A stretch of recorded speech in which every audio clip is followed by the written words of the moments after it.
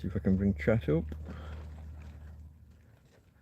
Okay, folks. Oh, what's that doing there? Move that out of the way. Off to a good start. Okay, at least we have lights this evening.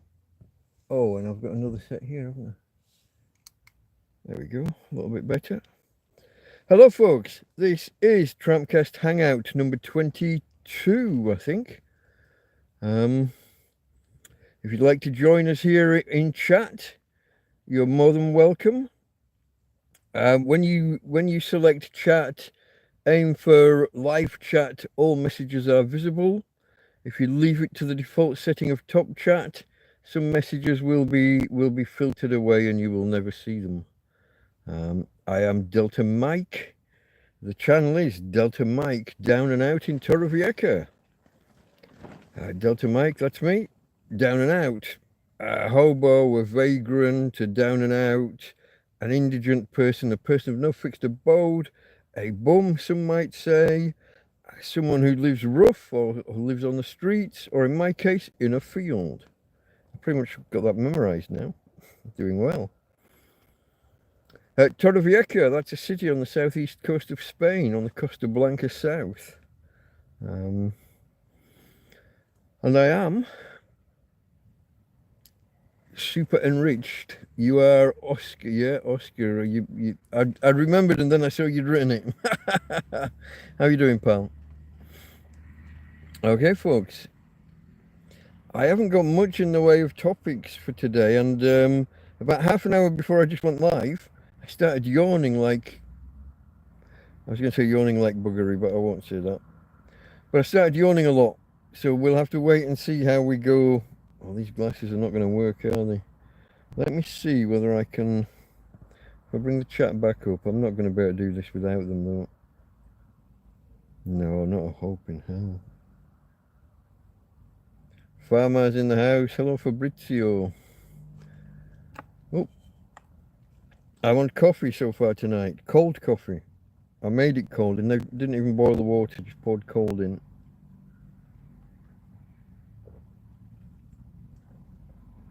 I do have beer on standby though. None open at the minute, but I've got a couple of cans here. Look at these comedy glasses. Boing, said Zebedee. Yeah. Time for bed. Soon. Look at them, they're not even trying to stay in place. That's close. Although it is pushing right against my eye now. We're doing well. Give it a few more minutes, wait for people to arrive. I just had to spend 5 minutes popping the lens back in on this side.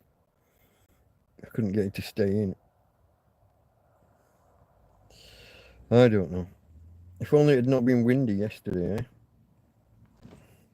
I could have done the TrampCast Hangout in the afternoon as planned, and I wouldn't have had the fabric from the doors blowing around and tripping me up, making me land on my face.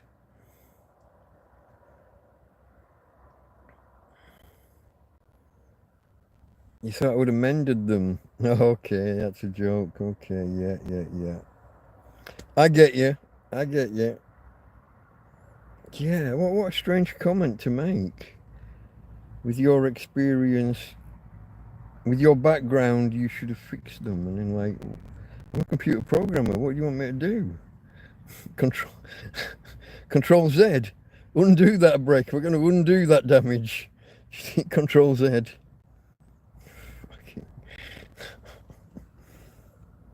Tape them, yeah. I've still got the legs and the other arm. I mean, I could do that. I could have a go at that.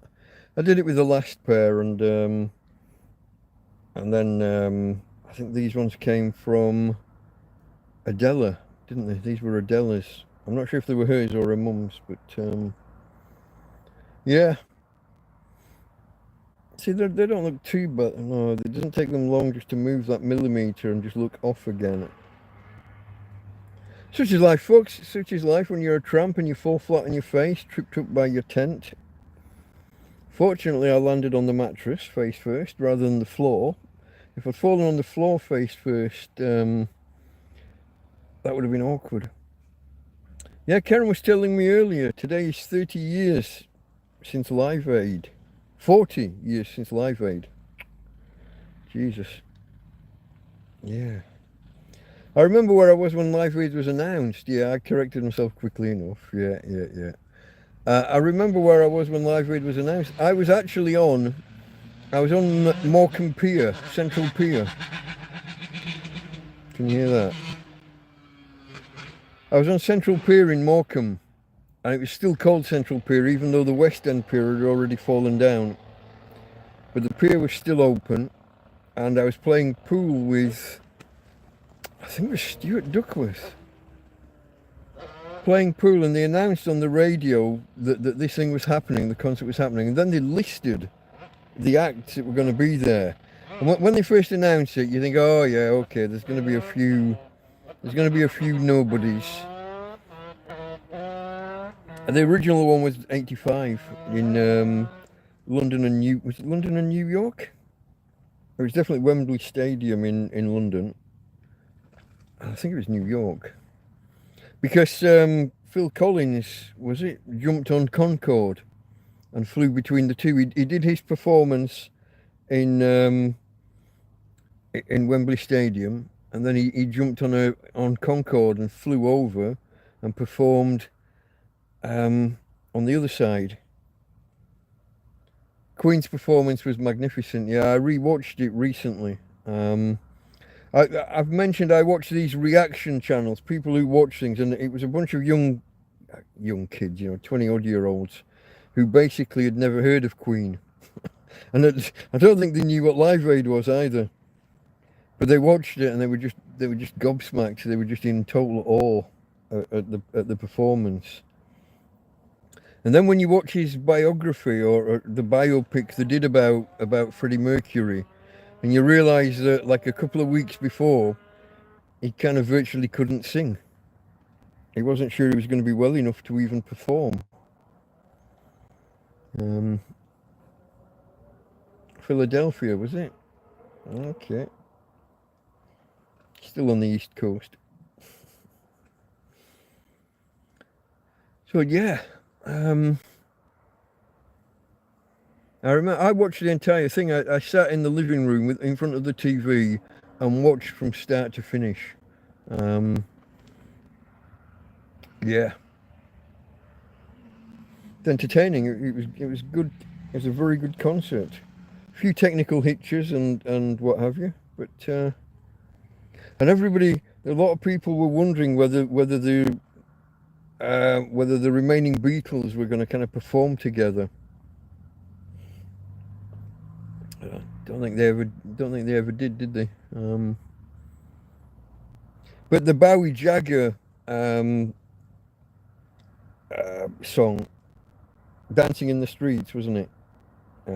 That was excellent, and the video that went with it. For the next 2 or 3 weeks afterwards, I was literally tuning the radio, trying to find whatever channel that would be playing on, and then listening to it, and then scanning the dial, scanning again to find it again, rather than just going out and buying the damn thing. Shows what a cheapskate I was. Then again, I don't think I had any kind of record player, or I don't think I had anything I could have played it on. 85. No. I bought my first kind of big stereo system 89. Portable. What you might call a boombox. But that had a CD player, 2 cassette decks and radio all built in. But that was a few years later. I don't think CDs were a thing yet. That early. Somebody said something and I can't see it. And I'm waving fingers in front of cameras, look.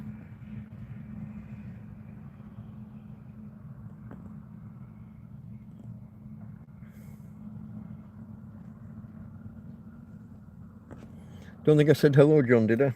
I read your comment, but hello there to John.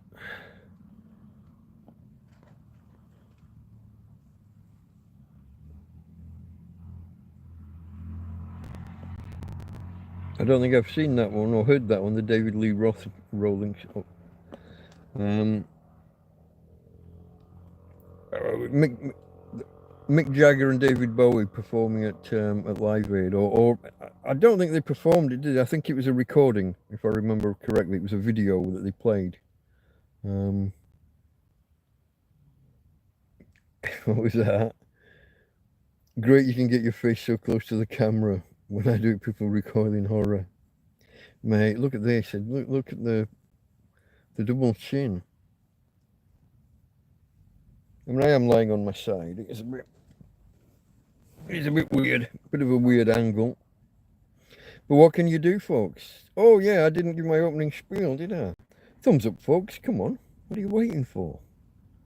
I'm going to take these off except for when I'm actually reading the chat. Although the constant changing between the focus between with the glasses and without the glasses is a little bit jarring on the eyes. I can't even read how many people are here, and I can't read anything on the fucking screen when I've just taken the glasses off.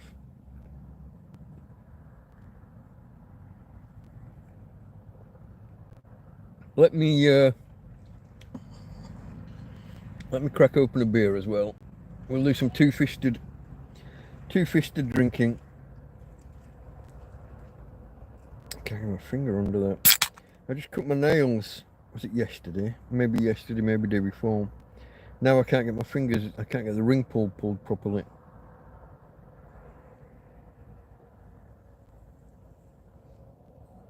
Have I got room? That is weird. That can is a mile away from the camera. It's not even in the right line. The camera's like way off. I don't know how they do that. Bizarre. Okay, folks. Has anyone brought any topics with them for me to discuss? The Live Aid was a good one. There we go. Now I can see clearly.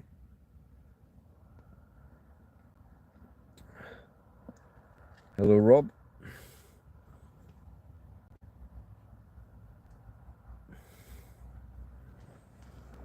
Rob hitched out of London on Live Aid Day. Out of London. Just a few miles from Wembley. Okay. Were you deliberately just getting out of the mayhem, or you just had to be somewhere?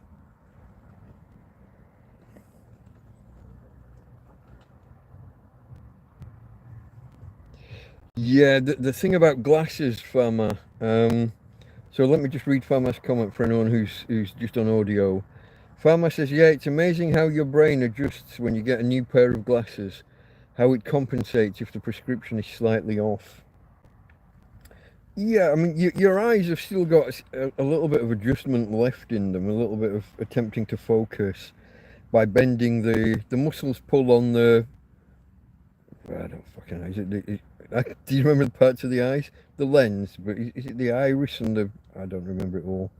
But you've still got some flexibility. That's what happens. As you get older, you lose the flexibility in that lens or in the muscles around. But what I think happens is when my wife got her first pair of... She battled for years. She went without. She was fine for years without. The moment she got her first pair of reading glasses, that was it. Her eyes just kind of gave up. It's like they stopped trying. So next strength. I'm sure that if you just don't wear the glasses, if you struggle to keep going, kind of battle on manfully as it were, I'm sure that your eyes deteriorate less slowly over time if you make them keep exercising, make them keep working. But yeah. Johan, hello. How are you? I'm okay. It's all fine at the minute. All fine. All well. Struggling with the heat a little bit through the day. In fact, a few days ago, I started to get like pink blotches on my hands and wrists, and I'm sure that's like a heat rash or something. Been struggling a little bit with dehydration as well, which is weird because I've been drinking an awful lot of fluid. But we had enough toilet discussion earlier. Let's just say that no matter how much I'm putting in, there's a tiny, tiny fraction coming out that way anyway. It's all oozing out as sweat and what have you. Yeah, struggling with heat and with hydration. But thankfully, my new friend George dropped off 50 litres of water this morning, I'd say. So that'll help. That'll help.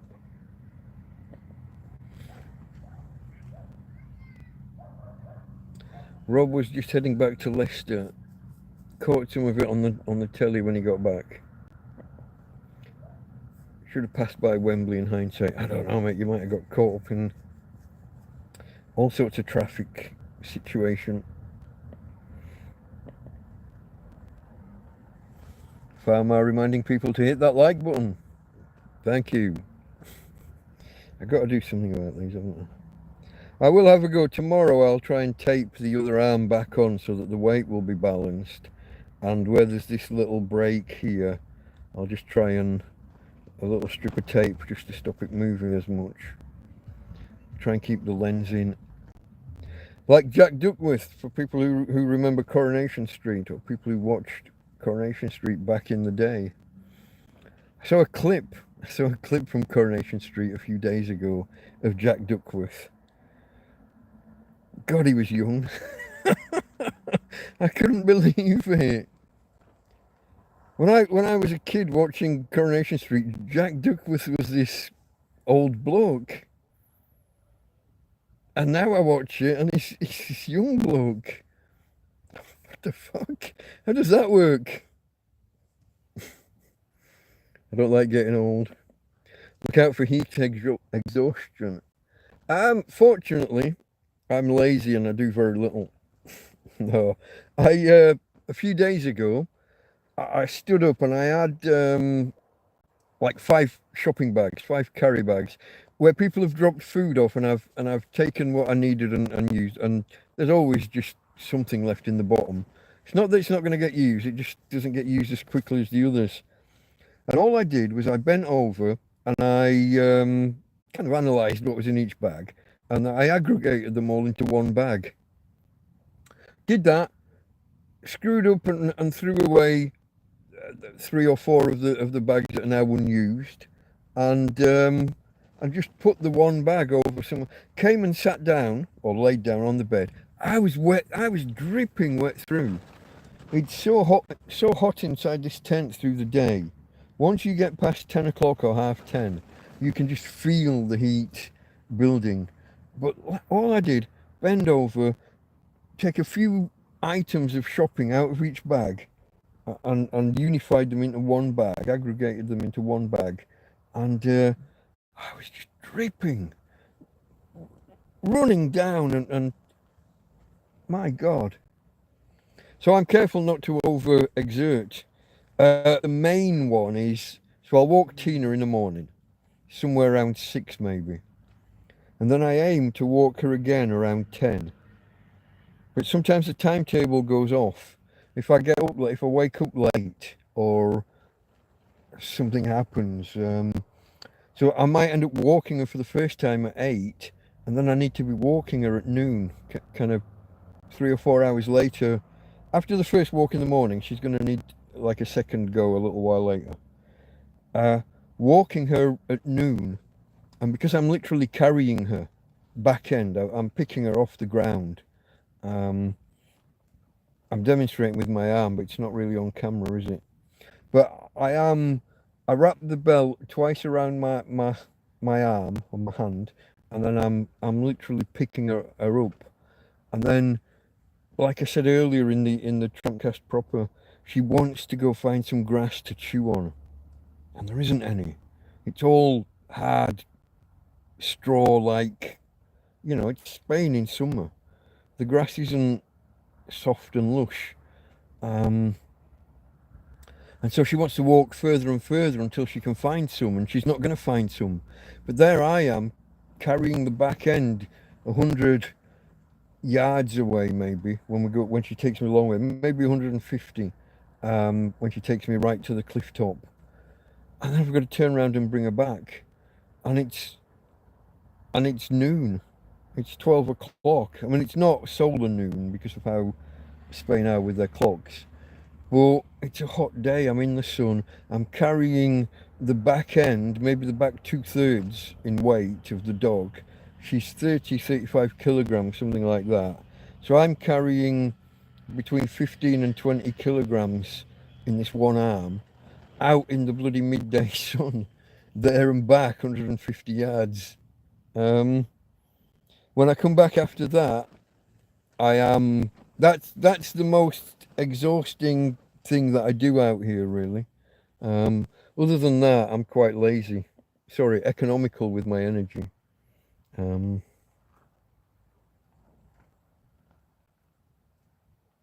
Yeah, the glasses, I fell flat on my face, and I mean, I literally landed like on the mattress, but with my face. Couldn't get my hands in front of me because of how the fabric had got me. And yeah, no, it's awkward, but I'll manage. But it's going to look silly. Anybody watching this back is just going to be wondering what the hell's going on. Hold on, what did I just miss? It jumped. Hold on, where am I? Okay, I must have missed some earlier. It's pronounced Joanne. Oh, sorry. I thought maybe we were like Dutch or I thought we were going with a Joanne.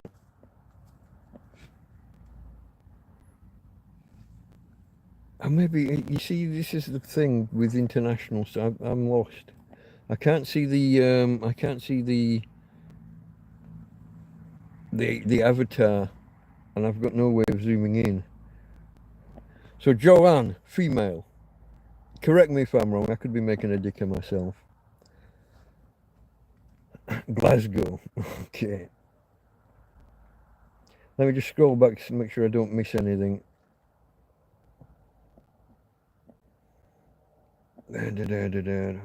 Okay. Okay, there was when Rob said look out for heat exhaustion. I'll work forward quickly. It's impossible to fix such glasses, I've tried. Yeah, fix isn't what we're aiming for, but just something just to hold them together for an extra week or two. And stop the lenses falling out. Maybe if I can get the other leg to hold in place, at least it'll add the weight to balance it, so I'm not constantly jiggling it. But yeah, they're knackered. You need 3 ducks on your tent wall. Hilda Ogden, Hilda and Stan. Yeah, I remember those. Yeah, 3 ducks. Yeah. Joanne emailed my friend Donna from Benidorm Dog Home. Message Barry soon to see if they can get Tina a set of wheels. I have the money to buy some, just about. Well, I did have. I've eaten into it a little bit just because living expenses, but because because I withdrew from the internet for a couple of weeks. I wasn't online, so I didn't get the donations, and so the only money I had was what's in the PayPal. But I've, generally speaking, I've got enough to buy some wheels. Probably, it's the logistics, picking out the right set, getting the sizing right when you're ordering online or whatever, arranging the delivery to the man in the field, and then the construction. They from what I can see, they all come flat packed, so you have to kind of construct them yourselves. And I haven't got much in the way of tools. I've currently got a set of screwdrivers from my mate Karen there that she needs to have back when she gets here. Yeah. God, these. So yeah, I mean, if anybody out there can help, organisations like that, it'd be great. But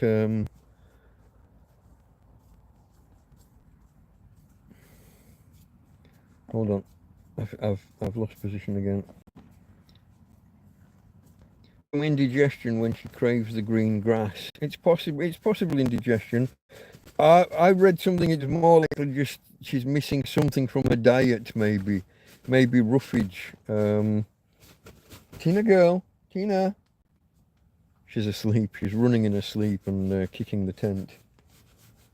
Hey babe. Hey. Hey baby. Quiet, quiet. Have a nice dream. I hope you weren't running from anything nasty. See, she can't run in real life, so she runs in her dreams.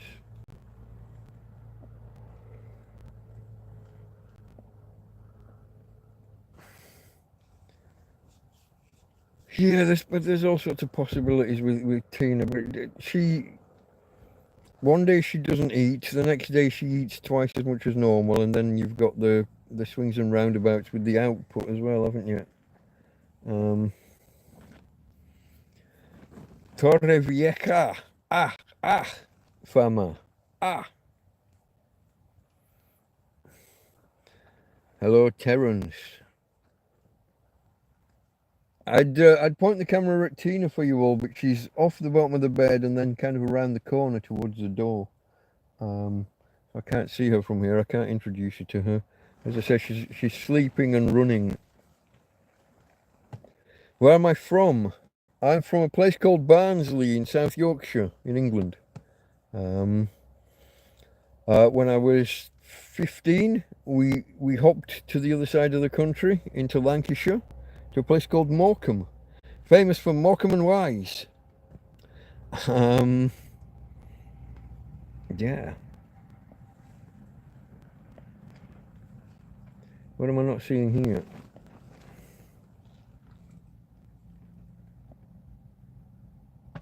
Okay, I saw people saying welcome root before I saw root. Okay, there you are. I missed it. Okay, right after the comment I was just talking to. Are you the only tent in the village? Yeah, I guess so. I'm the only tent in this field right now that the other bloke's pissed off. With my bag, probably, maybe. Don't like to make kind of allegations, I guess, but the timing seems appropriate. I had a hold all out there that's gone, and it went about the same time that he went. And he never said goodbye. After all the times that he cooked his food on my stove, all the times that he came here and asked for dog food for his dog because he'd not bought any, and he leaves without even saying goodbye, and takes my bag with him maybe. So yeah, hello Route Undefined. Interesting name. Is there a real name that you'd like to share? Are you a Fred or a John or a Mike? The only tent in the village but not gay. Yeah. Unfortunately for those chaps, I was trying to count back earlier how many of those incidents we've had with strange men just appearing at the door wanting sex. I think it's 5. I really do. Well, not always at the door. Sometimes they stop me out by the path there. But yeah, I think we've had 5 of them coming along wanting rumpy pumpy. Hello Nikki. Good evening.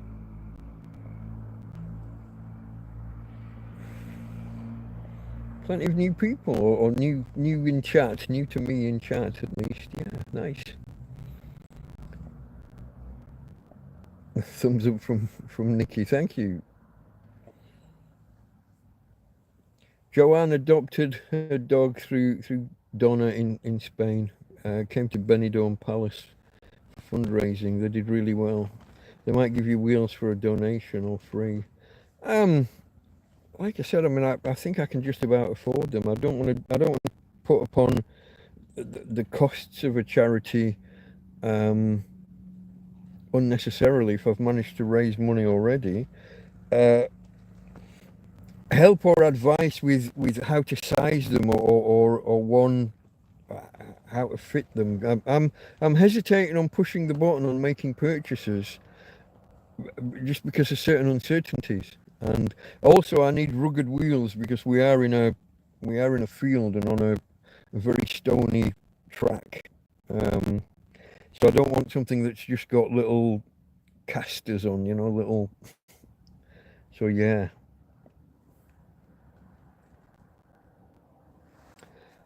I'm not really. It's not a village really. I'm in a field on the edge of a city, and how do you pass time? YouTube. I watch an awful lot of YouTube. I download films, music. I basically lay on this bed um, as much of the time as I can. When I'm not walking the dog or having to do something specific, when I haven't got a task on, I stay in here. I try and sleep in the afternoon if I can. I failed today. I had a little sleep today, maybe half an hour, but not enough. And I wait for night. And night it's that little bit cooler. The flies die down. A little bit later, I can start opening the doors back up and getting a bit of air moving around. When I first come in on an evening, when the flies get horrendous, basically when I did TrampCast this afternoon, 5 p.m., um, it's the wrong time in summer. I might look at adjusting the time of that because the flies come out to play. I mean, they're bad all day, but in this field, the really bitey ones come out to play 5 while 8, 9. Once it gets to 9 o'clock or maybe half 8 now, and it starts to get that little bit cooler, the flies kind of disappear. The mosquitoes are still around, but in limited numbers. But if I can open the vents a little bit here, open the door slightly and get some air moving, that's better. And then I try and stay awake as much as I can through the night and keep entertained with videos or reading the news sometimes, not as often as I used to. I've got some books, but I'm behind with my reading. I've got newspapers. A lady brings me a newspaper every week. I like to do the puzzles and things in that. I've got a couple of puzzle books. So I just try and keep occupied and play with Tina and tickle and tickle my doggy. That's how I spend my time. And doing TrampCasts, which I kind of enjoy, surprisingly. Who knew? I would have never in a million years done a YouTube channel if I'd not been homeless and in need. I would have never put myself in front of a camera. It just isn't me. Or I didn't think it was me. So yeah, thanks for the question. Good one. I'll sit outside occasionally as well. Put the parasol up and sit and as anybody walks past or drives by, I'll give a nod and a wave and try and be cheery with my neighbours, with the people who live nearby. Try not to offend them too much. You know, they obviously don't want to have a tramp at the end of their road, but needs must. But I try to keep it as low key and try to be as polite and respectful with everyone as I can under the circumstances. I try not to bring the police down on their area too often. I fail, but I try.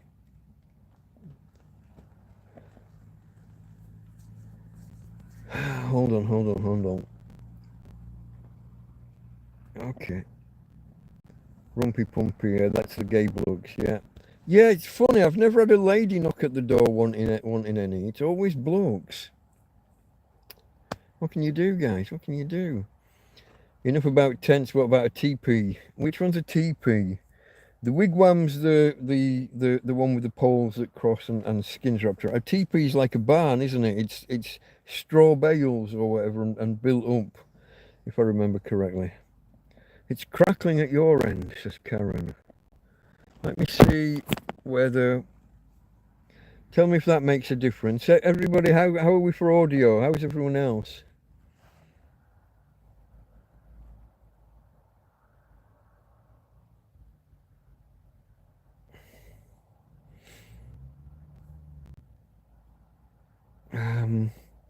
Can we have a sound check? Let me just check, see whether my See where the chat's frozen. Joanne's audio's okay. What I can do, if it's bad, I can step out and come back in. That usually fixes it. But we've noticed a pattern in the past that once the phone starts to get somewhere towards being fully charged and the cable's still in, then it crackles more.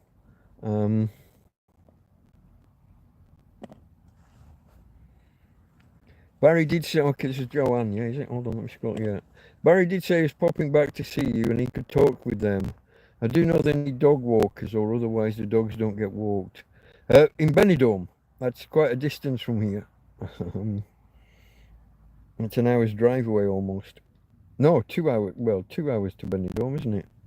An hour to Alicante, roughly, 40, 50 minutes. And then again, same again to Benidorm. Yeah.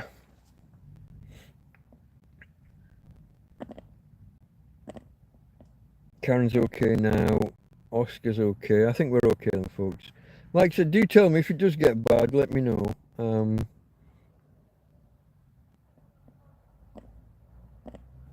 Talk with Barry. I don't actually have direct, we don't have each other's phone details or anything. We don't have direct communication, but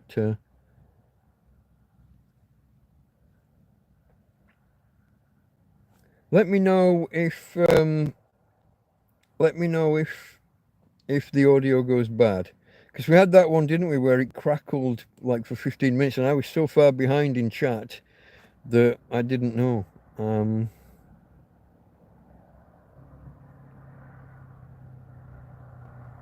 What song you sing in your alone time that reminds you old golden memories?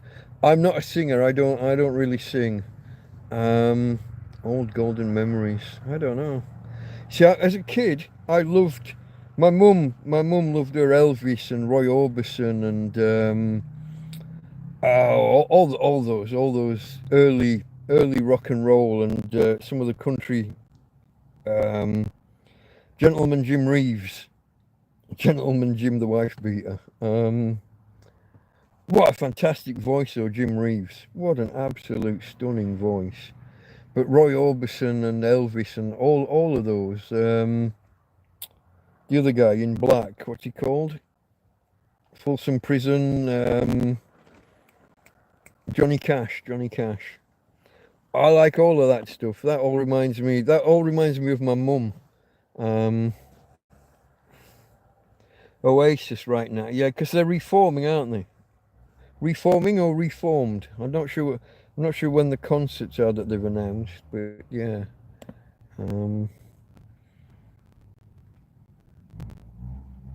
Behind, yeah.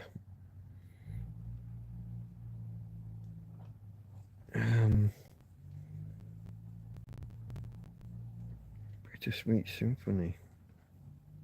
It's a bittersweet symphony. The Verve? Maybe? They're touring now. Okay, they're already doing it. Okay. I'd just heard the rumor that they were reforming and that ticket sales went silly. I didn't know that it kicked off already.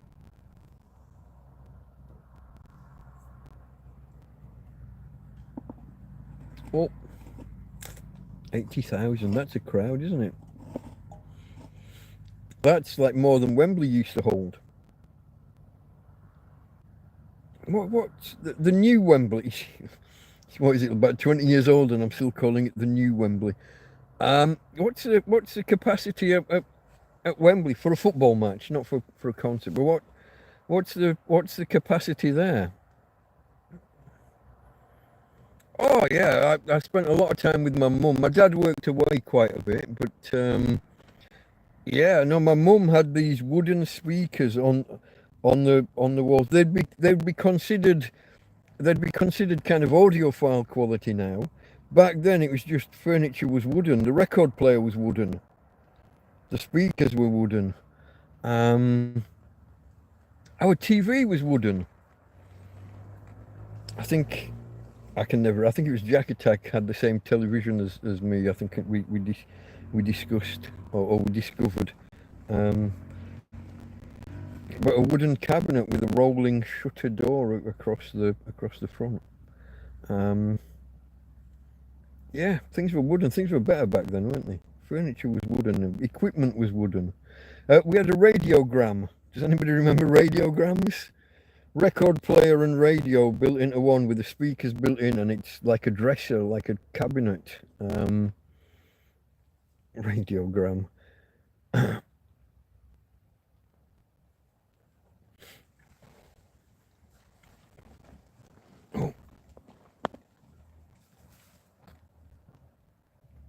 Oops, Farmar almost got himself banned. Hold on, that was a misclick. Oasis was wonderful, Wonderwall. It was. Oasis were 90s, weren't they? 1990s.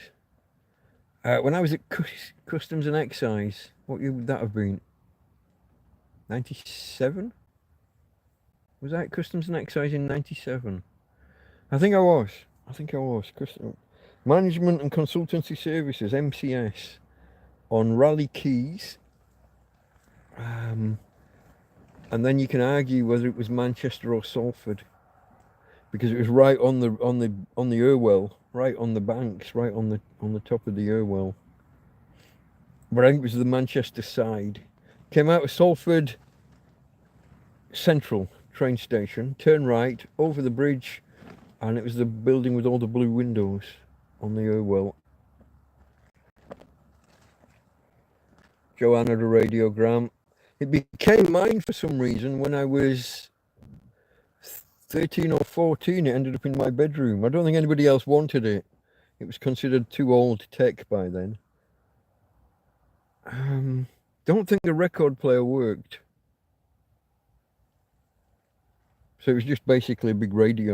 But hey, I enjoyed the sound from the speakers because they were big and built in and wooden, and just the resonance, the tone of it was just lovely. I liked it.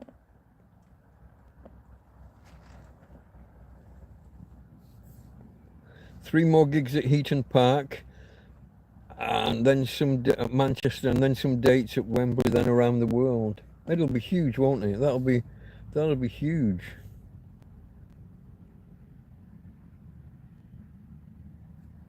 Moral lessons from my mum. Do I remember any good stories from mum with moral lessons? Well, I mean, I don't know about moral lessons because she taught me to read really early, like way before school, years before school. I was maybe 3 when I could read. And we had all the books like Aesop's Fables and Hans Christian Andersen's fairy tales and stuff. Brothers Grimm. So lots of morality tales, I guess, in some of those. Or I don't know whether you'd class Aesop's Fables as morality. But lessons for life, certainly. Yeah. I learned everything from my mum, really. She taught me to read, she taught me to do mathematics was a big part of my life, big part of my schooling, a big part of my degree, and a significant enough part of my work afterwards when I was a computer programmer and things. So yeah, I mean, she would write out page after page after page of addition, subtraction, multiplication and division kind of sums for me to do. Like I said, years before being at school, when I was 3 and 4. So all of my, what she also did, I credit her with this as well. We played memory games, memorization games. She'd put things on a silver tray, and then you have to close your eyes, and she'll take 1 or 2 items away, move everything around, and then you have to remember what's missing. And also we do the card game where you have a deck of cards laid out and you turn them over and you have to find a pair. And if it's not a pair, you turn them back face down. And so then you have to remember where. So you turn over a king and you know that you've seen another king somewhere else and you have to remember where. And memory was a big thing, because when someone tells you a fact, when you're in school and you're trying to learn something, and a teacher's told you that, I don't know, the Battle of Hastings was 1066, for example, you want to remember that. That's going to be in the test. That's going to be in the exam. People who don't have a good memory struggle a lot more at school, because learning is that much more difficult. If you can't remember shit, then how are you going to pass the test tomorrow or at the end of the year? You got to be able to remember stuff. And I credit my mum with I had an excellent memory. I know now, you guys have seen me. The connections don't fire in the same way. I honestly, before I moved to Torrevieja, before I came to Spain, part of the reason I came was to try and enjoy life for a few years with the money I had in the bank, because I honestly thought there was a significant chance that I was coming down with some kind of dementia. I used to be really, really good at crosswords and quizzes and things like that. And I noticed myself, I could tell that I just wasn't as good anymore. I was giving other people clues to try and get to the... I knew I could, like, picture somebody. I'd picture the answer. If they're talking about an actor who was the star of such and such a film, I'd have him... I'd better see him. But I couldn't get the name. And I'd be giving other people clues. Yeah, no, same guy was in that other film with that other guy. Yeah, starred alongside John Wayne. And I'm trying to give clues to get there, and my own synapses are just not firing in the same way. But memory used to be crucial to me. It's the reason that I was just learnt things so easily. Tell me once, know it forever. And that's fading, unfortunately. But it's my mum. I don't think that was just a natural thing. I think my mum developed that when she was teaching me. So she taught me to read by using flashcards. I guess now they would call it, what do they call it, phonics? So I learnt the individual letters. Each letter in the alphabet has two sounds, A and A, B and B, K and C. Learnt all those to identify them individually. Then the sounds, CH, ch, PH, f, TH, th, and learnt those individual sounds. And she had me reading within a week. Literally. From starting to teach me to read, starting to teach me the alphabet and the letters, to being able to just sit down on my own and start reading. Under a week. Without memory, how the hell do you do that? You'd nowhere. If you can't remember that that letter is called a C, and that one's a D or a D, so yeah, the way that she taught me those, the way that she developed my memory, the way she taught me maths. My mum, I've said this previously, my mum should have gone to grammar school. She passed the 11 plus, like far and away better than anyone else in her school. She should have gone to grammar school, but she couldn't go because my grandparents wouldn't pay for the uniform. We won't talk about my grandparents because, yeah.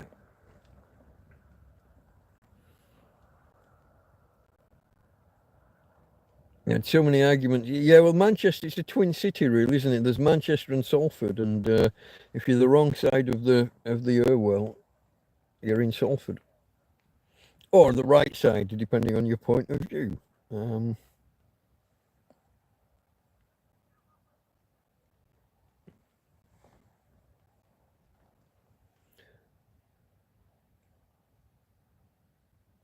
Hold on. Joanne said hours. You put the, and then it says LPs. You put the LPs in front of the radio and the lid lifted up.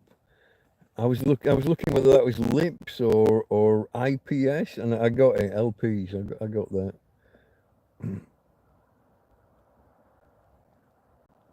Richard Ashcroft, Bittersweet Symphony has been supporting Oasis. I bet they're great concerts to go to. I haven't got that kind of money, and I'm in the wrong part of the world.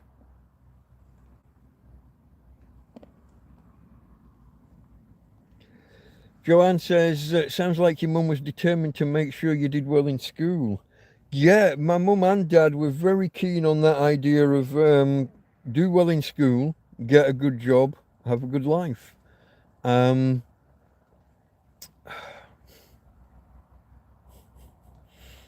in a fucking field. No, I did well in school.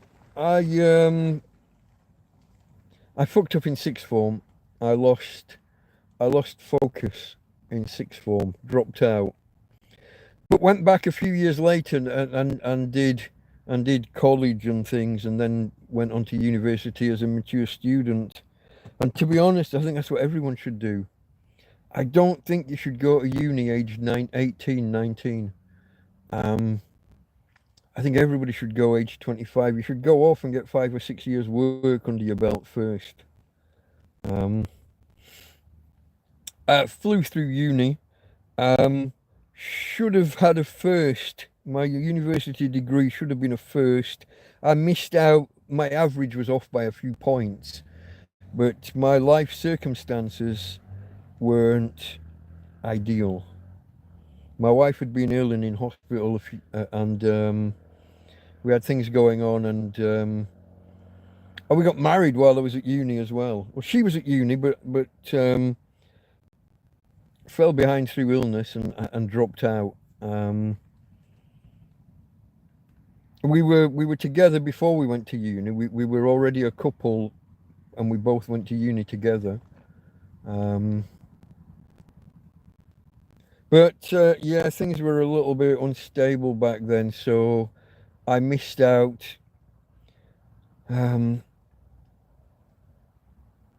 It wasn't just that I was off by a point or so in one particular exam or something, because sometimes they will, if you are deserving, they will look, if that's the case, they will look back through and find you an extra half point here and half point there.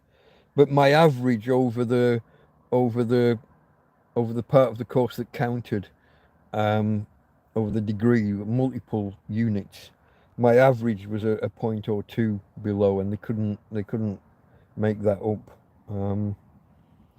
So I got a 2-1, but that's life. The interesting part was when my wife was in hospital and I asked for an extension on some coursework.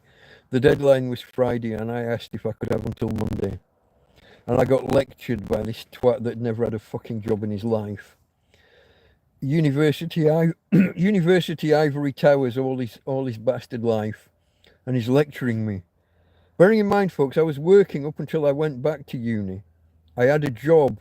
I left college with all my BTEC national diplomas and my A-level equivalents.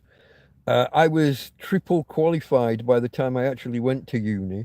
Whatever offer they made me about the number of A-levels and stuff you needed, I had 3 times as many when you take all the equivalents into account. I did a BTEC national diploma, which counts as between 2 and 3 A-levels. Depending on how well you did. I had a distinction, so let's call that 3 A-levels. I did 2 open college stage Bs, which were at that time, that those were meant to be A-level equivalents. I did economics and criminology. Top marks in both of those. So there's another 2 A-levels. And then whatever other, so the BTEC, the open college stage Bs, and whatever other stuff I already had from first time around at sixth form.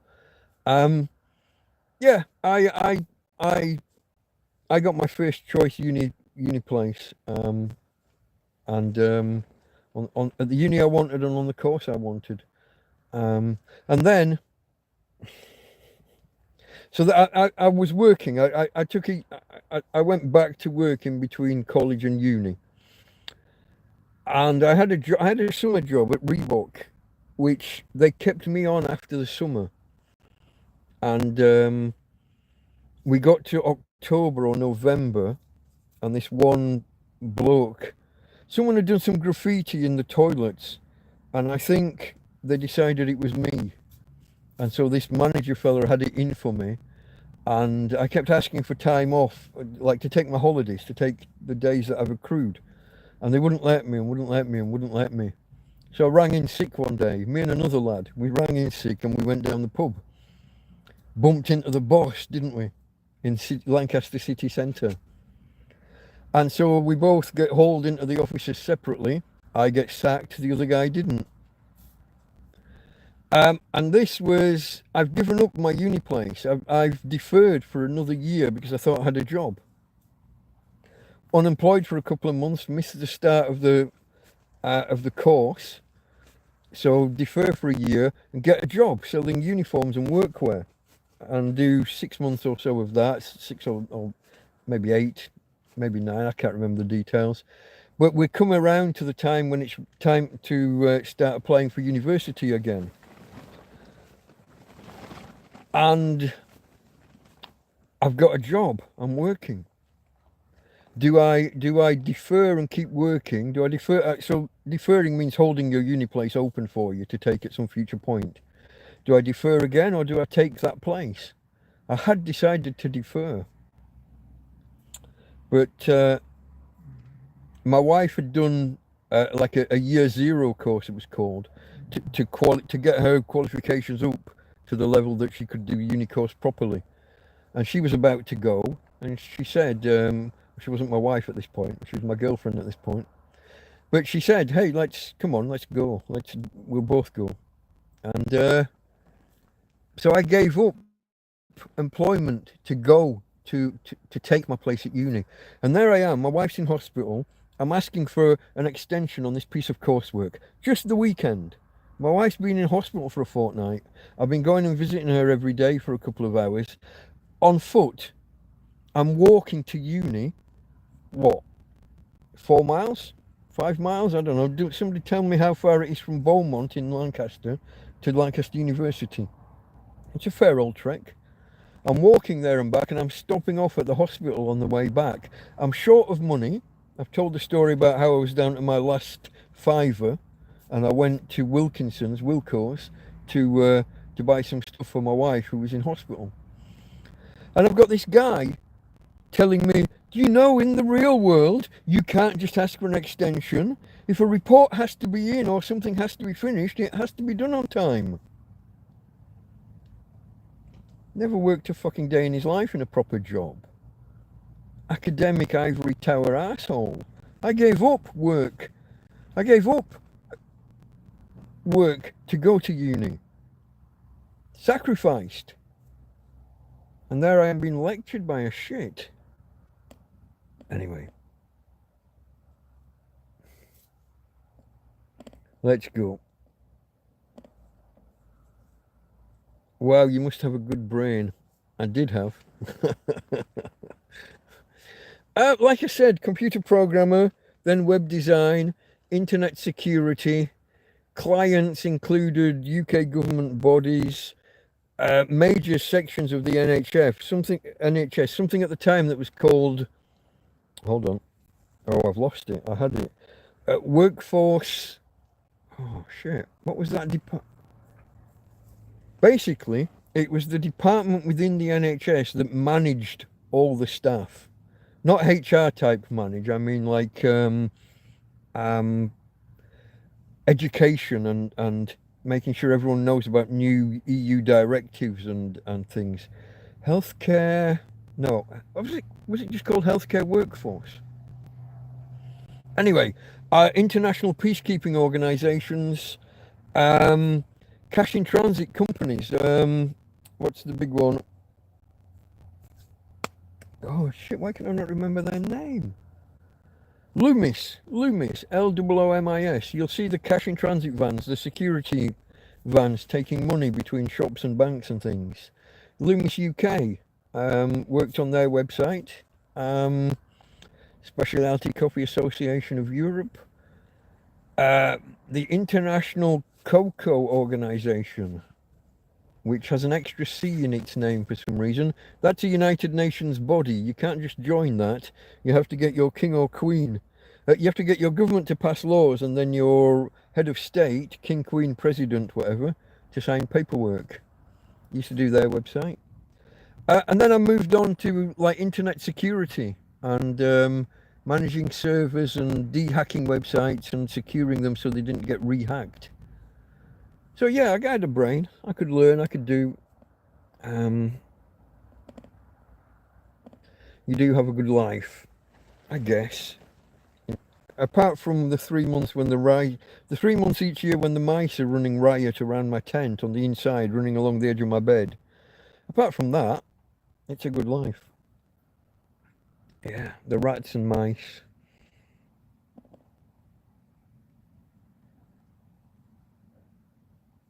Oh, farmer. Move on. It will have to be read at some point, I realise that.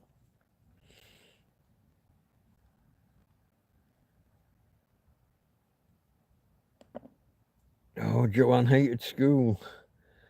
Didn't get to sixth form, as we called it at the time. You can't explain the numbering now of our education.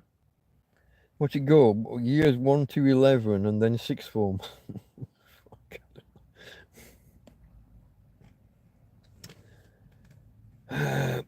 You're off school more than you were in. Was that illness or just bunking off because you hated it? A 2-1 is very good. It's not quite a first though, is it? A first would have had a bit more of a ring to it. I got a first in the first year. This is when you hear people talk about getting a double first. Your first year usually doesn't count for anything in the end, but you still get graded and marked for it. So if someone gets a first in the first year and then the rest of their degrees and a first overall, they can call that a double first. But my uni didn't really do that. What did you study in uni? Business management. If you've heard of an MBA, the Masters in Business Administration, well, I did the bachelor's equivalent, which had only just been introduced, I think, to the UK at that point. The Bachelor in Business Admin, BBA, Hons Management. I read every now and again about what the honours means. What's different about an honours degree? I don't remember. I don't know what that means.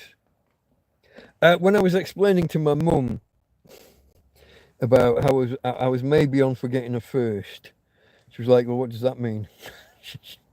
no clue. So I said, "Oh, I think I might miss out. I might end up getting a 2-1." And she's like, "What's that?" No clue, poor lass. She had no idea what any of that wanted. John hated school, just wanted to go fishing. Does that mean that you did bunk off to go fishing? Marks and Spencer's needed you. Oof. I've never been in. I've never even stepped foot in a Marks and Spencer's. That's the posh shop. That's too posh for me. I'm a Barnsley lad. We don't do Marks and Spencer's or Waitrose or any of that. It's Tesco and Asda for me. Sainsbury's was too posh for me. I only went into Sainsbury's because when I lived in Lancaster, once I got together with my girlfriend who became my wife, and we lived in Lancaster, Sainsbury's was right next to the bus stop on the way out of town. I'd avoid going in the bus station. That was too crowded. So I'd go at the first stop on the way home and get the bus there. But that meant I could go into Sainsbury's if I needed to.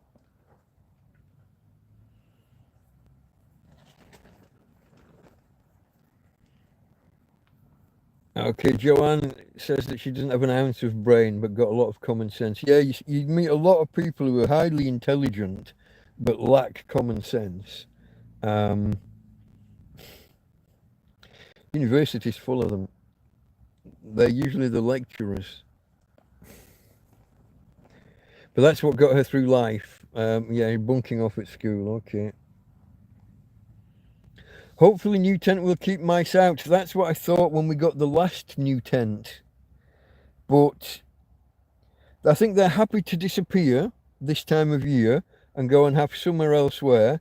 But it's winter when it turns that bit cooler and it gets wetter. Underneath the tent is dry and possibly warmer. And they can burrow their way in and find food in here, can't they?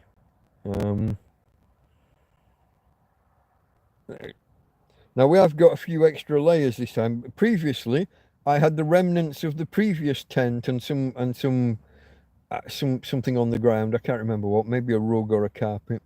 Well, the carpet or rug out of the last tent is also down. The floor of the last tent has been moved, so the holes aren't where the mouse holes were, and that's been moved. That's down, and so yeah, over time we're building up with each new tent. We're building up extra layers that might keep them out, but you never know.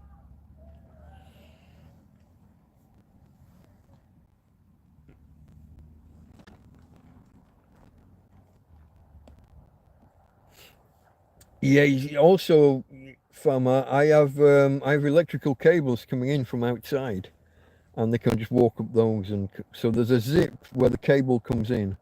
I have to make sure to keep that tightly closed, otherwise they could just walk up that and in. But yeah, you see, it's fine while the tent's whole, but if you look at the video where I took the tent down, if you look at the state, once I took all the tarpaulins away from the old tent, and you look at what was left, it was basically the poles, the floor and the poles. That's all that was there. They could walk in at any. They didn't have to chew their way in. They could just walk in anywhere they wanted. And the tent before that didn't. The floor and the walls weren't joined. They weren't together. It was a separate. The walls came down and stopped, and then just a separate ground sheet. So rats and mice could just come under at any point. And then go further back to my first shelter. It wasn't a tent, but it was a shelter. 6 broom handles, some bits of rope, 2 chairs, and a broken tarpaulin. First video. Watch my first video and see the state. There was more duct tape than there was tarpaulin in the end. John bunked off to go fishing, okay. Sainsbury sausage roll, no idea. And I've never done Greg's sausage roll either. I think I've only ever been in Greg's once in my life. I don't really do takeaway food except for fish and chips. You could count on one hand the number of times I've been in a McDonald's or Burger King in my life. And that's usually you're with a crowd and other people decide that's where they want to go. So I'll play along. But then when I get in there and I want to order, it's my turn to order, I'm clueless. I can't name any of these fucking meals. No idea. I don't do takeaway. I cook food for myself.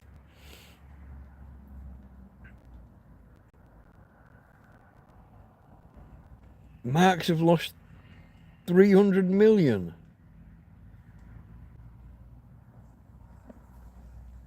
From their computers being hacked. Really? I haven't heard about that. Or maybe it's 300,000 and you've just put an extra 0 on the end. Not sure.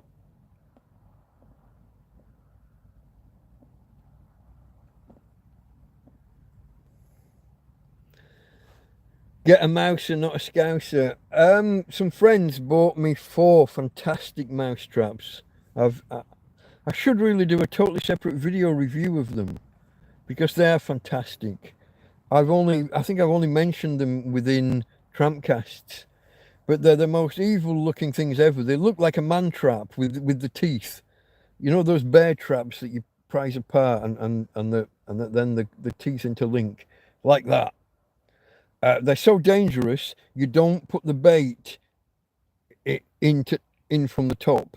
You unscrew a little cup from underneath, and you put the bait, some kind of sauce or something, a little bit of bait in there, screw it back in from underneath, and you keep your fingers well away from the thing, because it looks to me like it would take your fingers off.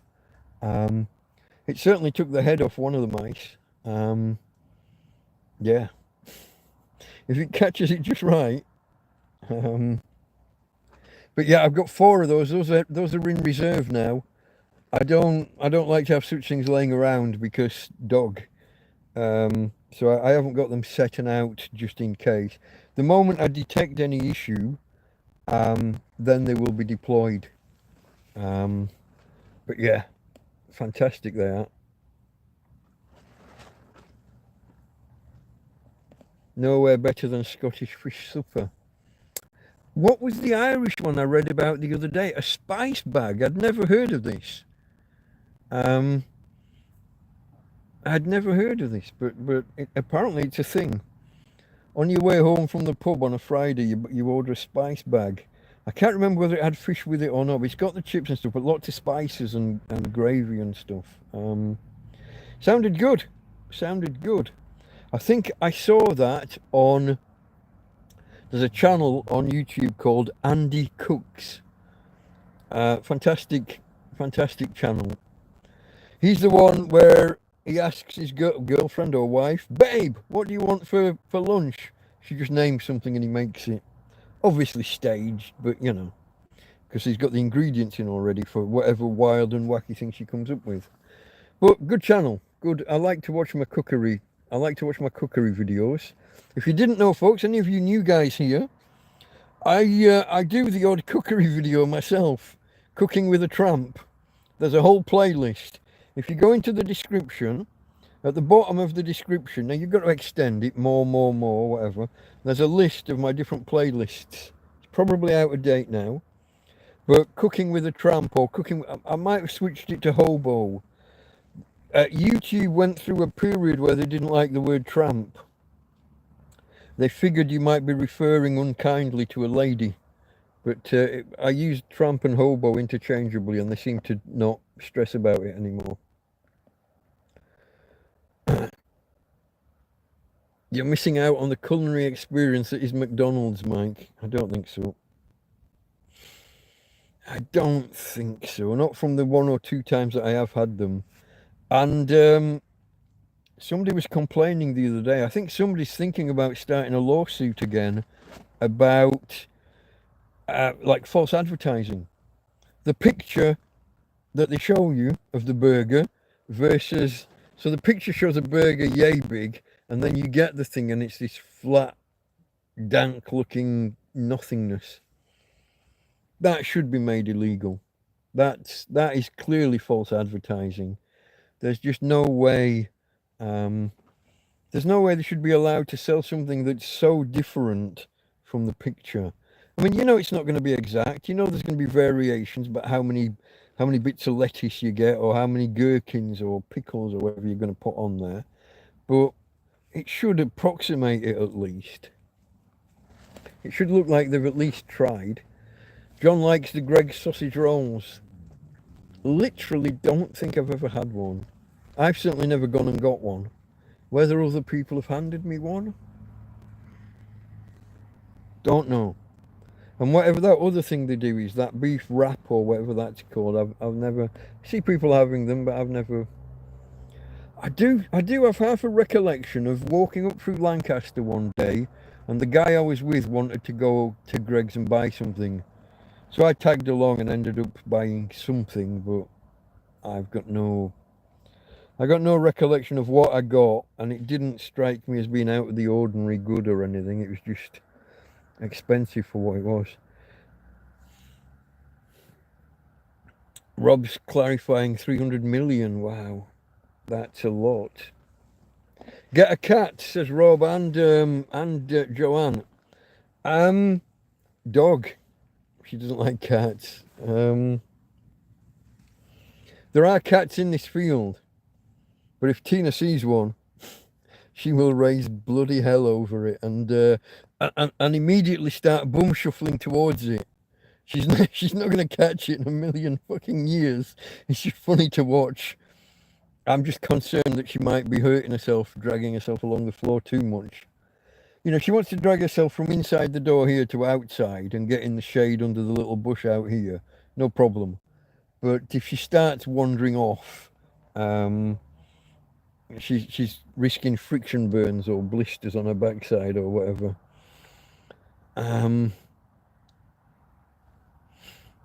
Kebab on the way home from the pub, yeah, so many times. My God, it's amazing how hungry you get after drinking alcohol. Oh, when I was down south, it was always Savoy and chips. I don't know why, because I didn't even know what a Savoy was until, I'd never even heard of Savoy until I moved to London when I was 20, was it 20? I think I was 20 when I went to work in security. Oh yeah, I did that for a while. I missed that out. How did that happen? I can't remember the order of half of these things, folks. Whether I think I did security first, then went to college after, then Reebok, and then career apparel, the uniforms and workwear place. Then uni. Customs and excise was the sandwich. We used to call them sandwich years. Now they call them internships. Um, yeah, yeah. And then after I got my degree, no one would employ me. The number, traveling the length and breadth of the country for interviews and for, what do they call them when they're not interviews? Assessment weekends with various banks and things to get on their management programs. And I was always in at the end. I was down to the last 2 or 3 and they'd say, yeah, we're making a decision and we'll be in touch on Friday. And then they'd come back and they'd literally tell me, yeah, sorry, no, we really were looking for someone younger. Because I'd been a mature student. I was 28 when I came out of my degree, maybe. 25 or so, I think, at the start. 24, 25 at the start of the degree. But if that was their criteria, why didn't they get rid of me right at the beginning of the selection process? Why am I still in at the very bitter end when they're down to the last 2? Me and some other bloke, or me and some other lady. And then the Saga, the old people insurance and holiday company, literally told me after they rejected me, again, down to the last 2, been away for an assessment weekend, now go home, we'll review documentation and be in touch with you on always Friday. They always say Friday. If you don't get the call Friday, that means they've offered it to the other guy and they're negotiating the package and they're waiting on him saying yes or no. And so you get the call on Monday to say they're either, if they make you the offer on the Monday, that means the other guy rejected it. The package wasn't good enough. Or they'll call you on the Monday and tell you, yeah, sorry, no, you were unsuccessful on this occasion. But please do try again next time. And you ask for feedback. Well, did I do something wrong? What was it? What was the weakness? Oh, well, really, ideally, we were looking for someone who's 22 or 23 and you're nearer 30. Saga literally told me, you're too old. Down to the last 2, waiting on the answer. This is an old people's company. And they rejected the 28-year-old for being too old. You couldn't fucking make it up. Mackie D's okay if nothing else. I'd literally only ever done it if I'm with a group and other people, you know, you're kind of outvoted. You're not going to split the group up and half of you go one place, half of you go another. And try finding like a fish and chip shop or something in a town centre nowadays. If you're in Lancaster city centre, your choices are going to be McDonald's, Burger King, and I was going to say Wimpy. I don't mean Wimpy. Kentucky Fried Chicken. I haven't seen Wimpy. Does Wimpy still exist? I don't recall the last time I've seen a Wimpy. So many people say that, John. One thing they like from McDonald's is the coffee. My sister, when I last saw her, would go to McDonald's for coffee about 3 times a day. Oh, bless her. Is that about her bum shuffling trying to chase the cats?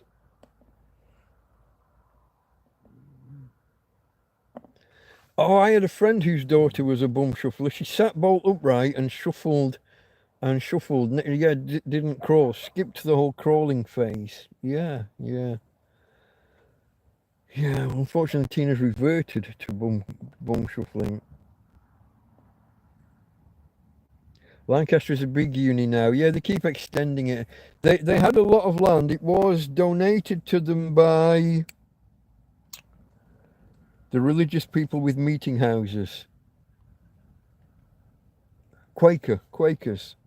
The land was donated to them by Quakers with certain provisos. So Lancaster Uni was the one place where it was kind of difficult to get a drink. Each, what do they call them? House? No. College. Each individual college within the uni has a bar, but they're really strict on opening times and closing times and not serving too much. They won't let you overdo it.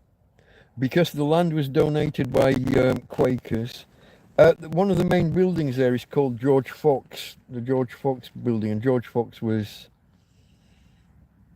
founder, organizer, I don't know, something important in and around Lancaster, I think, to do with Quakers. So yeah,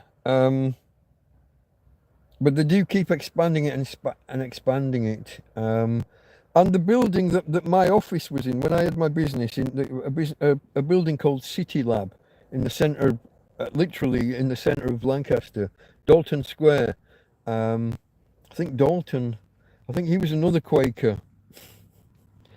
Dalton Square in the centre of Lancaster, right in front of the town hall, next door to the town hall, basically. So the building I was in was earmarked for IT businesses, and I was an IT business, so we went there. But the building was twinned with another something or other lab on Lancaster Uni ground, and my business would maybe have been a better match for that other building, but the commute to getting into Lancaster was bad enough, but then trying to change buses and get on another bus to go out of Lancaster and up through, there's a little village and a narrow road, and it's a real bottleneck, the traffic lights and what have you. I can't even remember the name of the place. But then to get up to the uni, I didn't fancy that commute every day.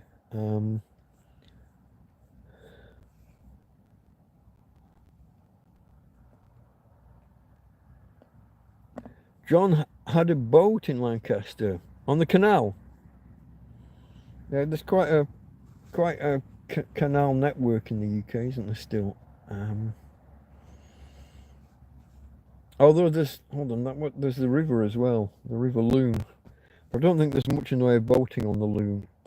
Not till you get down to Glasson Dock, where it opens out into Morecambe Bay. Watkins Jones that got the buildings. When you drive from Glasgow to North Wales, that's an interesting drive. I assume you're on the M6 for most of it. Although that's an presumption. Lots of student accommodation. Yeah. Is that me caught up? Am I, as my I am caught up, I believe, folks. Look at this, 22 thumbs up. I think we hit the record the other day. I think we hit 27 in the end. Goalgate. That's a place I was thinking the name of. Lovely canal. And the fish and the bar that does fish and chips. Oh, I've been there. They were lovely. Can't remember the name of it for the life of me. Probably never properly knew it. I'm not sure. It might ring a bell if somebody says it, but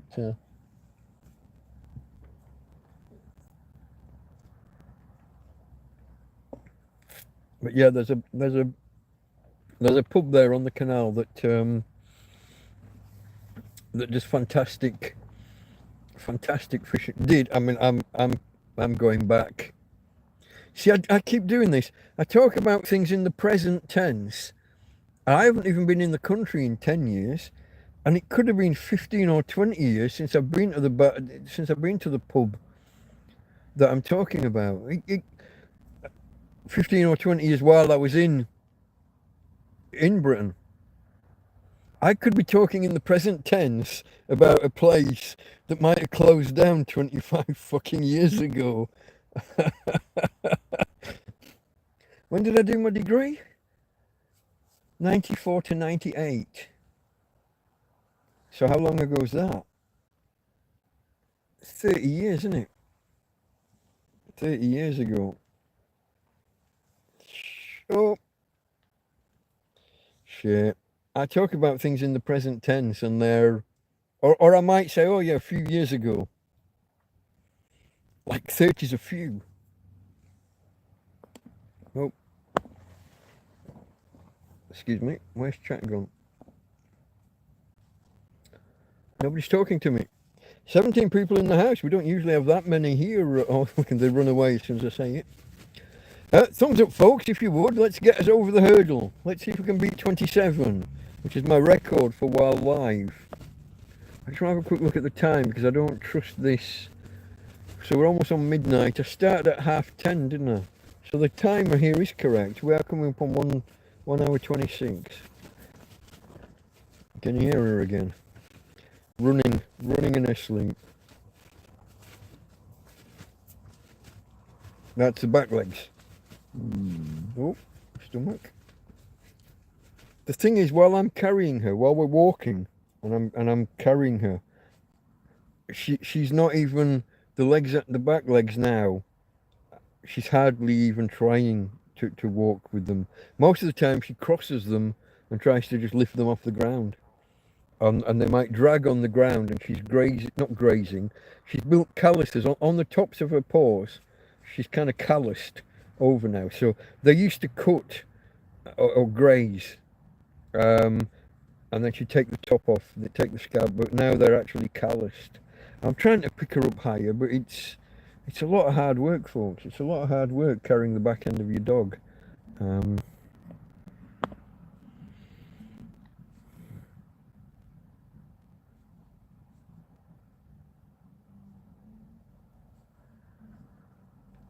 The plough. That doesn't ring a bell, but could well be. I might just not know the name. I thought it had more of a fishy name, but oh, then again, 30 years ago, pubs change names, don't they? I have a terrible habit, like in Morecambe. So I got to, I guess, explain for some people the distinction between Morecambe and Lancaster. Morecambe and Lancaster are one conurbation. Lancaster's a city, Morecambe's a town, and they've merged. It's one there's no green land in between them apart from the college sports field. There's the Vale of Loon Rugby Club. There's a cricket ground, and then there's the college fields. That's the only greenery you see between Morecambe and Lancaster. So they're the same place essentially, although technically not. So as a kid, we moved to Morecambe to be by the seaside. And then when I met my girlfriend, who became my wife, I moved in with her relatively quickly, it has to be said, and she was in Lancaster, a place called Beaumont. Yeah, beautiful fish and chips. But I have a terrible habit of referring to pubs by their name from 30 years ago. So there was a pub in Morecambe called the Queen's Hotel, or was it the Queen's Arms? It then became Pasha Nightclub. It then changed name to something else, and was Pasha and whatever it was called after were very much gay bars. And then it changed back. It changed back to being the Queen's Hotel. And all along, I just always referred to it as the Queen's, just the Queen's. All those other names that came and went. No time for that. No time for that shit.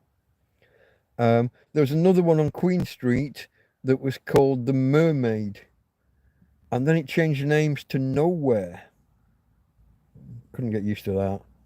I can't say I'm going nowhere. I was going to the Mermaid. Stop changing the names of things. There are whole countries now that keep changing fucking names.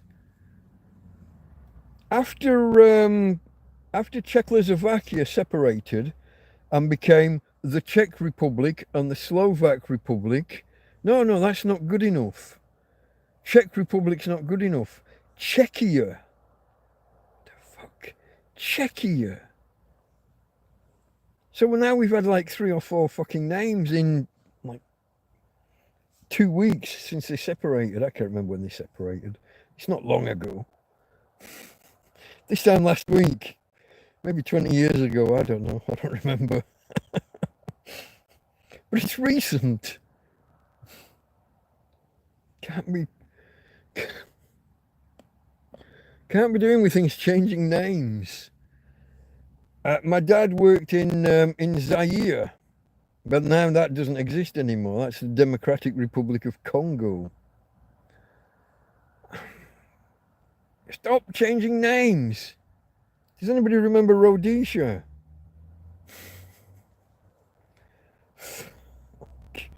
I can't be doing with it.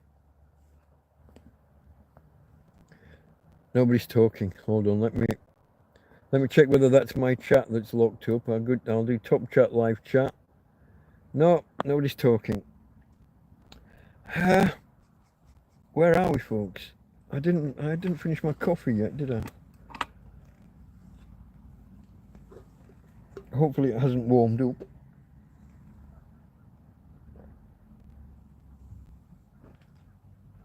Oh, I did make it very, very strong. I put 3 spoons of coffee in and 2 of sugar. I thought maybe a bit of energy together with strong coffee keep me awake, stop me falling asleep during the TrampCast.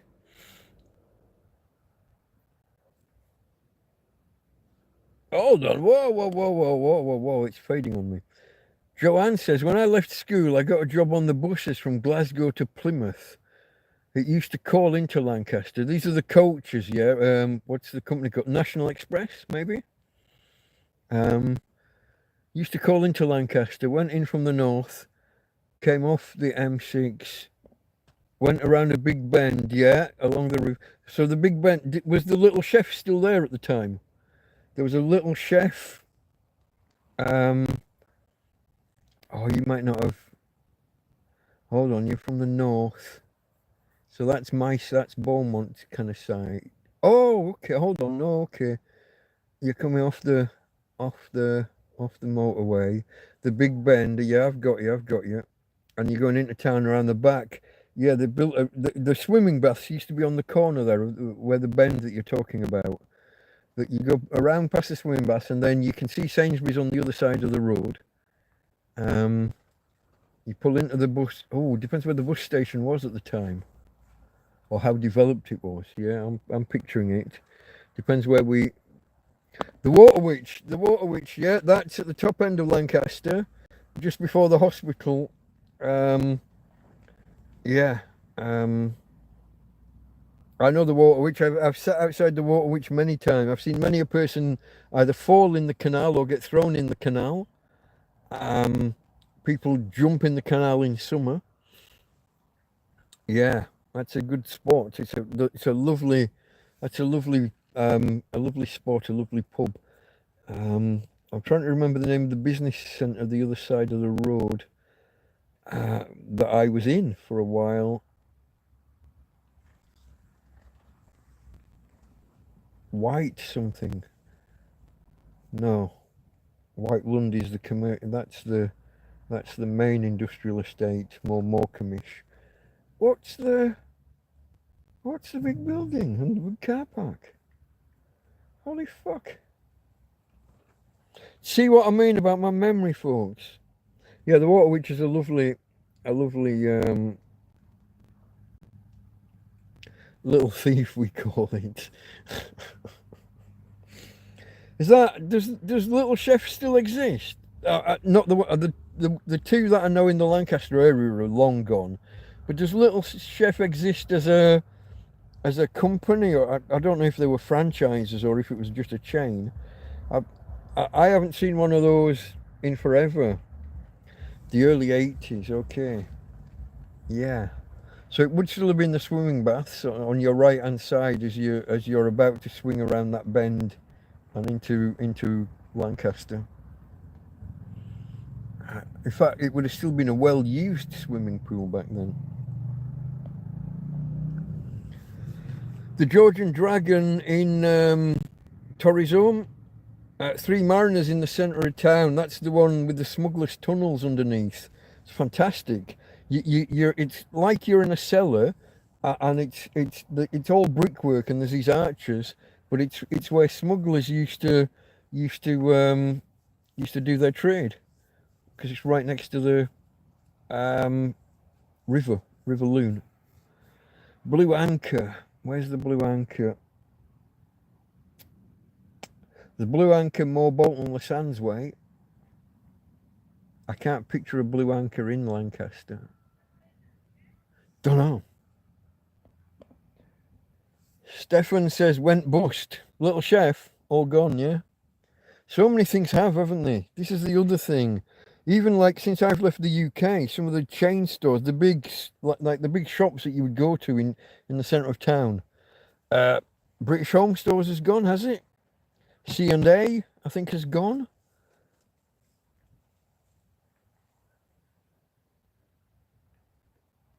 Is that just the wind rippling the tent, or is there somebody out there? I think it's just the wind rippling the tent. Yeah, all these shops that are going, like restaurant chains and yeah, everything's going.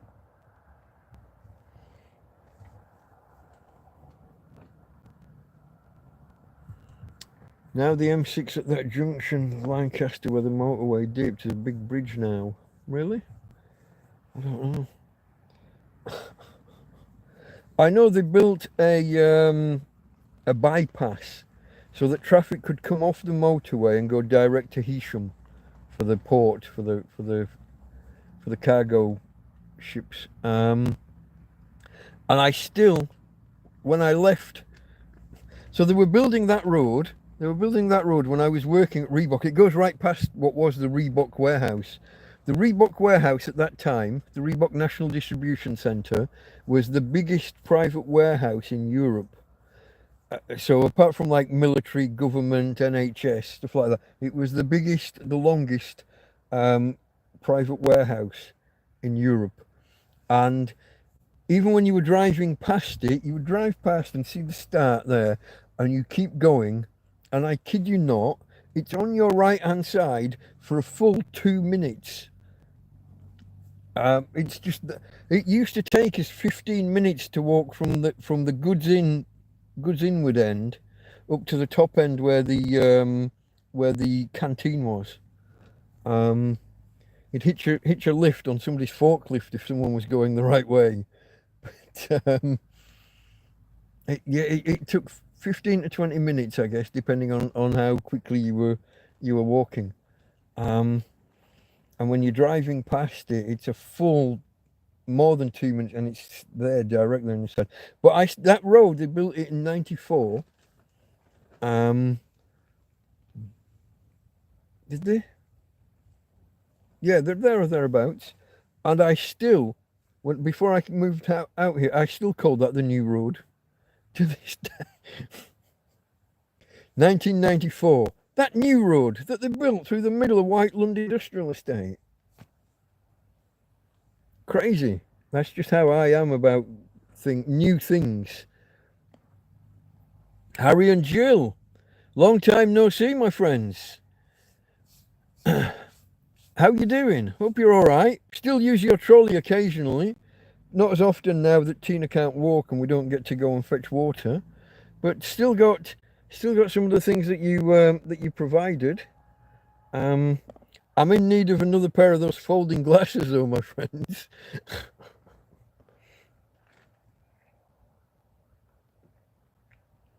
Stefan says that the UK as we knew it has died. So people keep telling me. People keep telling me. Move to the countryside is what I say. Um, our new. Here we go. Our new friends don't so much like the countryside. They think it's racist. They think the country. I told the tale the other day of a person of colour who went to the Lake District and felt that the whole Lake District was racist just because she couldn't see any other coloured people there. Oh, you're not allowed to say coloured people. When I was, just for anybody who's young, we got any Gen Zers in the house? In the 80s, we were taught to say coloured person. That was the polite way of not saying black, yellow, brown. You lumped them together and they were coloured people. And we were taught that that was the politically correct way. This again goes back to me not liking change. I've learnt a phrase. I've gone away from saying black or brown or yellow. And I learnt a nice new polite way. And now that's racist. We were taught to do that. That was the nice polite way of being. So I shouldn't really have to explain myself or apologise for my unfortunate phraseology. But I guess that's the age in which we live nowadays, isn't it? But going back to my main point, our new influx don't really like the countryside. So there's a hint for anybody who...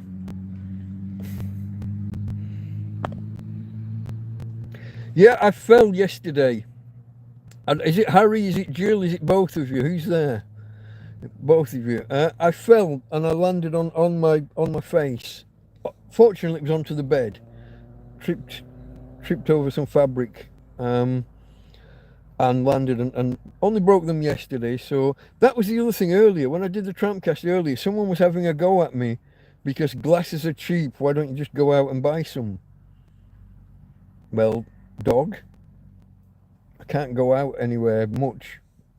And I can't go out anywhere for more than 10 minutes.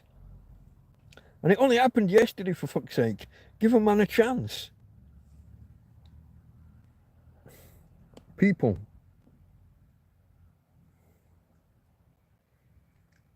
I'd love to see you again, Harry and Jill. Please do stop by the next time you're over. It's awful here, says Joanne. You're in a big city, aren't you? What did I just say about the country? I think fussing about the order of words. If you're a person and you're black, you're a black person. If you're a person of colour, then you're a coloured person. It's just... I'm getting sick of being kind of policed with my language, as I demonstrated, as I did demonstrate a few. I haven't made a note of which episode it was, but I did drop the N-bomb. I did say the N-word, just because it's not a word I would use, but I should be allowed to. It shouldn't be verboten. It shouldn't be forbidden. It's a word. Get over yourselves.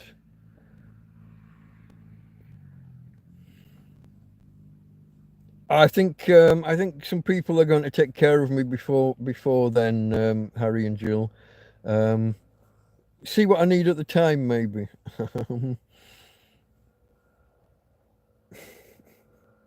Both of you there. Okay, far miles away from Are you saying that you are away? You're going away from keyboard farmer, or that you're just come back from being away?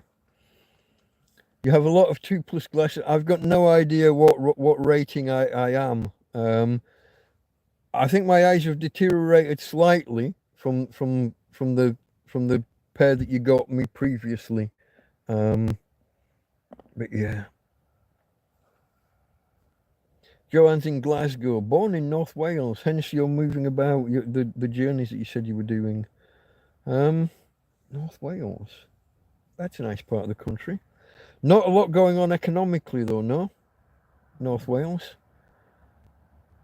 I think they're struggling for economically. Well, I mean, isn't everybody everywhere? But yeah. Farmer says no more demonstrations. Of what? What did I demonstrate that you don't like? I don't know.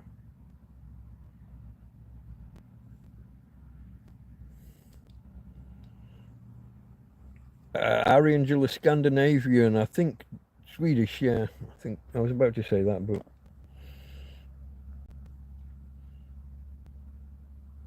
visit in August. Hang in there. Okay. What proportion of your time are you over here? Are you mainly Sweden with occasional visit here, or are you more longer term here and an occasional visit back there? Farmer was away, back now. Okay. Oh, hold on. Okay, I managed to get rid of the arrow that was in the way. That country living, North Wales. Yeah, yeah. There's a guy online that I watch called History Debunked. Well, the bloke's called Simon Wells. But History Debunked. He treads a fine line in describing the situations without. He gets accused of being racist, but you couldn't be further from the truth. He's not racist. He's lived on kibbutzes in Israel for years at a time, traveled all around the world, stayed all around the world, lived in countries all around the world with all the different ethnicities, religions, races. But his point really is the cultural impact of so many people of a different culture in such a short period of time. It's not like the de facto, it's not just that, hey, they're there and that's the problem. We had an influx of migrants in the 50s and 60s, and it wasn't the big problem like we're having now, because it was done more slowly over time, and over generations people adapt, or at least some groups do. I saw discussions about Norman Tebbit died recently, didn't he? I didn't know about that until other people were talking about it online. I didn't see that in the news. But Norman Tebbit's famous cricket test of who do you support when let's say England play Pakistan at cricket. Now I would imagine I wouldn't expect someone who was born in Pakistan and moves to England. I wouldn't expect them to throw away their beliefs and their support. Like if England were playing Spain here now, I'd be supporting England, obviously, because I'm English. But if I married somebody in Spain and had kids, I would expect those kids to grow up supporting Spain. Maybe with England as a second team, as a second, you know. But in England, 3 and 4 generations in, the kids, grandkids, and great grandkids of the initial migrant, they're still supporting Pakistan. So I kind of disagreed with Norman Tebbit's cricket test. Expecting someone, it's like expecting me to throw away my support of England if we were playing against Spain. I don't think that's a fair expectation, and I wouldn't expect that of someone who was born in Pakistan.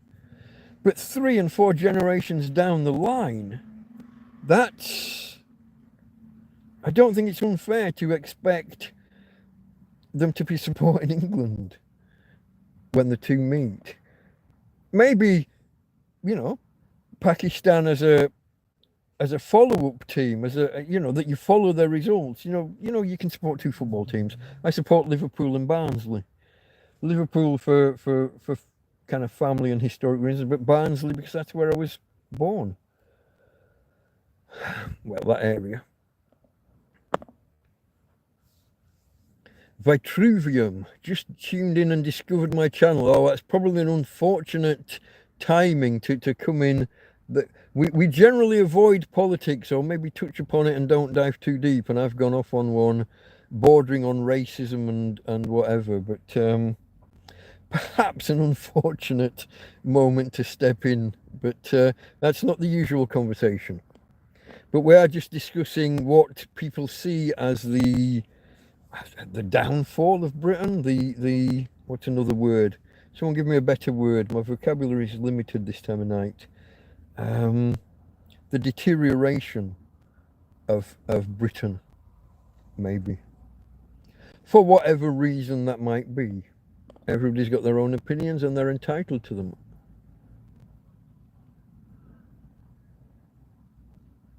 Joanna, city girl in her younger times, now 61, slowed the party animal life down.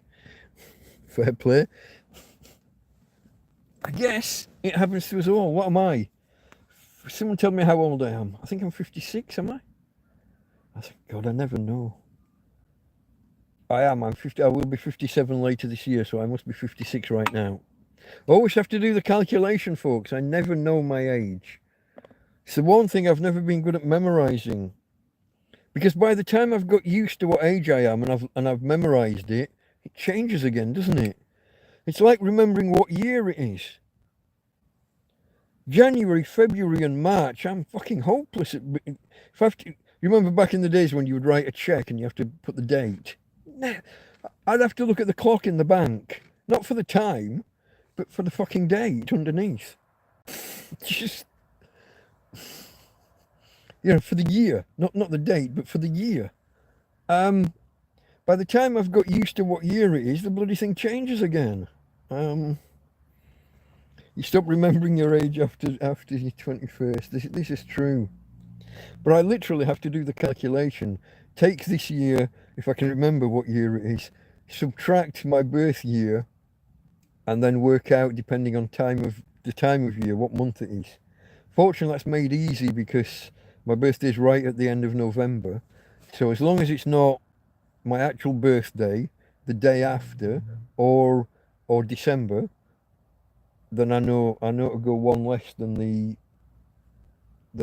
subtraction that I've just done.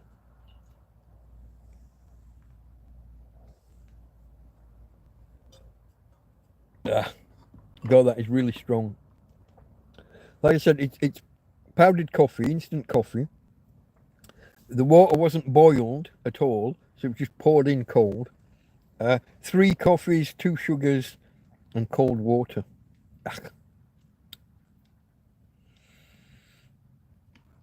Hold on, who was that? Day after bonfire night. Joanne, okay. Frank Nadobity. I always struggle to say your name, mate. Hello, Frank. Folks, we're getting close. The record is 27 thumbs ups. 27 likes. I never know whether to call them thumbs ups or whether to call them likes. But 27 is the record, I believe, for while I'm live. So, oh, I missed that one.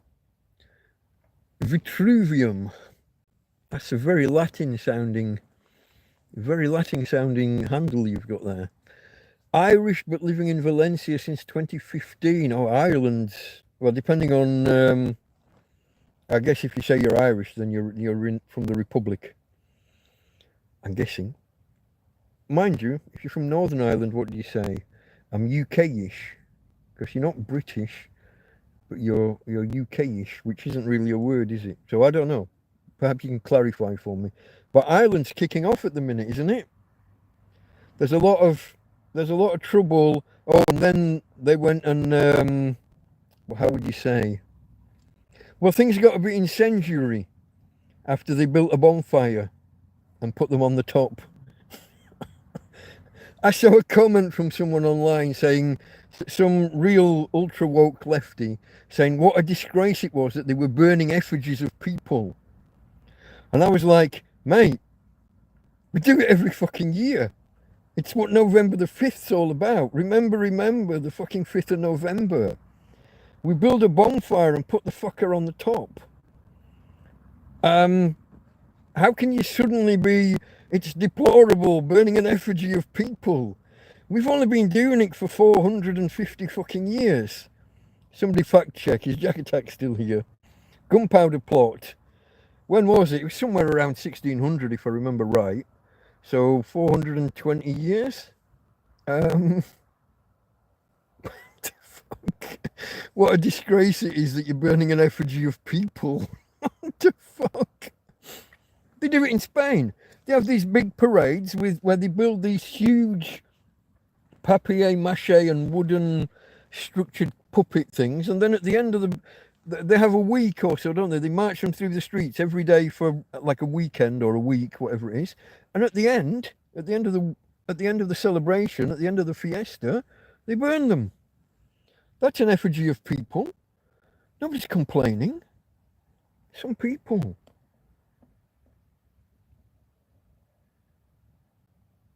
What happened to your glasses, asks Frank. Yesterday, the wind was blowing quite strong. I was outside here talking to a chap who just brought me a bag of food that I met for the first time, a chap named George. Came back today and brought me 50 litres of water. Be heading back off to the UK now. And I was out talking to him, and I brought the bag towards the tent, put it down outside, and I stepped into the tent to come and get something. It was really windy, and the fabric of the door was blowing around, and the fabric of the bedroom door, and somehow between them they managed to tangle around my legs. And when I came to try and enter the bedroom to get the thing I was going to get, I was tripped up and I fell face first onto the bed. So smashed the glasses. Tomorrow I'm gonna use technology and rebuild them. I have the technology. I can rebuild them. We can build the world's first bionic glasses. They won't be the first, will they? But yeah. Jack Duckworth did it first. It's Flower, hello. There's another interesting name. Retrieving Northern Irish, okay. I'm not sure what the situation is with the, shall we call them the boat people in Northern Ireland. I know in the Republic there's a lot of resentment building. Well, I mean, they built the bonfires. It was that. You're live. Apparently I'm live. How long was I gone? Hopefully not long. I was mid-sentence. Bastards. What are you doing to me? 27 thumbs up, folks. We've equalled the record. Let's see whether we can push past at some point. I'm on 28. Okay, not on mine. The Ajax requests... Oh, now it's 28. The Ajax requests must be going awry again. See, programming talk, folks. Programming talk. Asynchronous JavaScript and XML. Which someone had to remind me of the other way. I couldn't remember what it stood for. I knew the asynchronous JavaScript. The rest I couldn't get.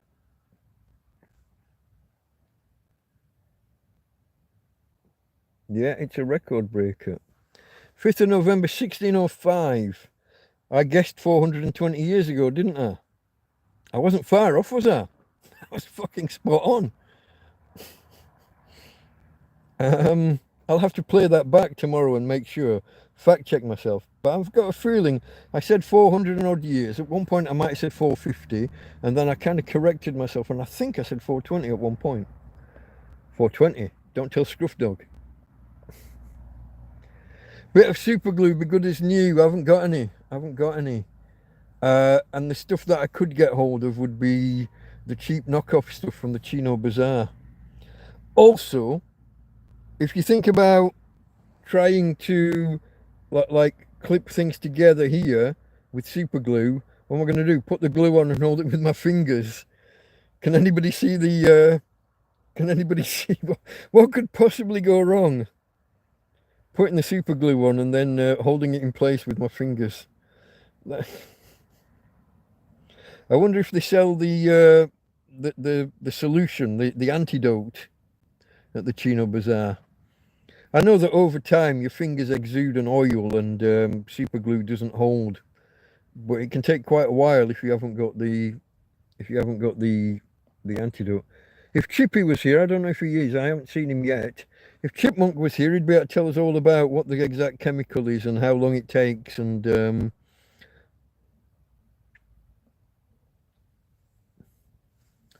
it's a flower is rose. Rose from Africa, but live in Leeds. Hello, hello.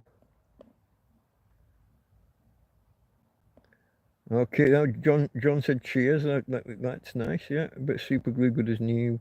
Jack Attack said cheers, yeah. A lot of resentment in Glasgow with boat people. Yeah, see, I hear this. I guess when did all this? I don't mean start, but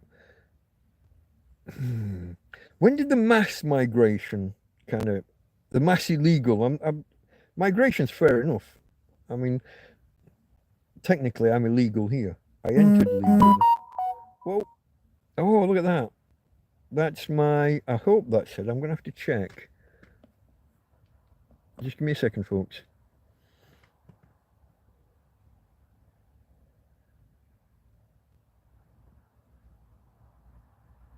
It doesn't actually say it's been renewed. It just says. I'm not sure. Let's hope that I carry on online. Have we just passed midnight or something? Maybe it's half past. It's usually about half past it goes off. I'm hoping that my phone has just renewed. That my phone, the credit, the 28 days has just lapsed. I moved money across to my Libara account yesterday, and or the day before maybe. It's just renewed. I hope it's just renewed. But the message didn't come through saying it's renewed. There it does. Your todo incluido 15. What did it say? Tu bono todo incluido 15 ha sido auto-renovado. Yeah, basically my account has been auto-renewed. That's good. I got worried when the other message comes through and this one hadn't. I prefer to receive the one saying it's been renewed before I get other extraneous advertising stuff or whatever. Where was I, folks? I interrupted myself. Yeah, this mass migration stuff. I don't think it was happening while I was in the UK 10 years ago. I don't remember it being a news item. I don't remember it being a thing. The fuck now? Now they're asking me if I want to add some credit. I just did.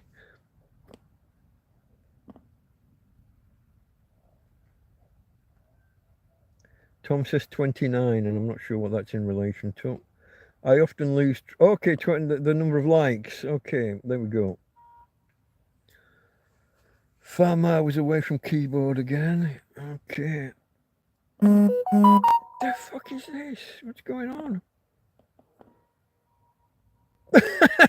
Necesitas saldo. Do you need to add credit? Do you need to add to your... No, it's just renewed, you bastard. What are you doing? 4 texts to say, hey, it's been auto-renewed. Well, 1 to say it's been auto-renewed. 1 to say, hey, some of your unused gigabytes have rolled over. I've got fucking hundreds. And 2 messages to say, hey, do you want to top up? Fucking top up.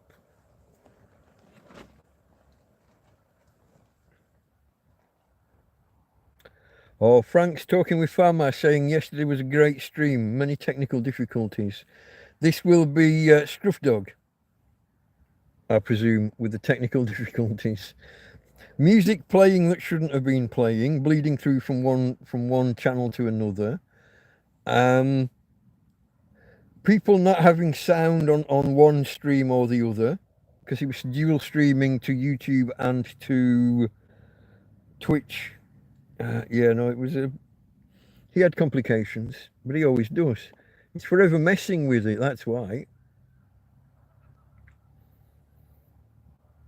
I missed the beginning as well, didn't I? Because unfortunately, I managed to stream at the same time.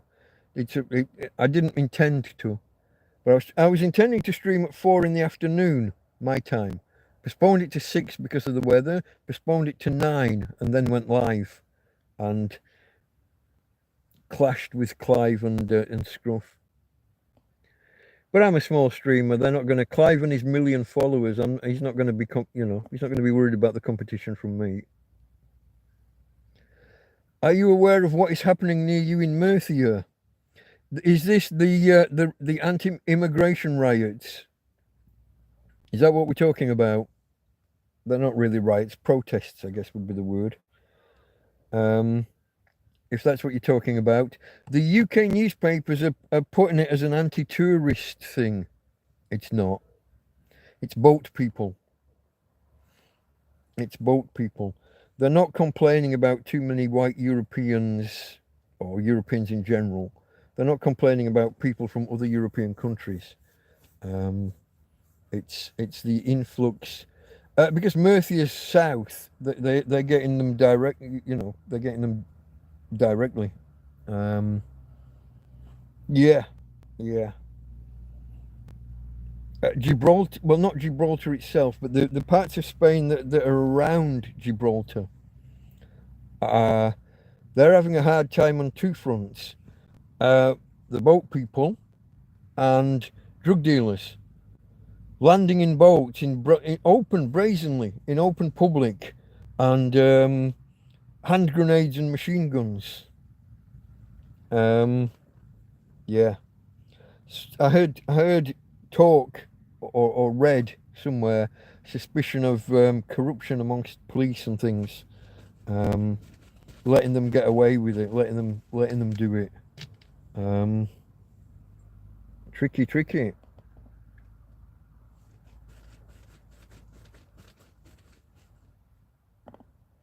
Can you speak Spanish, Mike? Not really. I've got a good. We were talking earlier about memory. I've got a good memory for words, so I've got quite a vocabulary. Usually, though, it's a kind of one way. It's see it and translate it to English. Triggering the memory the other way to construct a sentence is more difficult for me. It doesn't happen quickly enough. I have to build the sentence in my head in advance, memorize it, and then I can trot it out. And I don't conjugate properly. I can't do that on the fly. So it's very much pidgin Spanglish. Very bad.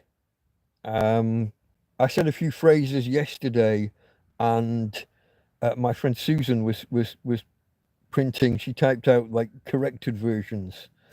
I even got the wrong word at one point when I was talking about papers, papel. I went with papelera, which is actually like waste paper basket. It's that kind of paper bin kind of thing.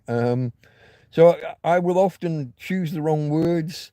I will conjugate improperly. I'll put the words in the wrong order.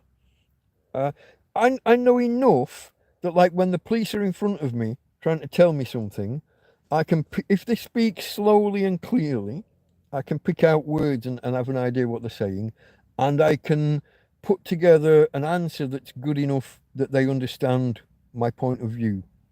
You understand what I'm saying? Even if I pick a word that's close but wrong, do you ever watch the TV series Mind Your Language back in the 70s? I'm like that, but I'm I'm the Englishman in Spain. Yeah, but I'm better at reading it because I can't hear it, and speaking it I'm not great. And when I do speak something approximating Spanish, I had a Norwegian, no, she was Swedish friend who, she would just laugh. She'd say, yeah, but you're speaking it with an English accent. And I'm like, well, of course I am. I'm English. I'm not going to faff about trying to mimic accents. That's not what you do. I mean, she said that to me, but she's talking English with a Swedish accent. So shut the fuck up. You know what I mean? What the fuck? No, it's one of the biggest, I'll say, surprises of my life. I thought that coming over here, you know, the idea of immersion, coming over here and being surrounded by it, I would pick it up. Now, I guess it fails for two reasons. One, as we were discussing earlier, my brain just doesn't function the way it used to. But also, immersion doesn't happen in a touristy place. All the Spanish want to practice their English. You also end up where you've got Swedes, Norwegians, English ends up being kind of the lingua franca.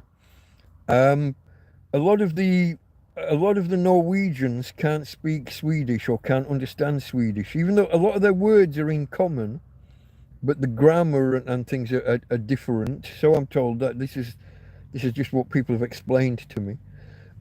And especially the older, so people come out here to kind of to retire. So you're talking about the older people. Now, quite a lot of them do have English to some degree, but not everybody. So they end up, Swedes and Norwegians will often end up speaking in English to each other. And it's the same with everybody else. Almost everybody has English to some extent, and it ends up being the lingua franca. It ends up being the medium, that the one language that everybody can fall back on. Not everybody has enough Spanish to get by. The Norwegians don't all understand Swedish and vice versa, and settles on English. When you're in a bar and the staff are Spanish, as soon as they detect that you're no good at Spanish, they just automatically revert and try English as the next step, and they're all wanting to practice their English, so you don't get to talk Spanish anyway. Difficult. But it surprised me that I haven't done better and that I wasn't better equipped. Before I came out here, I downloaded all of the language courses. Michelle Thomas and I can't remember the names of some of the others.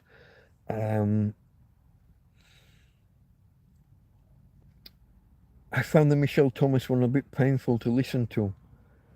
He taught a male and a female, and he knocked the confidence of the male bloke. That's not right, is it? He knocked the bloke's confidence fairly early on, and the bloke became a kind of stuttering, gibbering wreck. And meanwhile, he boosted the confidence of the girl, of the lady, and she did really well. But just listening to it kind of grates with me. It just I should give that another go now that I've got a more extensive vocabulary. I'll often pick a word that's close to the word but not the right one. So, for example, and I'll get these wrong, but there are two words that are similar, and one is the word for bird, and the other is a word for pair, like for two of a thing. And one's parejo, and the other's pajero. The J and the R are swapped around, or spelling I'm not sure of, but these two words, I never know which one to go with. You've also got things where you've got two words for the same thing.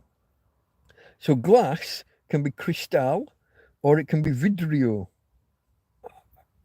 Which do you pick and when?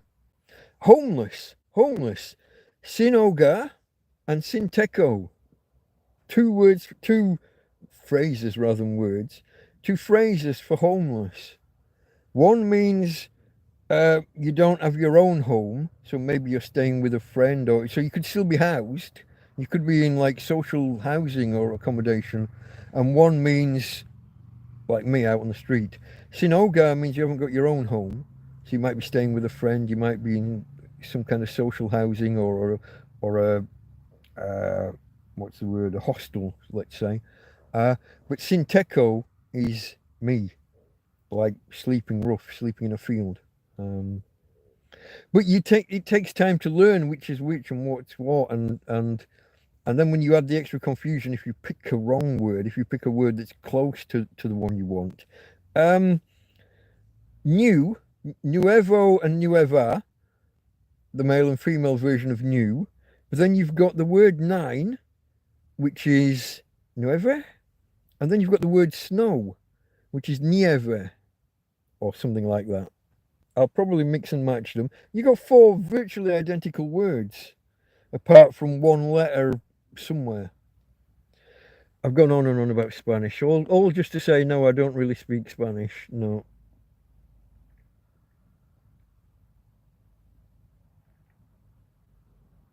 "29 likes, a new record." It is as well. Murcia, I think they were talking about. Although they've probably clarified that before I get there.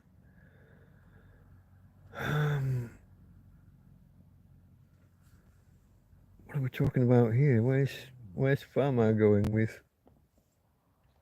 They want an arm and a leg and maybe some extra toes. Data provider. Oh, okay. The bombardment of text messages when when my thing renewed. Yeah.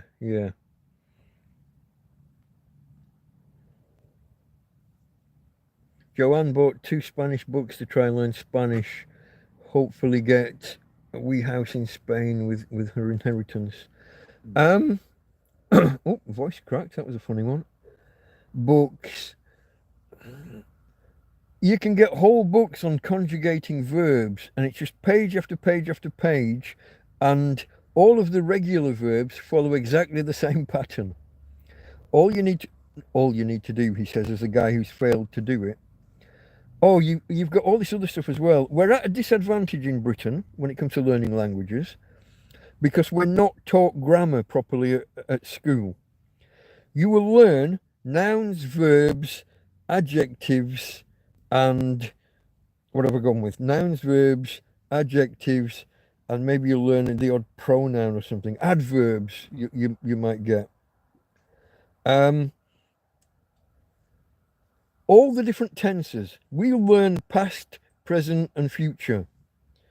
But future perfect and future imperfect and present perfect and what's the other big one they use here that I'd never even heard of?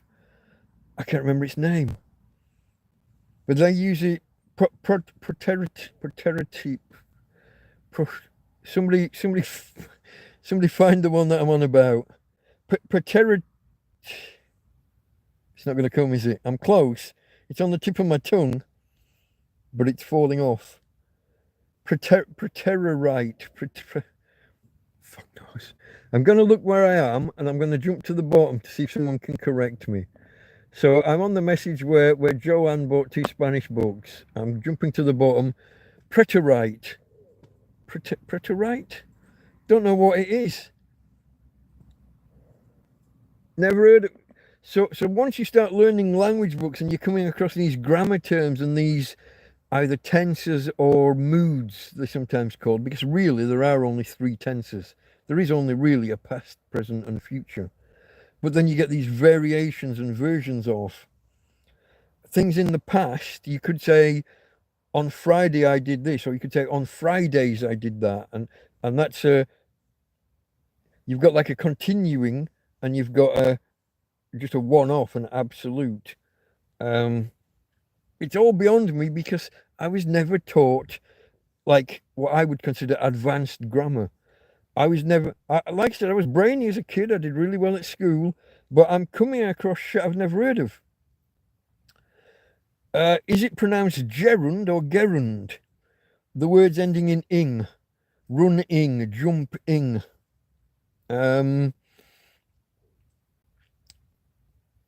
You got these phrases and words and things that my education was entirely lacking in. So how can you switch to another language and try and you're reading these verb books and it says, oh, here's the whole section on on past perfect. Is that a thing? I'm putting words together that I don't even know. But I got no idea what half of these things are.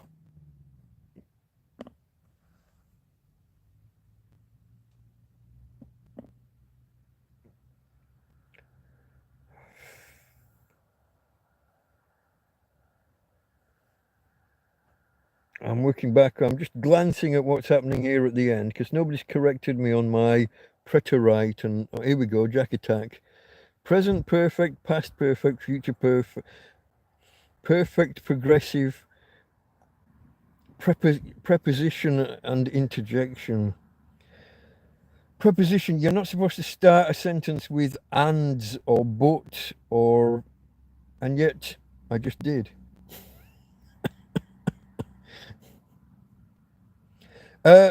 Split infinitive I only know because of Star Trek. To boldly go should obviously be to go boldly. But I only know that because of Star Trek. Give us a second. I just need to go and check on the doggy. I'm just going to mute.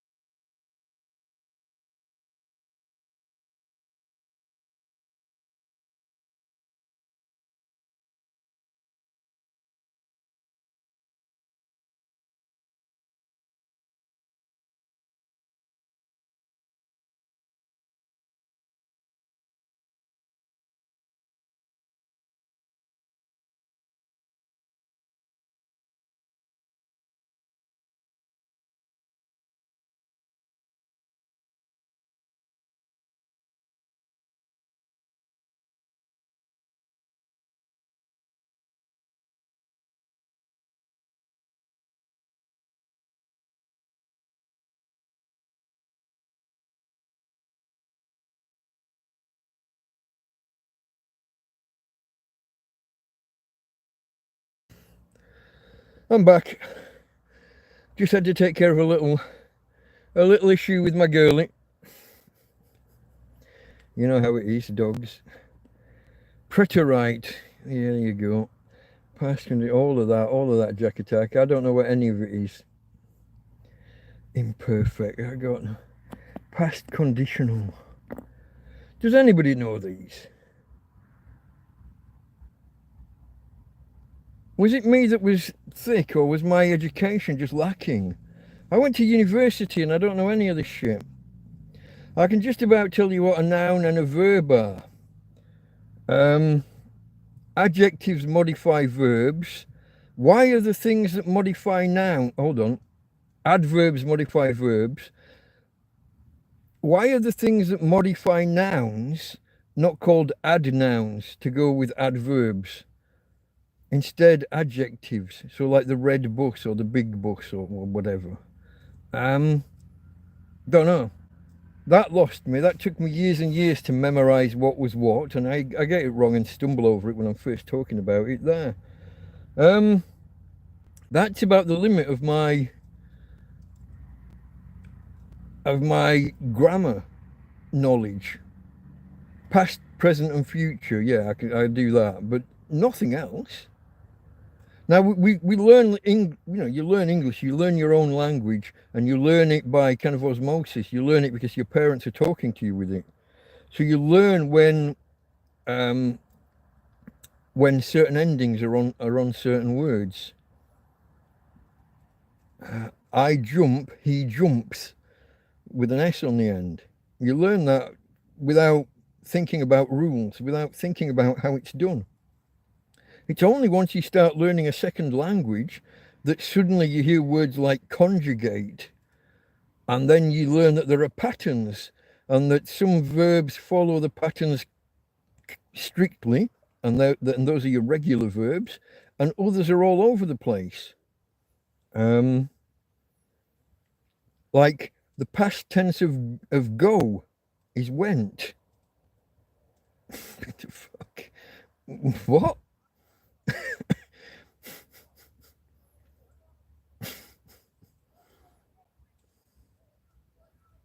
Today I'm going somewhere. Yesterday I went somewhere. But he's gone. Fuck. So what happened there was over time we had two different verbs, and it's just the words are used so commonly that some get dropped and others get used all the time, and we end up merging two different verbs into one, and they end up crazy irregular. According to a great site called Rob Words, that's a great YouTube channel if you want education on some of this stuff. But no, my education is sorely lacking when it comes to any of this grammar stuff.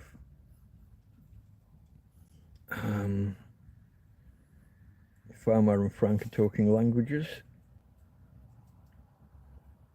Jack Attack says nope. I don't know what that was to. I've probably asked a question, and Karen's daughter knows it. Really? Oh, was it when I asked, does anybody understand anything? Does anybody know this? Couldn't stand English at school though, says Jack Attack. Maths, physics, tech, drawing. Oh, I couldn't do tech drawing. The vanishing point got me. I lost it at that point, right at the beginning, step one. Maths, physics, yeah, I was happy with those. I was okay. I did okay. Like English as in let's write a story or let's write an essay. Fine, no problem. I know how to put words together. I can write sentences and paragraphs. Page after page of the bastard things. But, oh wow, 3-0. I'm seeing 30 on the thumbs up. Well done. Thank you, folks. Appreciate you all. Cheers to the guys that have hit the thumbs up. And the gals. Or as Nuxamore puts it, what's his phrase? To all the gentlemen and the female gentlemen.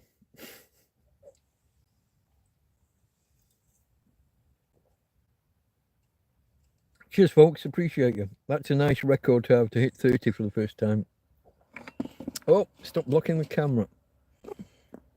I used to like, I was okay in English. It's just that the syllabus didn't cover any of this.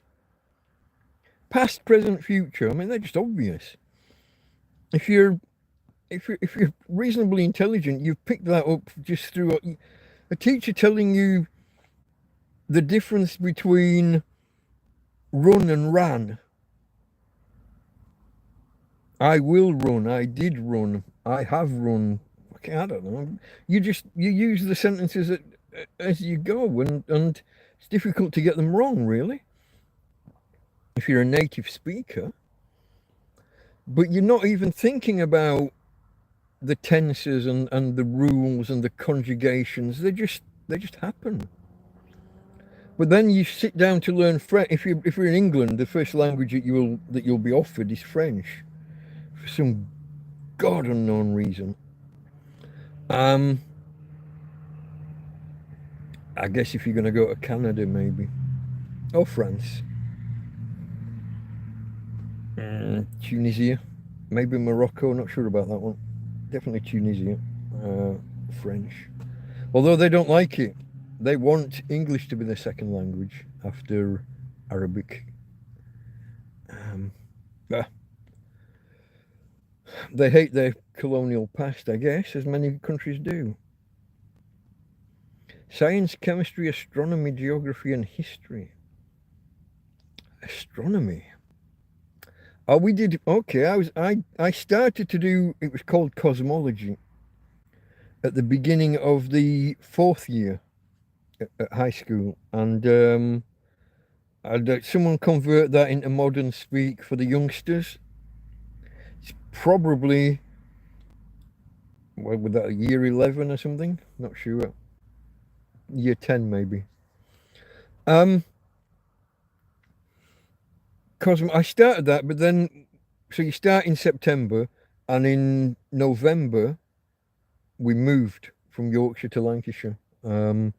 So I'd made a start on a course, and then it didn't exist when I moved across. I discussed at length my problems moving across from one area to another. Frank's seeing 31. That's nice. I'm not.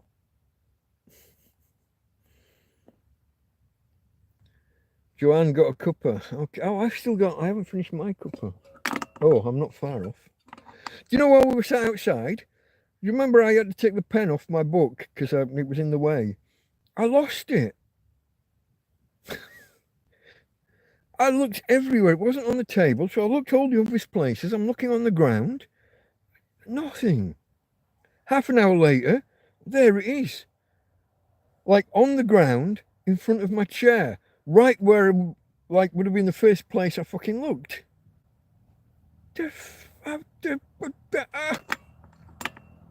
No idea.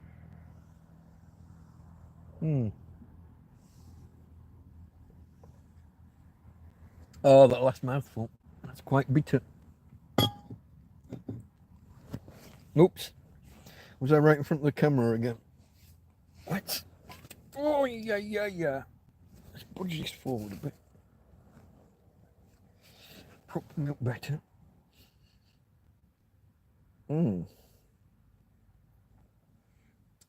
I do wish chat would just stay visible. A lot of Africa speak French. Yeah, the north especially because of France's colonial history.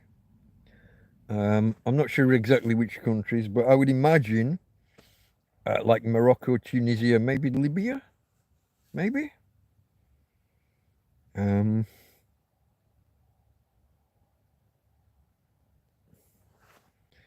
I fecked off, he fecked off, we fecked off. Prefer that. There you go. That's how you conjugate a verb. And then you turn it into a noun and call him a little fecker.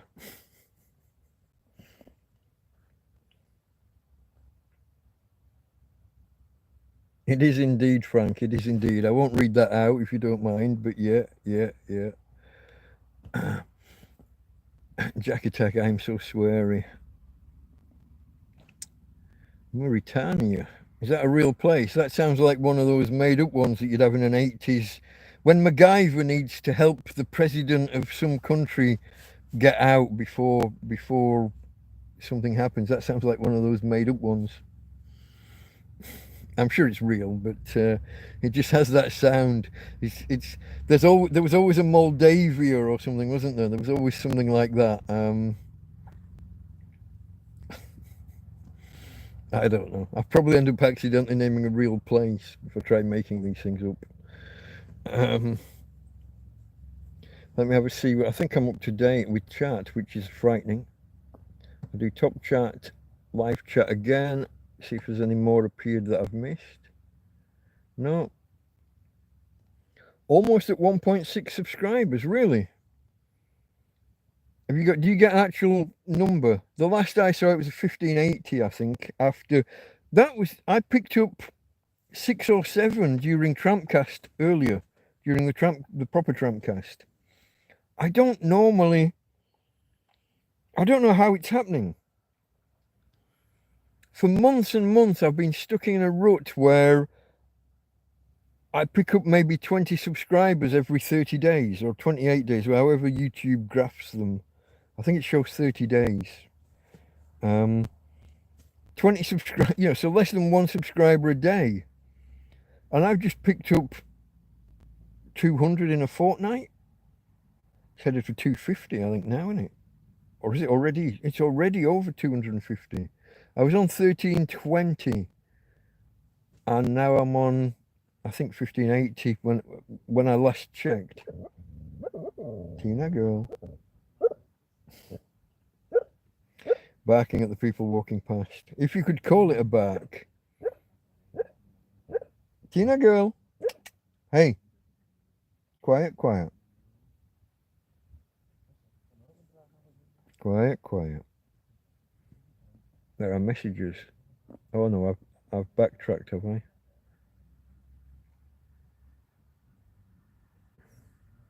Let's have a look. You're still seeing 31. I'm only seeing 30.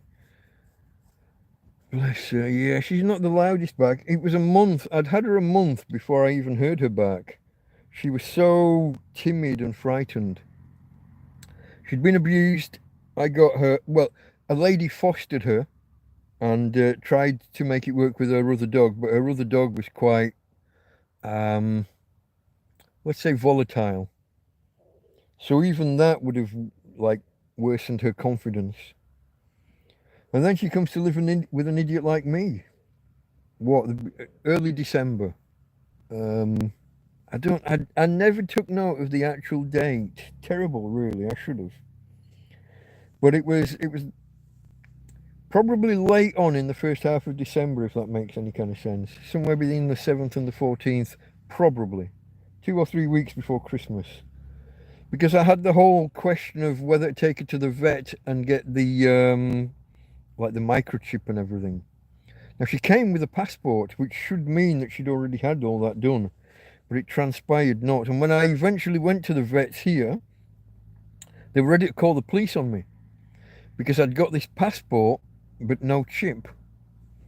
But down in Mercia, they do it that way. So I was being judged by the rules here, but my dog's from Mercia. And the vets did things differently there. I don't know if that's still the case or not, but yeah, no, they were ready to call the police on me. I've had unfortunate experiences with papers, please, and similar, and even doggy papers. What can you say? Karen's seeing 31. I'm still on seeing 30. Come on, YouTube, get your act together. Let's get the Ajax request sent off and let's react to it. Asynchronous is one thing, but you should at least be triggering and happening.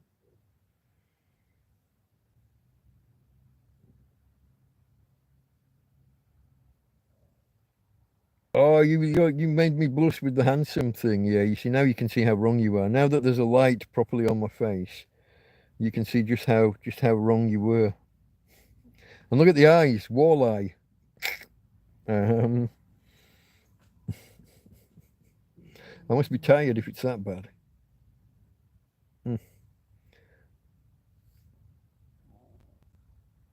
You're very handsome. I think you must have worse eyesight than me.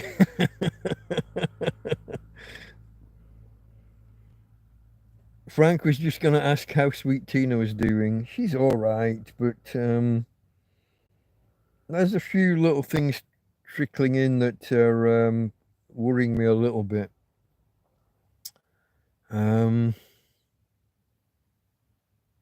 What to say, what not to say.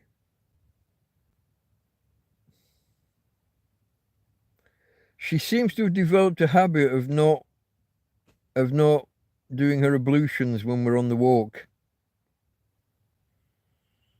So if I've gone a long walk with her, like if I've taken her the full length all the way to the cliff tops, if I've taken her 150, if I've carried her 150 meters there and then carried her back and she's done nothing, and it's like 10 o'clock at night and we're about to settle in for the night, that's a worry. And then either accidents happen or she's stepping out and pooing straight outside the door of the tent. And then she's got to get back in, and it's in her way. Makes me wonder, because of the way that, like, let's call it paralysis, the way that things are deteriorating. If she's not in control of those other elements, see, if she gets up and goes out, that's all right. At least it means that she knows it's happening, and she's got some level of detection, if not control. But we've had a few accidents inside, and that makes me think that the deterioration might be spreading from just the legs. I don't know, folks. I don't know. So yeah, I don't know. I'm not gonna dwell on it too much, because what will happen will happen.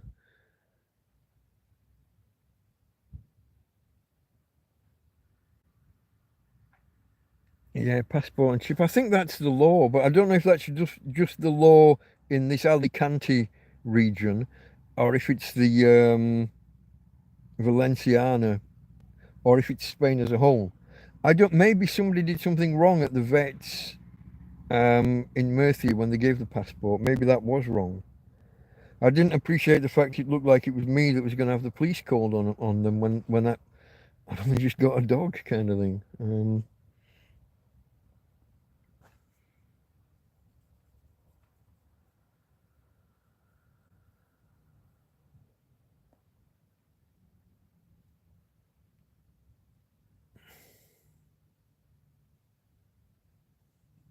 Oh, Joanne got a dog right before lockdown, yeah, but she was old already. That's a shame. It's a shame, all the work that we've done into trying to extend the life of mice. I think we should have started with dogs and cats. Get your pet to live for 30 or 40 years, rather than extending the life of bloody mice. What was that called? It was called the Methuselah Mouse. Is it a contest or prize? The Methuselah Mouse Prize, from the guy with the long beard, Aubrey de Grey. Aubrey de Grey, the man who predicts that the world's first 1,000-year-old person may be alive now.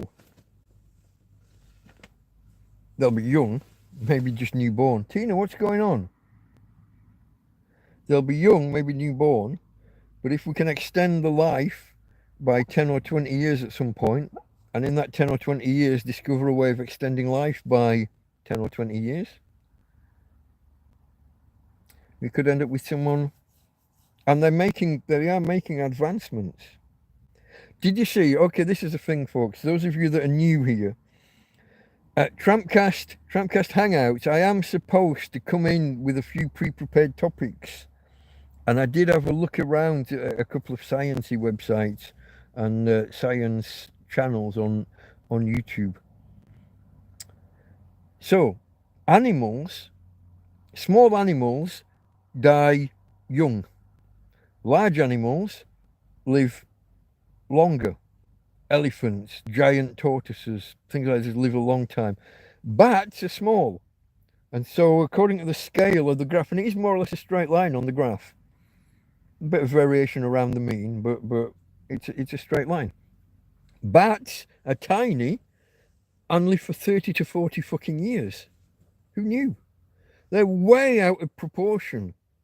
Bats do not catch cancer, develop cancer. You don't catch. Well, there are spreadable cancers that you can catch, because the Tasmanian devil, they have a habit of biting each other during mating, and there was a facial cancer that they were spreading. It literally spread from one to the other through the bite.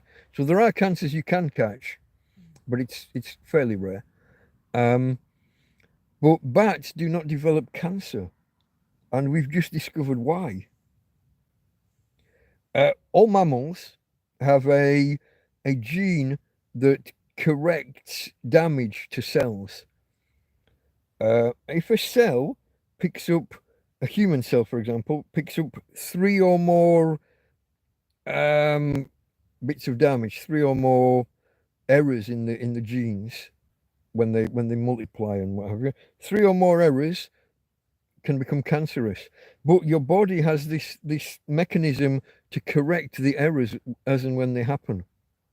But it starts to miss some after a while, and this is why things build up and go wrong. Bats are far more prone to cancer in theory. They're far more prone to errors in their genes that develop over time. They only need 2 errors in a cell or in the DNA for it to become cancer, and yet it never happens. Whereas we have 1 copy of this gene or whatever it is that does the repairing mechanism. And here's the thing: when you get a cancer cell, a cancer turns off this gene. It actually actively impinges. It actually stops the body being able to repair the cell, or cause what's called apoptosis, which is where your immune system can trigger a cell to kill itself, to die. But cancer turns those mechanisms off in humans. Turns out we only have 1 copy of this gene that does the repairing. Bats have 2. And so even though it only takes 2 errors in their gene to trigger cancer, it never happens, because even if the cancer turns off one of the repair genes, they've got a second copy. And this is why they live not just cancer-free, but they're resistant to a lot of other diseases. If you remember the SARS virus, whenever that was, and was theorized to have been spread by a bat. But it's really, really rare for bats to actually catch that in the first place because of the same repair mechanism. Well, now we know, in theory, how to prevent cancers. You just need to have a second copy of this gene. And for the first time ever, separate story, but related, obviously, in the way I've just done it. Good link. Tina! She sounds like she's way away. Come here, babe. I don't mind if she's just outside the door, but it sounds like she's distance away. Related story. For the first time, confirmed, it's hinted that the Chinese might have done this already.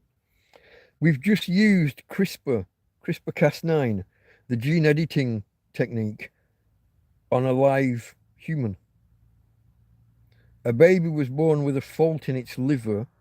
When your body breaks down proteins, it gives off nitrogen, and your liver is supposed to process this nitrogen and get it out of the way.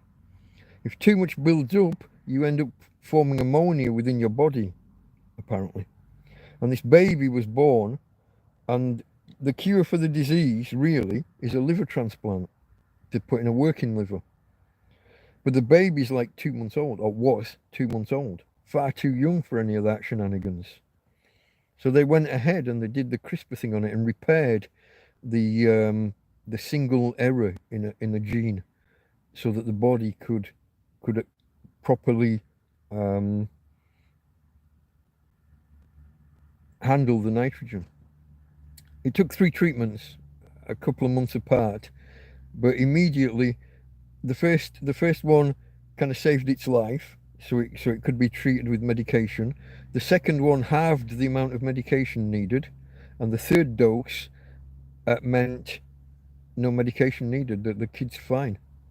But the fact that we've now used CRISPR on a human, and the fact that we know the edit needed to make a human body virtually cancer resistant, that's an exciting combination of shit. I don't know why I didn't start with this. Why have I left it until nearly 3 hours in to remember a couple of stories?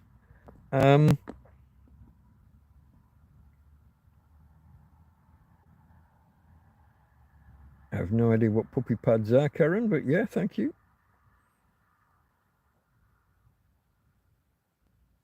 Far miles off with his food talk. We're trying to make us all hungry.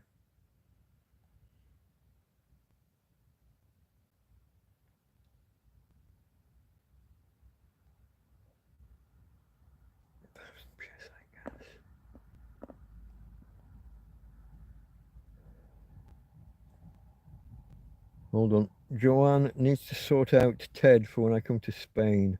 Because I got Ted from breeder in Newcastle. Now I've taken her to my vets. Now looking into her, into for Spain, I got to change his chip. Oh, the chip is on the database. It's tied to someone else. Yeah, yeah. Got to have that updated. Should have probably done that anyway, because if he runs away and gets found by someone, they're not going to bring it back to you if your name's not tied to the chip. Frank says bats here have had an issue with white nose syndrome. I don't know that one. They do get rabies though, don't they? I know down the west coast of America, there's an issue with bats and not yeah, they do get rabies, but also bubonic fucking plague still exists down the west coast of America. Actual Black Death plague. Fortunately, it's now treatable with standard antibiotics. Folks, antibiotic resistant bacteria are on the rise. Imagine antibiotic resistant Black Death. Put that in your fucking pipe and smoke it. We got to do something about the overuse of antibiotics and the misuse of antibiotics. In India, they just hand them out like candy. No prescription. You just get some guy on a street corner handing them out. And if you don't complete the proper dose and kill the bacteria off fully, you only take half a dose or just the odd tablet, you're breeding resistance. You're only killing a fraction of the bacteria, leaving the ones that are more resistant in your body to propagate. Got to be careful with that shit.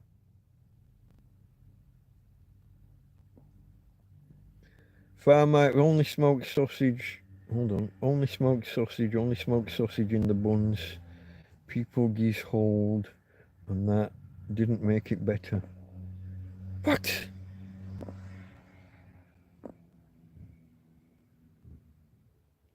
How safe are you? Hold on. How safe are you? Rose, isn't it? Yeah. Remind me. How safe are you? Have you had any situation where someone tried to break into your tent? I've had gay men turn up literally at the door of my tent and stick their head in and ask if I want sex. No, thank you. I've had a couple of scallies stick their head in, act surprised that I'm here, and then say, "Oh, sorry, I thought it was Freddie's tent. You know, Freddie over. Oh, I must have the wrong." No, mate, you were just looking to see what you could grab, but I happen to be here. Had that maybe twice in the 2.5 years, nearly 3 years. I've had kids throwing rocks, stones and rocks at the tent. No actual violence. I had one guy get a bit lippy and looked like he was going to need a smack. I did punch and kick one of the gay blokes. It was just a love tap, really, on the back of his head. He was in the middle of taking his pants down and presenting me with his rear. Bit of a love tap on the back of his head and a kick away. He wasn't happy. There was a bit of shouty and threatening, but it didn't go anywhere. I can't think of anything. The only violence I've had is the fucking police, if you pardon my swearing. The police and the Guardia Civil. They got handsy one time. That is all. I'm struggling to think of any other issues. Another guy that was in the field or that was at the other side of over the back of the field stole a bag of mine this week with some things in. I don't remember what. It can't have been that important if I haven't brought it into the tent since I swapped tents. But I feel 100% safe in Torrevieja. Always have. Walking through the streets at 2 and 3 in the morning, even before I had the dog, never felt, never felt unsafe. I did get mugged once. Fucking taxi driver set me up for it, the bastard. Swearing, I'm sorry. I arrived at a bar in a taxi, and I only had 50 euro notes in my pocket, and the taxi driver wasn't happy. So I asked if I could get, did he have change? And I was going to ask him to wait, and I was going to go down to the bar and like buy a drink and get change automatically. And he said, "Oh, change. Oh, I know where to get change." And while we're driving off, and I've got no idea where we're going, he makes a phone call in whatever language we were doing at the time. And then he drives me at the cash point, which I thought was fucking ridiculous given that I've got money on me. I could have just gone to the bar, but he was setting me up. When I turn around and walk away from the cash machine, there's this big fucking hulking bruiser of a bloke coming right at me. And I'm bevied up. I'm not at my best. So he punches me a couple of times. I'm on the floor, and they've got the money I've just taken out of the cash machine. I only took 20 out. They've got my money. They've got my Kindle, and they've got my bank card. But the two of them are bent over, rifling through this. So the bunch of 50s that I had in my back pocket that instigated the need to go to they didn't take that. Anyway, they've got their back to me because I'm unconscious, and they've got their back to me and they're bent over. And I get right up behind them and smack their fucking heads together, and grab my money and off. I forget about the Kindle. I didn't see the Kindle or the bank card. And someone put on Facebook the next day, "Does anybody know?" And they read my name off the bank card, and put that out there. So the next day I met with a lady, and she handed me my Kindle and my credit card, bank card back. The only grief I've had, I had a black eye like that for a good 2 weeks before it wasn't noticeable. But I mean, it was out like that. Yeah. Only trouble I've had in 9 years, almost 9.5 now in Torrevieja. So yeah, generally feel safe in the tent. Chippy's in the house. Hello, Chipmunk.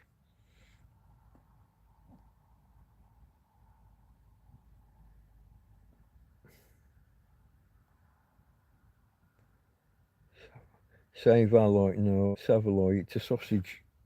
It's a skinless sausage, like a spicy hot dog sausage that for some reason the Southerners like.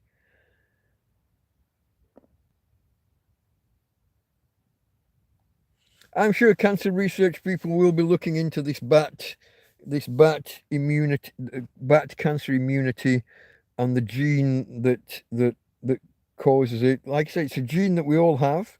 Bats have a second copy, which is why they're so successful at it. And now that we've used CRISPR for the first time, confirmed on a human, away we go, folks. Immortality, here we come.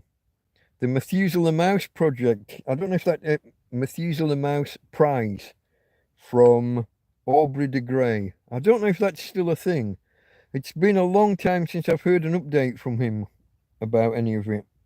But other people are on the same wavelength. What's the one that the Google founders started? California Life Company? Calico.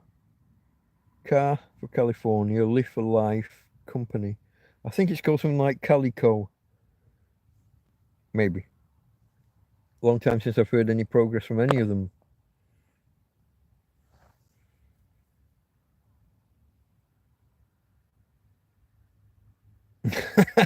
Chippy. Fun medical fact.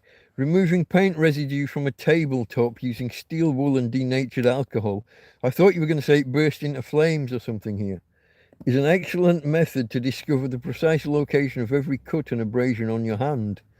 And the steel wool probably caused a few of those abrasions and cuts on your hand during the day. Frank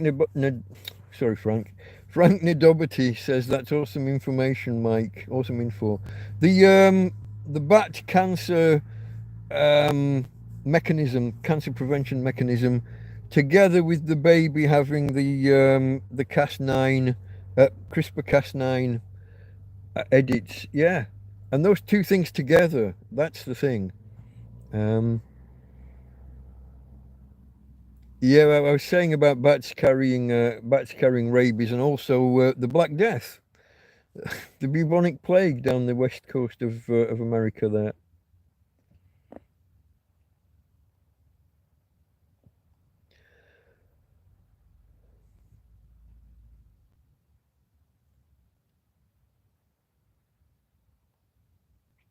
Farmer says, speaking of the Black Plague, the people that survived many years ago had a fatty blood and method where the body blocked the plague from, I guess that's infiltrating, or from getting into the cells of the body. Interesting. So this was a pre-existing thing. It wasn't that surviving the plague gave them the whatever that mechanism was. A certain percentage of the population were just kind of more immune to it, maybe. Interesting. White nose syndrome, this was the bat thing, yeah? A fungal infection of the nose and wings and ears that wouldn't allow the bats to properly hibernate and would kill 90 to 100% of colonies. That's not good. Fungal. I don't know what you can do about that. I don't know how well the body handles funguses, if at all. No idea.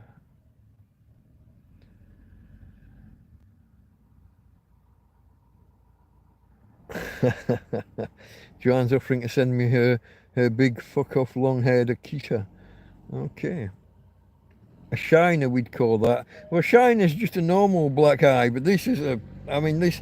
It looked like I'd. In fact, I had. Do you know you can bruise a bone? A bone will actually. The bone itself will swells. Maybe not the right word, but will distend after a hard knock. Extra calcification took months for the lump under the eye to fully go down. But the bruising and the blackness, I think, was more or less gone within 14 days from what I remember. But it was pretty bad. The Methuselah Mouse Prize is still active, run by the Methuselah Foundation, which I assume is still headed by Aubrey de Grey. Yeah, the last I heard, it was the first. If you can produce you take a batch of mice, split them in two, and if you can make that group live twice as long on average, I think, as the other group, or it might be twice as long as, I think mice live about 3 years. So if you can extend their lifespan at a certain amount, I think doubling was what they were aiming for, then you get, I think it was 1 million. I think it was 1 million.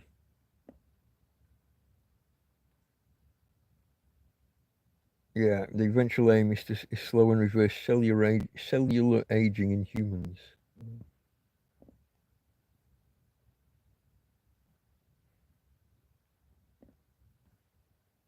Medusa. Farmer, you're a punster, aren't you?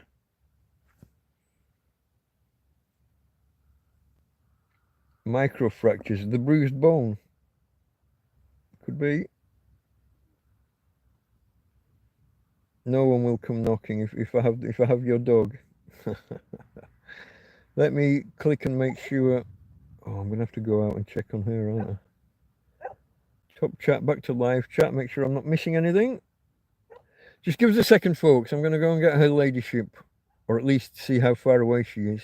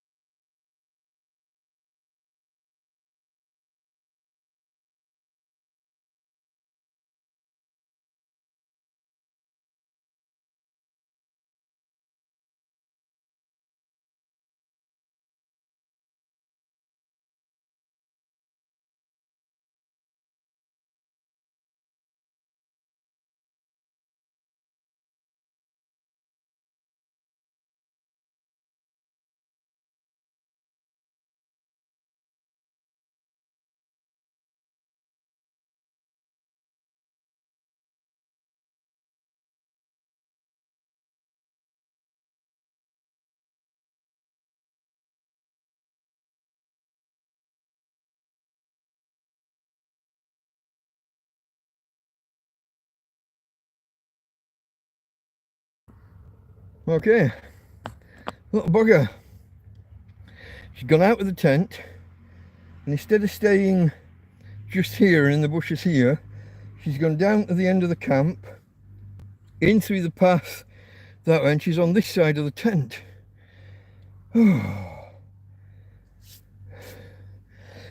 Basically where I did the TrampCast from earlier. She was over there. I don't know, folks. 32 thumbs up, we're not doing bad.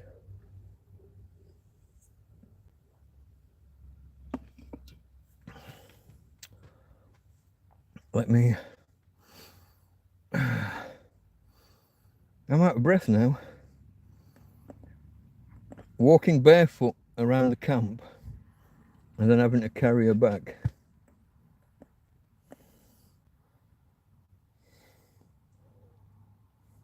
You thought she'd be by my side. She finds the bed too warm in Spain in summer. In winter, she'll get under the covers with me and cuddle and stay warm actually in the bed. She'll often turn around and go the other way, even under the covers. She'll turn around and put her head down by my feet and I get to cuddle the arse end. But in summer, when it's really warm, she likes the plastic. She likes the cool plastic of the floor of the tent on her belly. So she's over there and by the door. Like I said, I don't mind her nipping in and out, especially if she needs to do something. I would have preferred that she'd done it when we walked a quarter of an hour before I went live.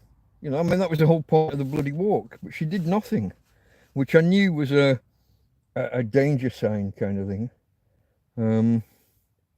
Dog. What can you do?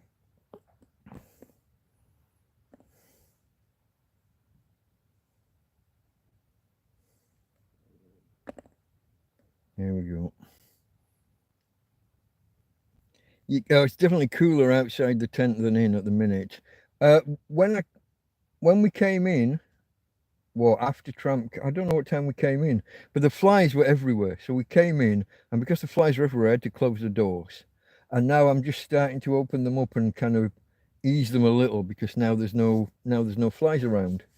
But I've just had to reclose the door because I don't want Tina. Like I said, she stepped outside. If she was laying down outside the door, no problem. But when she was barking at people going by, I could hear she was a distance away. I couldn't tell that she was over there, though, rather than... Dog. What can you say?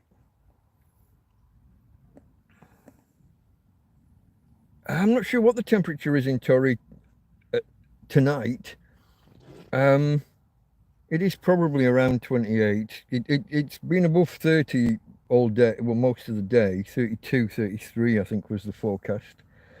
I haven't... Do you remember, guys, about 6 weeks ago, I said I'd lost my thermometer right here. I mean, it was here on the edge of the bed, and I presumed it had just fallen and was here. I haven't found it. Along with a spoon, a pen, the adapter for 12 volts to USB, you know, the car cigarette lighter socket to USB. The amount of shit that is just missing. I don't know how I do it. I lost 2 pens. 2 biros lost. Here, in bed. On and around the bed. I got no understanding how I do it. But if it carries on, I've only got about... I thought I'd run out of pens, and then I found a little stash in one of my utility drawers. But if I carry on losing them at this rate, I'll have to go and buy another bloody 10-pack. She's okay, yeah, she's okay. Running after her, carrying her. That's like physical activity again, folks. I'm now wet through. Yeah, I can see literal water droplets on my arm.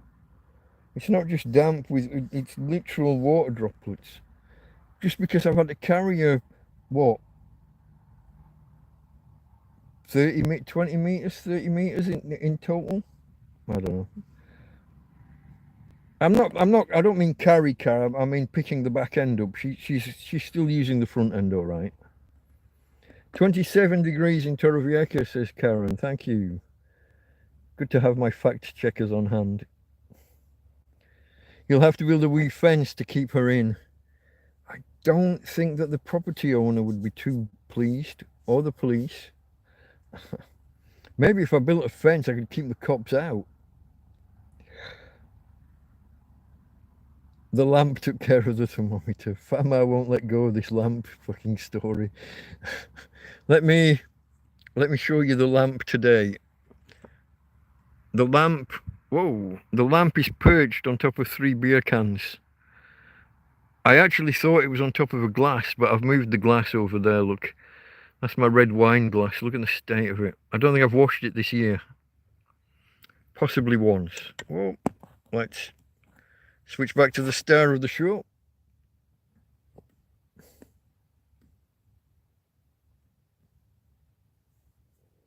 Goodbye, Rose. So I hope I've caught you in time. That was 42, and it is now... Oh, it's only a minute ago. Okay, I should have caught you. I've got a PayPal. What's that? There's a PayPal symbol in the corner. Frank, I've got money, mate. I've got enough to handle either a glasses repair or buy a cheap pair of reading glasses from. I don't know if they do them at this Chino Bazaar. My problem with this shop, folks, quality. Everything that Joby bought there broke within days. Fucking days. He bought an airbed that had, you know, like when the buttons pull both sides together, so you get that ridged kind of effect. He bought an air mattress. He's in bed. There's a storm going on. The trees are all bending, and all he hears is pop, pop, pop. And he thinks it's the tree and the tree roots. He thinks the tree's going to fucking fall on him and kill him. And what it was, these buttons that are kind of stitched on both sides are going pop, pop, and he ends up with, and it happens down one side and not the other, so it's uneven. So instead of being the airbed being one kind of depth, one thickness, at one side it's like that because the buttons aren't impinging it, that they're not holding it together. So at one side it's like that, and at the other side it's like that, and it's fucking pushing him off. But for the first hour, he was convinced that the tree was going to fall on him. So quality's an issue. My other issue is I don't get time to walk around. I can leave Tina for maybe 10 minutes maximum, or it's all I've ever dared do. She suffers separation anxiety. If she's in her favourite spot under that bush over there, I can come around and into the tent and then back out of the tent and go off up the field. Maybe carry a bin bag or something with me to take to the rubbish bin. Pass the bin and then go to the Chino Bazaar. But I've got 5 minutes. I'm in and out. I've got to go in, find, let's say I'm buying the poo bags for her. In and straight to what I'm getting. It's like an SAS operation. In, get the job done, get out. I don't get to browse and find out what's where. Have they got glasses? If they've got them, where are they? And my Spanish, could I ask the guy where are glasses? ¿Dónde están gafas? Pero no gafas do sol, pero gafas para leer. Something like that. Where are the glasses? But not sunglasses, normal reading glasses. That would be my attempt at putting that phrase together. So I might have a chance of being able to go there and ask if he sells them and where are they? Maybe.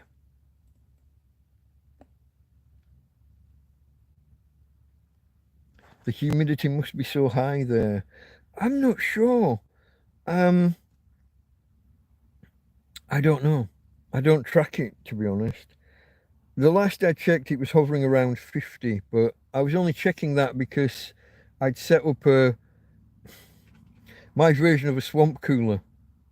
I'd basically got wet towels in front of the fan, not blocking in front, but perpendicular to the fan, so that the air was blowing through, and as it dried the towels, it cooled the air.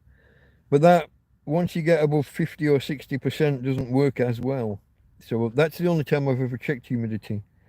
Ordinarily, I find Spain's heat to be fairly dry to me, compared to a hot day in England.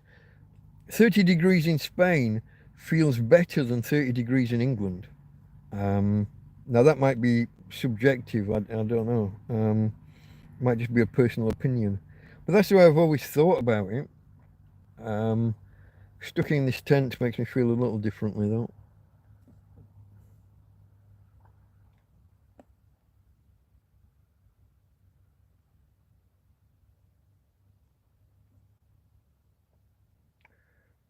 Okay, that was Frank saying something for you, Mike. Thank you, my friend, but you don't have to do that. You don't have to do that.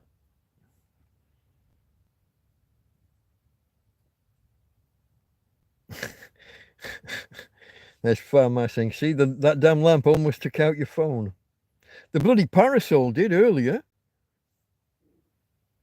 Kicked me out. Did it kick me out of the stream? I think it did, didn't it? As I caught the phone, I think it took me into a different app, and I had to come back in, and it automatically reconnected me without me doing anything. But it did kick me out. The parasol, or sombría, as we say in Spain. You would have thought parasol. They have paraagua. That's an umbrella for water. Paraagua. You would have thought parasol would be a perfectly normal fucking word. Not when I went to the shop. Sombría. What's that mean? Like big shadow.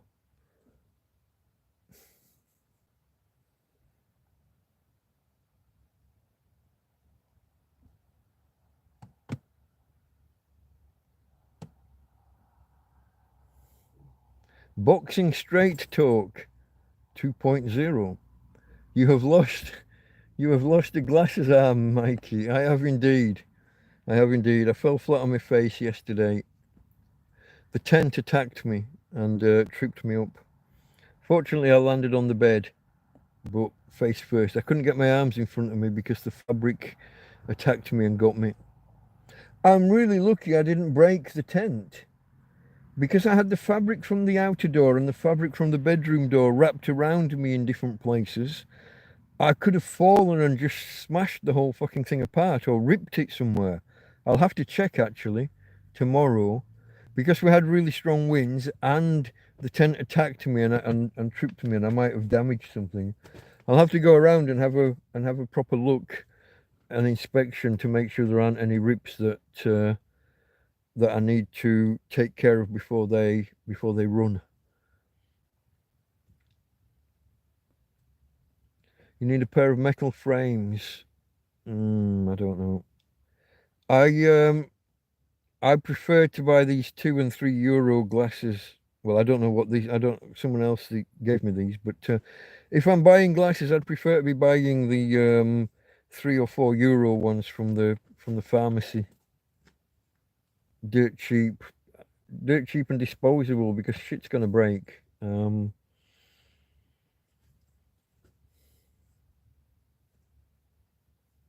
Hold on, I missed the back half of that, didn't I? Tina, what are we doing? She's sneaking out again. She's just not sneaking very well. Don't go anywhere. Stay there, or I'll have to tie you up. I don't mean tie her up. I mean tie her to the frame of the tent. Don't want to give anybody any ideas. I'm not hog tying the dog. Dog tying, I guess. Mike, you need metal frames, although the torty frames are awesome. Don't know that word. I don't know if that's a mistype or something. I wear the same, but have a metal set for if it gets real. For if it gets real, you're talking like Prepper Survivally gets real. I don't know, mate. I don't know. I prefer cheap and cheerful on things that are obviously going to break anyway.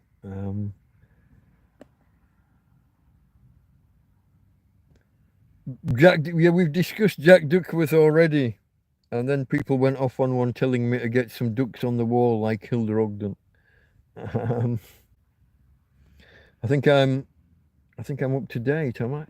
Let me just come out and back, because sometimes it. Hold on. What made you go to Spain, Mike? That is an interesting question. For the full, unvarnished answer, you want to try TrampCast 001, my first ever live stream. All the details of everything are in there. I even think I've set up the what do you call them? The timestamps, so that you can jump chapters. They call them now, don't they? So that you can jump to the relevant sections fairly easily. My in-laws had a place in Torrevieja back in the 90s, well, from the 90s onwards. So I came out, obviously, occasional holidays with the wife, and I love the place. I loved the place. Um, it's changed a lot. It's gone downhill in some ways. It's a little bit bigger and more built up now than it was then, but it's also more dilapidated in places and a lot more graffiti. There never used to be graffiti. There's graffiti everywhere now. But I loved the place. So I'd always wanted to come back out. And when I split from my wife and had some money in the bank and had a feeling that I might have health issues in the future, I said about how my memory isn't what it was. It doesn't fire the way it used to. And not just in a slight way, aging. I don't believe it's just that. So when I put those different things together, and I thought, okay, I got a business. I had people working for me. I thought I could go abroad. I could be sat by the pool with a laptop. Tina, quiet. I thought I could be sat by the pool with a laptop. I'm paying people to do the work. When they get stuck on something or need help with something more complex, I'm on hand. If there's an emergency, I'm only an internet, a Skype call, as it would have been back then. Has Skype ended yet? Has that finishes already or soon? Skype's going the way of the dodo, isn't it?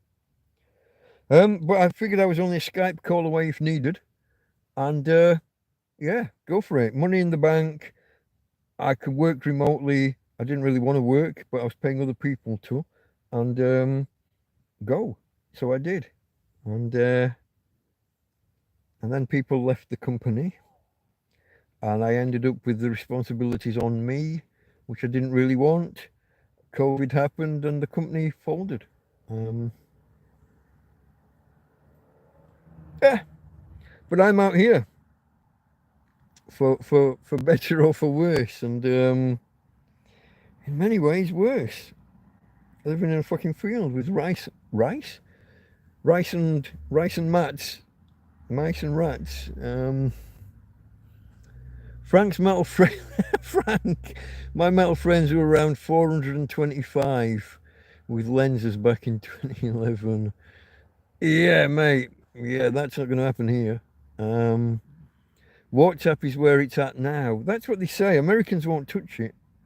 Americans won't touch WhatsApp. They all prefer their Apple FaceTime or whatever the fuck that's called. What's the thing with the different coloured bubbles? If they're talking to someone on Android, it's a different. You've got blue bubbles and green bubbles.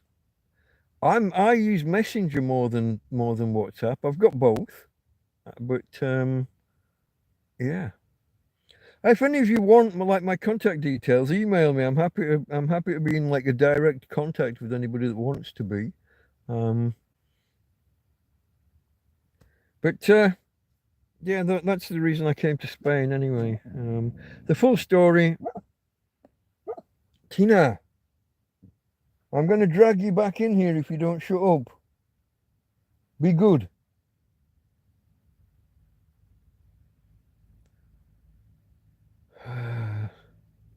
iMessage, that's the one. Feces time. Sorry I had to lay down in the sky water. Rain? Puddle? Where are we going there? Skype has gone already, yeah? Okay.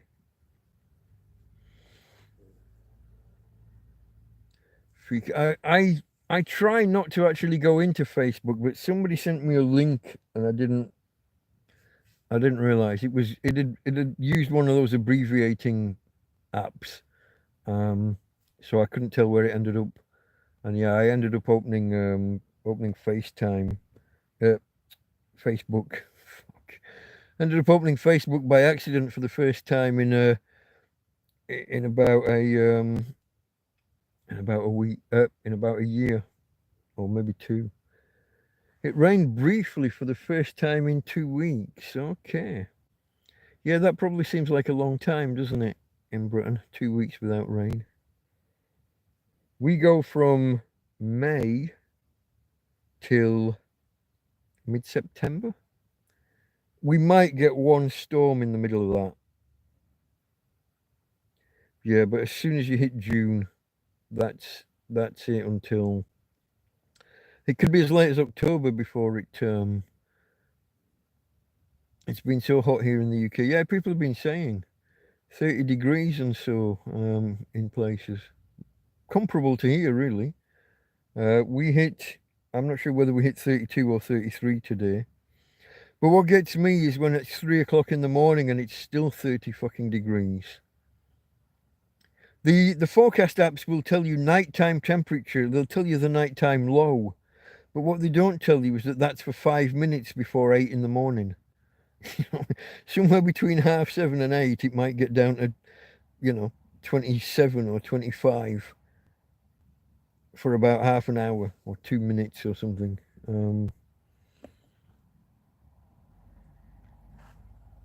Karen's got a hosepipe ban and it rained. Excellent. I'm just scrolling back a bit because I think I missed something somewhere.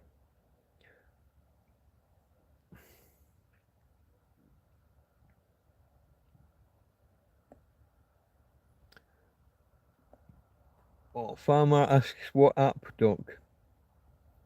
What app for what? Weather app or communications app? Where are we? Rain puddle, oh, good answer. Rain briefly, I saw that. Been so hot here.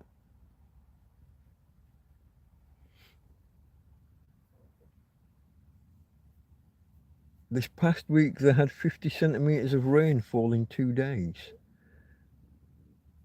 Near Frank, northern Vermont.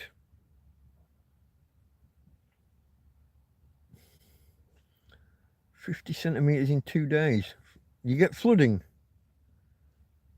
That's going to cause flooding, surely. I saw Karen on the rain. Landslide rain. It would be, wouldn't it? Those kinds of amounts.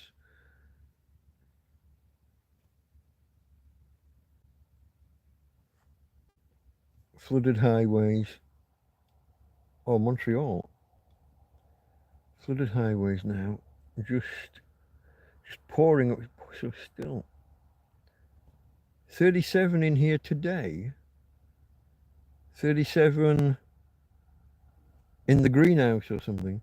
Or in the house. Can't have got to 37 in the house. You got the central heating on as well as the sun.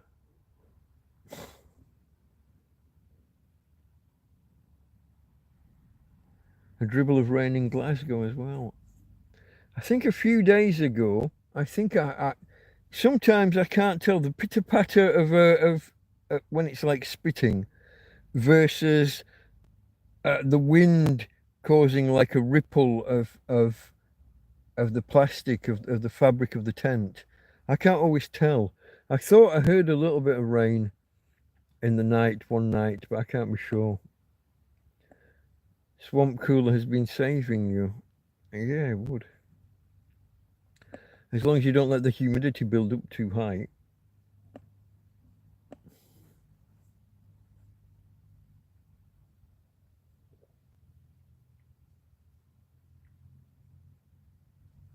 Remind me, Chippy, is it Plymouth?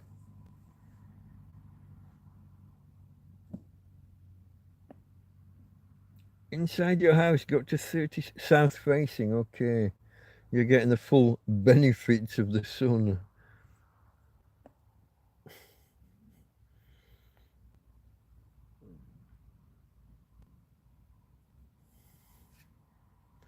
Hold on. Farmer and Frank are talking about the weather, and it's glad I'm 30 miles north of that. For some reason, we can watch the weather go right around the lake, and we won't get much. But to the east and south, it can be horrible. Okay.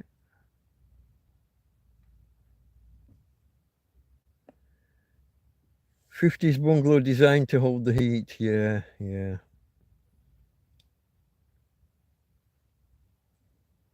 Spain has the opposite problem in winter. The houses are built to give off the heat, to radiate the heat away as quickly as possible, or to not have heat. Um, and so when it gets to February, a lot of people start complaining. People in Spain have started installing central heating, um, especially now that gas is more widespread, mainline mains gas. For years, they said they'd never do it because of earthquake risks, but they're using flexible pipes, and they're going ahead with it.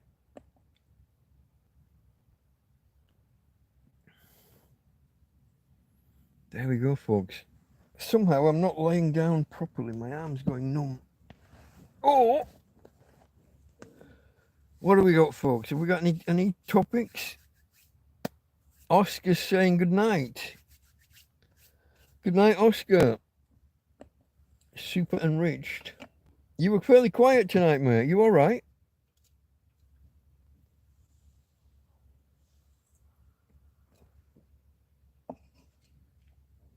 Oh, bottom of the can always a little bit horrible. Karen has central heating. It's already installed though, yeah?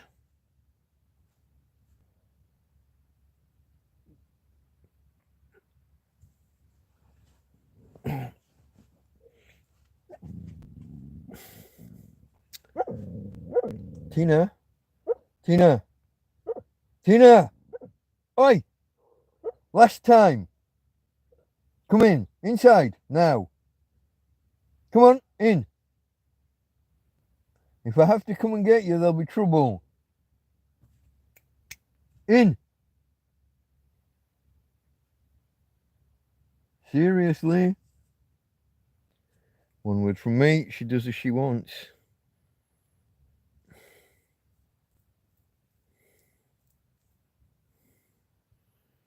Karen's was already pre-installed in the house that she's in now. Okay.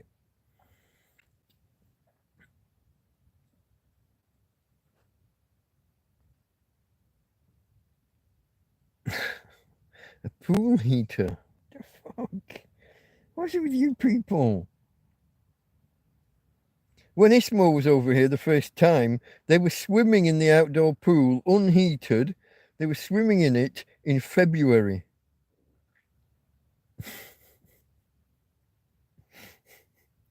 None of this. The guy who joined us in the stream earlier, Sean, expat in Matheron,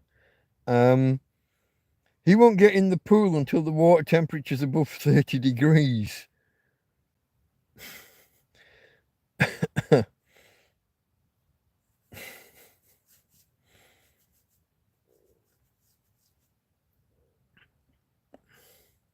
Most aircon units out here will do heating as well, but I think they're inefficient at doing it.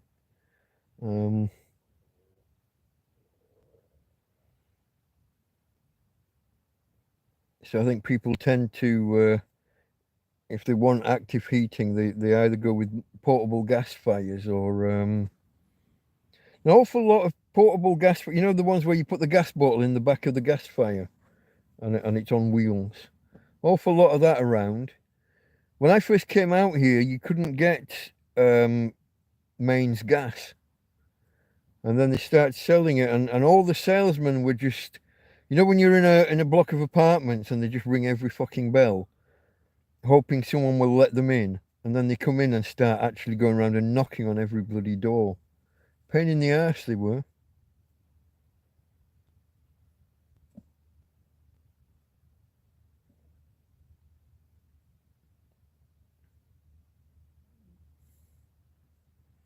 Oh, the hot flushes. Yeah, yeah.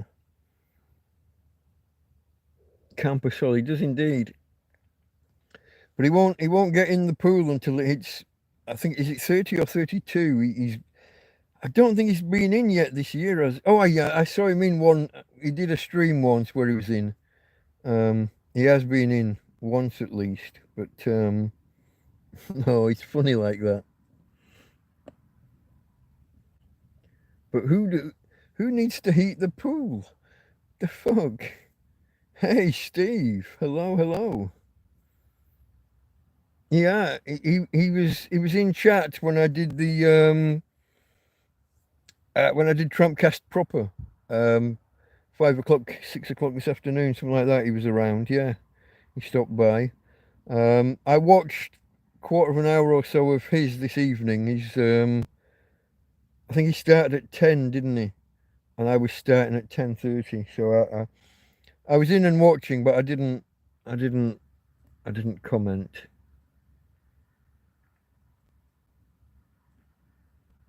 Karen hates those heaters. The gas fire with the gas bottle in the back. Yeah, burning gas does cause condensation, causes moisture. It's one of the byproducts of combustion. Oh, bloody hell. Super itchy nose. It's like something just went up my nose.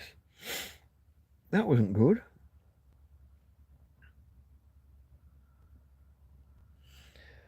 Chippy dove into the swimming pool at school when the water was 8 degrees C. I stopped being able to breathe. I'll always remember me and my sister at an outdoor swimming pool in Cleethorpes, probably around 1978. She'd be about 8, I'd be about 10. And Mum and Dad had dropped us off at the pool. This was on the campsite, was it? I think it was. And I think they'd gone off for a coffee or something, and they told us to be back in an hour. And I dove in, and instant, like the ice cream headache, the instant cold hits your head, and yeah, totally unheated, no nothing. Didn't dive in again. Swam around on the top for an hour or so, got out. The sun went in, clouds, like big, thick, heavy clouds came over. It starts raining, cold wind. We haven't got any clothes with us. We've got out of the car in our bathing costumes and a towel, and we waited for about half an hour for the buggers to come back and get us. Never been the diving into the cold water and getting the instant headache was bad enough, but then having to stand like by the road with a wet towel around you while it rains on you and the cold wind's blowing and you're stood basically in your knickers. Not good. Not good. That wasn't the best example of good parenting. Do you not go skinny dipping, Mike? No, I can't leave my dog. I can't leave my dog. She's immobile, more or less. I don't get out of this field, basically. We used to walk miles and miles. We used to walk to Guadamar, walk all around Guadamar and walk back from Guadamar. We used to walk to Lasenia, all around the boulevard and all the way back. We used to walk miles and miles here around all the bins, gathering resources, sometimes gathering food. It's not as bad as it sounds. Now I'm lucky if I can cross the main road at the top and go to the shop that's another 50 meters along.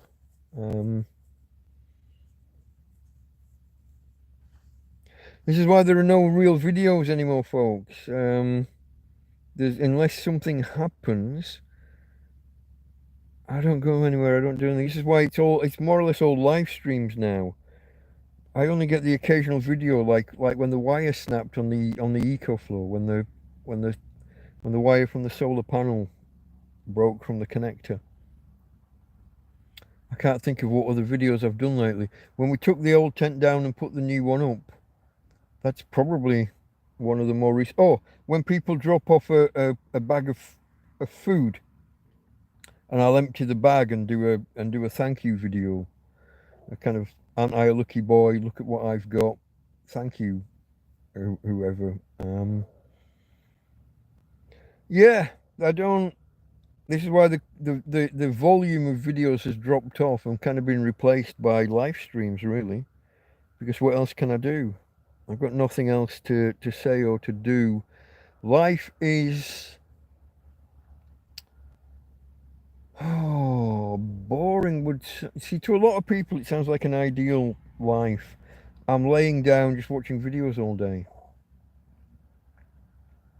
What can I do? I can't take the dog anywhere. I can't leave the dog alone. I've got no one else that can look after her. And everything's breaking, folks. Everything's breaking. What have I broke so far this week? So it's a couple of weeks ago that the cable for the EcoFlow broke. I broke my glasses. Oh, my watch strap. My watch strap's broken in 3 places now.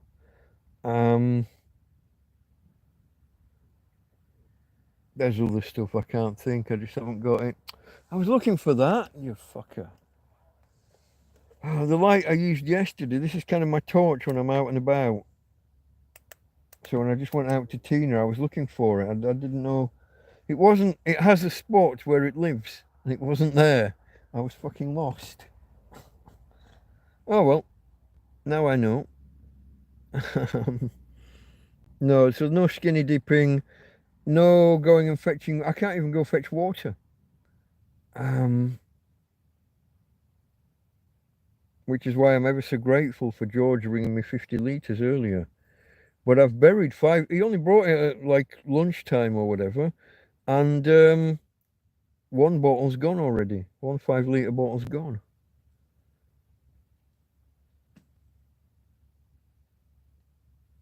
Campusol, hard to get to the airport.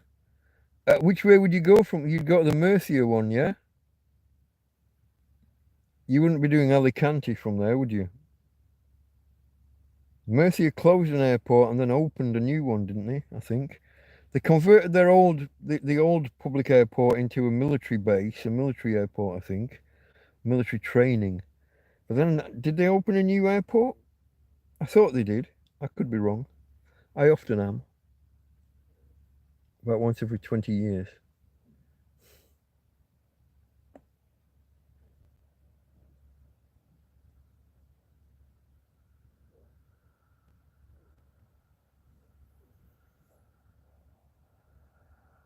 Frank swims in the Atlantic off the coast of New England, or used to, I guess. I swear it's never been warmer than 12 to 10 degrees. That's a funny way around of putting it, but I get you.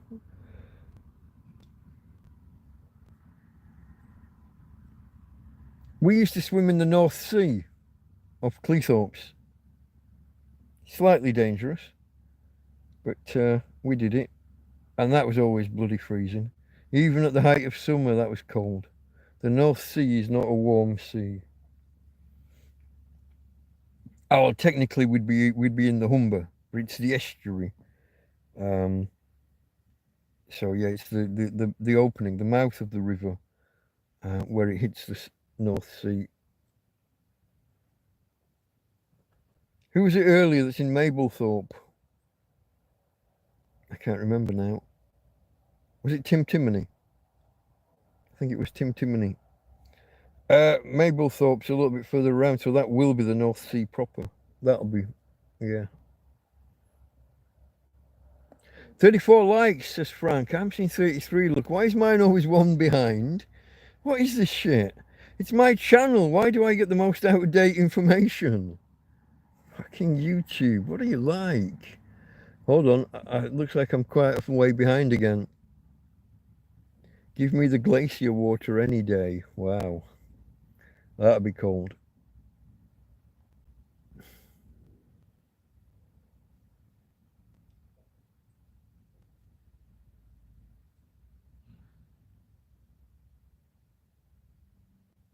You think by 2030 most houses in Spain have to have the energy certificate thing, the energy label, before you can buy or sell. Don't they do that in the UK? I thought I'd seen that when we were looking to buy. Oh man, that's years back. But yeah, the estate agents were putting that in the brochures and stuff. We never did buy in the end though. I had this ideal house in mind. We thought it was fantastic. It was on the canal, and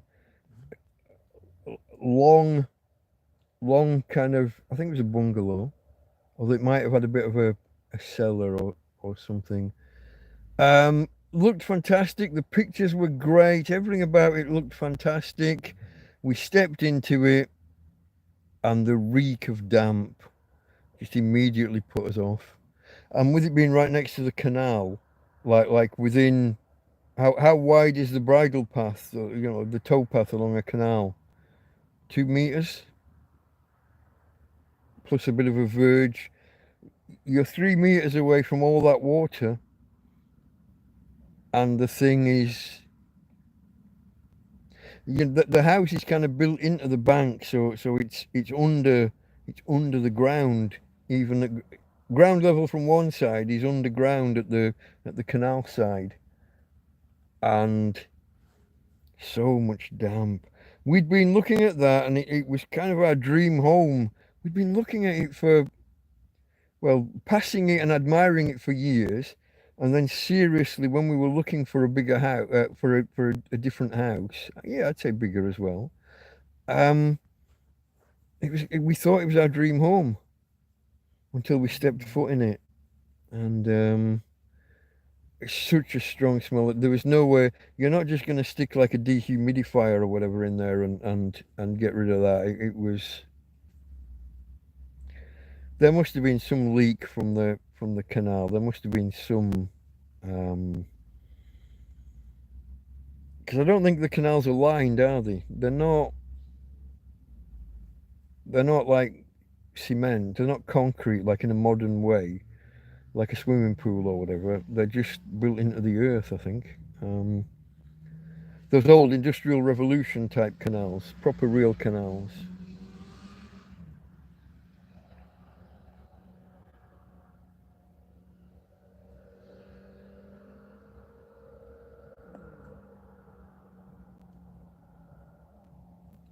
Frank enjoys a hot tub. Don't think I've ever been in one. Don't think I've ever been in one.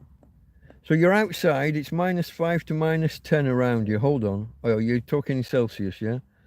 Otherwise that'd be crazy. It's -5 to -10 around you, and you're in a hot tub. Oh, I can see the appeal, but I'm not sure I'd enjoy it. This modern thing about sealing buildings, making them airtight, it's the bizarrest thing ever. Isn't that the cause of dry rot? That's literally, I know dry rot's a fungus. I think fungus. But the lack of ventilation is the thing. Your house needs to breathe. Trying to seal things up airtight is it's the opposite of how houses have been built for the last 2,000 fucking years, however long we've had. I thought it was a bizarre American trend. I didn't realise we'd start doing it in the UK as well.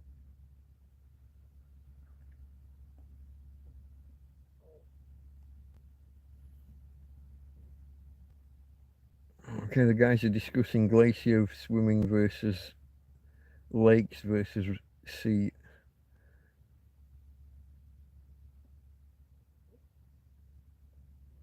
We'll walk miles and miles and miles for one of your smiles. Then you got to go, Mommy. No, don't do that. That's racist.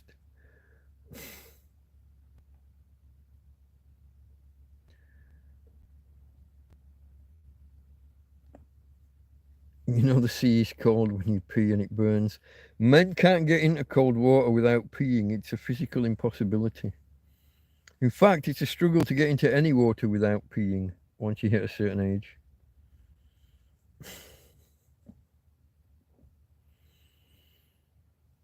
You need a head-mounted torch. I have a head torch. I've got two. I got one somewhere here. I'm laying on it probably. But it's slightly broken. When you press the button in, it comes on, but the whole button goes in. And then you have to take it apart to push the button back out. Just needs the tiny sliver of plastic put in behind the button to stop it falling through. And someone else has given me my mate Joby brought me another one the other day, which doesn't have, it's not rechargeable batteries. Well, it is, but they're built in. It's USB charged, USB-C, if I remember correctly. So we'll see. We'll see how that. I haven't used it yet, but I do have them. I do have them.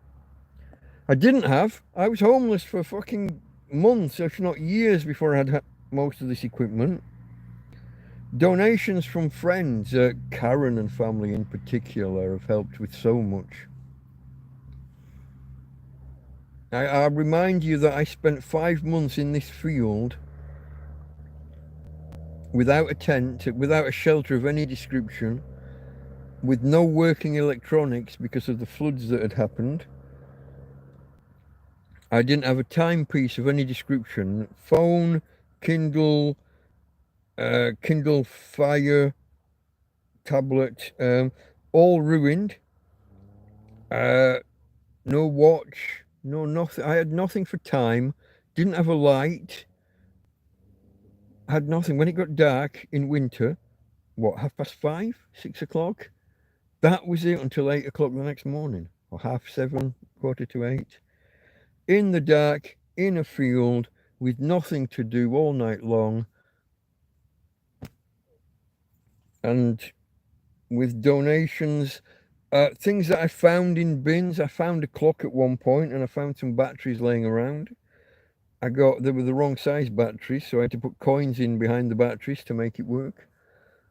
And the coins would fall out every day or so. You had to hope that you noticed. If you just looked at the clock half an hour ago, or what you thought was half an hour ago, now you look and it's stopped working and the batteries have fallen out, go put them back in and wind it on half an hour. If you don't know how long ago it stopped, go for a walk to the pharmacy, see what time it is on the clock outside, come back, allow 10 minutes extra for the walk, update the clock and put the batteries back in. That was life for 5 whole months, guys. I couldn't read a book at night. I couldn't do puzzles. There was no YouTube or anything with. I had nothing. Nights in winter are so fucking long. Imagine falling asleep. Imagine nodding off for a snooze at 7 p.m. and then you wake up and you don't know how long you've been asleep. Is it nearly morning, or have you only been asleep for half an hour? And you do it on and on, time and time and time again. You're looking at constellations going around, so that when you fall asleep and wake up, you're judging by the position, Orion particularly, because he's quite noticeable. And later on, the plough comes around after Orion's disappeared. And you're noticing those to try and gauge how far through the night you are. If you wake up and he hasn't moved, then you've only been asleep halfway around the sky. If Orion's moved halfway around the sky, maybe you've been asleep, maybe it's like 3 or 4 in the morning. If the plough's almost out of sight, plough, Great Bear, Big Dipper, whatever you want to call it, if he's almost gone, then it's almost morning. And it was that, watching those patterns, that was my only way of following time. But there was absolutely nothing to do in the dark. Long, interminably long nights. When you have that sleep, the sleep where you wake up and you feel like you've had a good night's sleep, you've had a full night, and it might have only been an hour, and you do that 3 or 4 times in one night.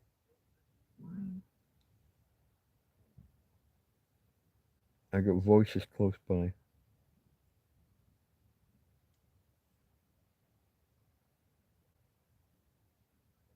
Well, not that close, but they might be the other side of the field. Or they might be in the field. I might have to go and have a look in a minute. I've got to go and check where she is at some point soon as well, folks. Let me see if I can get caught up. Frank got a lightning strike warning nearby. Time to count till I hear the thunder. Yeah. What is it? 5 seconds per mile, 3 per kilometer. The difference between the speed of sound and the speed of light.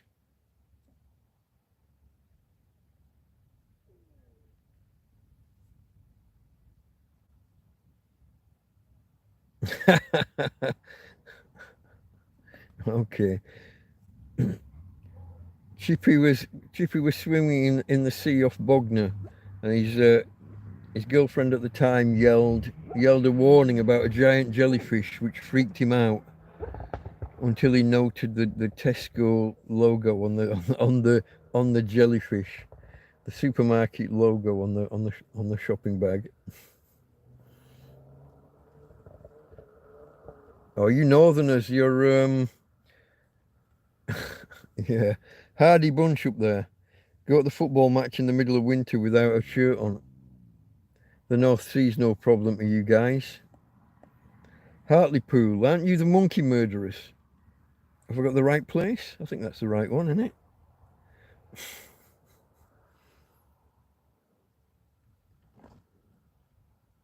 Through seaweed at her. Chippy's seeing 31. I'm actually seeing 34 at the minute. Farmer's seeing 35 on the likes. No, but we smashed the record, guys. What was it? It was 26 before now. Might have been 27, maybe. I'm not quite sure. I'd have to look back at the previous week's episode. But I think the boost in numbers, subscriber numbers, from 1,300 up way through 1,500 up towards 1,600 is probably helping. I think we get a lot of churn. I think a lot of people come in for just 15 or 20 minutes and head off. I don't entertain everybody equally, I suppose.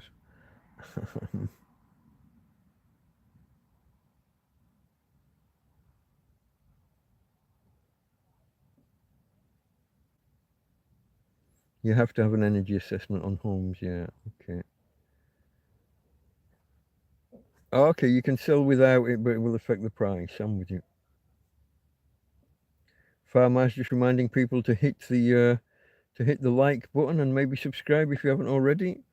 I would suggest only subscribing if you've watched 3 or 4 of my videos already. Like I said, I'm not for everybody. I can be outspoken on some issues. I offer my N-word rant the other week as evidence. Outspoken, but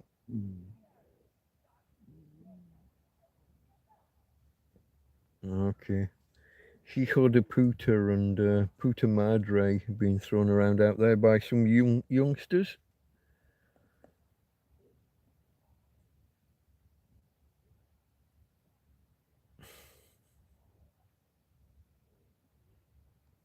I'm getting an ache in this shoulder from leaning over like this.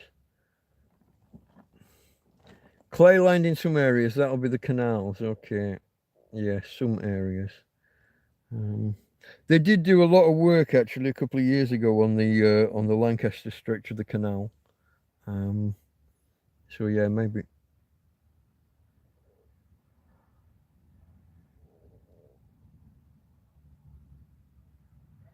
Why do I keep going for either Portsmouth or Plymouth and he's Southampton? Sorry, Chippy. I'm an idiot.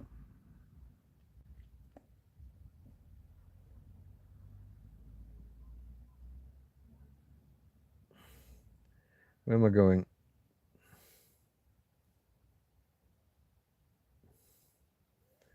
Buildings need to be able to breathe. If not, things will rot. Mold will form. Yeah, dry rot is a. Is it a mold or a fungus? But yeah, mold's the other issue as well. If you don't have proper ventilation. Or you can do. What's the German trick? They open every door and window in the house for kind of 5 or 10 minutes twice a day. to get a total change of air to keep mold and stuff at bay. Dry rot is a fungus, says Chippy. I thought so, yeah. You'll get dry rot and then appendages will fall off.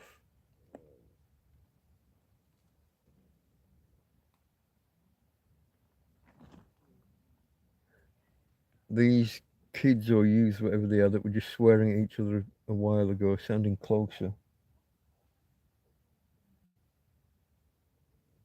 I think they might be up on the main road. I think I'm okay. I don't have to go out and hit anybody yet.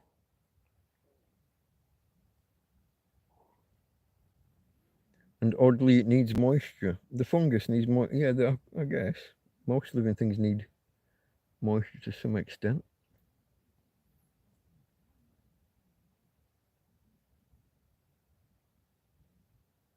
They're coming closer.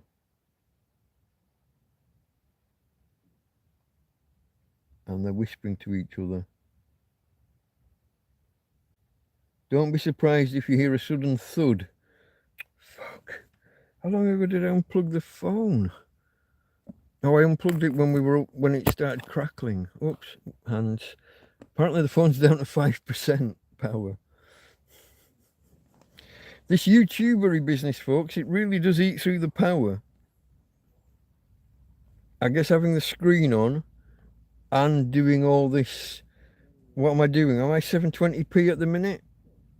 I don't think it just 1080 does it for a live stream. I think it's what did I say? 720. Yeah.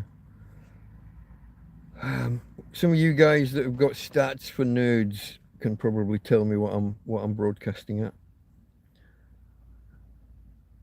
Yeah, my screen's gone dark because of the 5% thing. Whoa! I almost banned Chippy. Sorry, mate.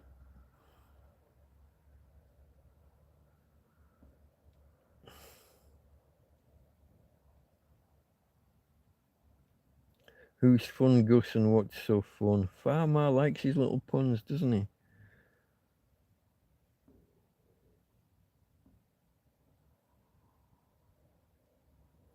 The battery isn't the best on this phone. Because it's foldable.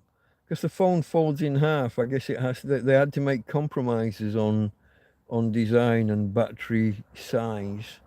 Not enough amp hours or thousands of milli. Who's with me on this one? This is one of my rants. I'm sick of thousands of milliamp hours. Just tell me the fucking amp hours. When we look at the distance to the moon, I don't want to know how many thousands of millimeters it is. Tell me how many fucking kilometers it is. Although I also make the argument that thousands of kilometers should just be called megameters. Why not? Why do we not use megameters as a measurement? Thousands of kilo is clearly mega. But thousands of milliamps or thousands of milliamp hours just piss me right off. I'm struggling to read this now because it's gone dim. Where's my... Down... Why is it doing on 2%? What's... Oh, fucking EcoFlow, you bastard. It turned itself off. I'm on 1%. I could lose you guys. We could be fucking... I'm sat here plugging the cable in, feeling happy with myself. The fucking EcoFlow turned itself off because it's not done anything in a while. Well, I messed that up, didn't I? Let's hope I don't lose you. Still only saying 1%, so we could go the wrong way still here. Fuck. What a knobhead. Mr. Creosote, the, yeah, Monty Python's, wasn't it? The Monties.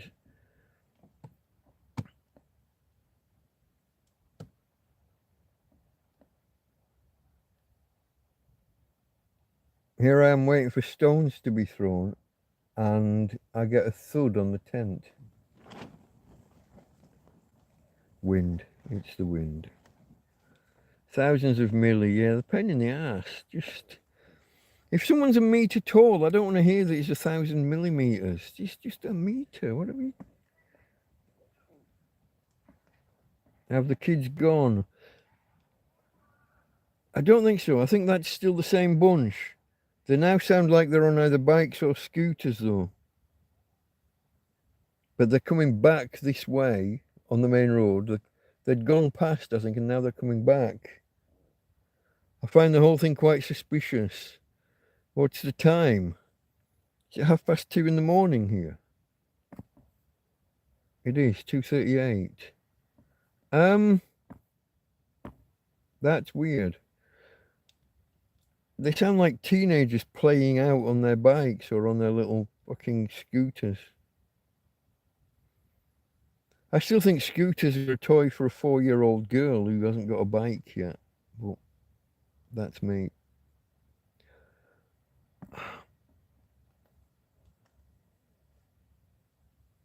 Is that you out, Fabrizio? Catch you later, mate, if that's you on your way.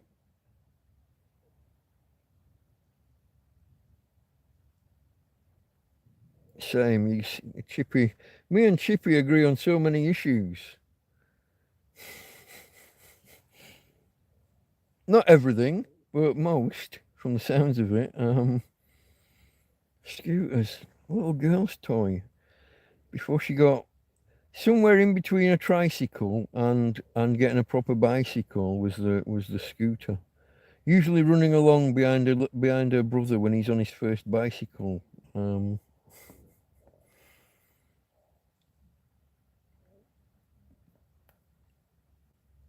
Oh, if you lose me, okay, you're not dipping out. It was if my phone dropped below 1%. I'm up to 2. It's not coming in that quickly, to be honest. How many watts are we drawing? 9. No, oh, and that includes the light as well, though. Although that doesn't register. Those kids are still there, but they've gone quiet, which... They can't be kids, can they, at this time of night? It's not like it's the 11-year-olds that were throwing stones the other week. These are going to be somewhere between 18 and 25, probably. I would imagine. What kind of nutter would let their kids be running around at 2:30 in the morning?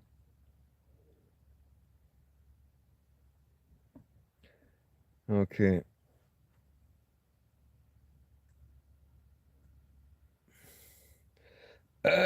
Hold on. Oh, you're talking years. You were born in 73. I thought you were suggesting I was 68 years old. No, yeah, 1968, yeah.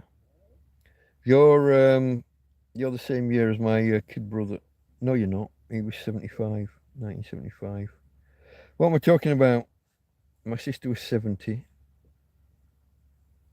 Yeah. I got it wrong.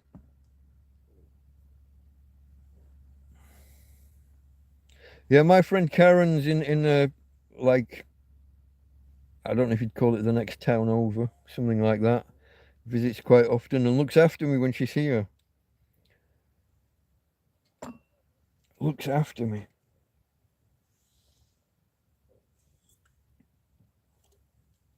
Cuts my hair, trims my beard, brings me water, food, takes me places I need to go,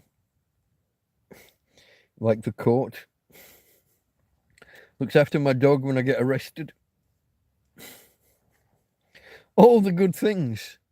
All the fucking good things. They're a good family. It's not just Karen, but the whole family. Her husband, her mum, her daughter looked after my dog overnight, kind of thing. When she was there, she kept an eye on her. Yeah. 4 hours, folks, and I've just finished my first beer. Almost finished it.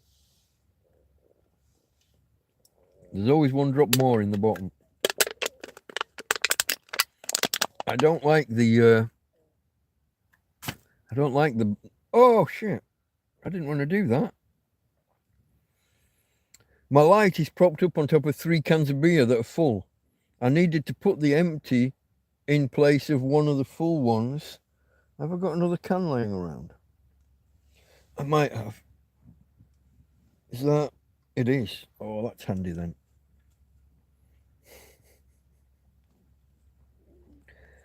I'll take this instead. Tina's gone quiet. She's either fallen asleep or she's snuck off. Snuck. There's a good word. We were talking about conjugating verbs earlier. To sneak and the past tense snuck. I would go with, some would say sneaked, but I have a preference for those irregular ones.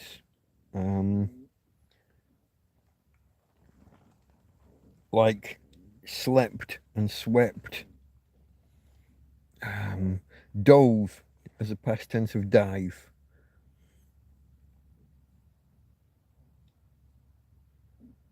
No offense to any of my American friends that are here, but you guys are terrible with your past tense on some.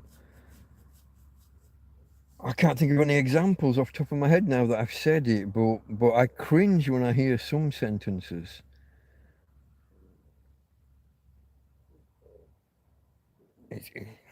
I can't think of an example. It's like when they say he run away, and I'm like, he did what now? He run away. No, he ran away, mate. He ran. It's the worst example I could come up with, but well, it's the only example I could come up with. But I hear it all the time, and it just grates with me sometimes. Want to conversate. Yeah, converse, talk, conversate. Yeah. There's all sorts of examples where they'll take a word, extend it with one extension, then add another suffix on the end. I should make a list of them so that I've got the examples to hand when I want to say it. But yeah,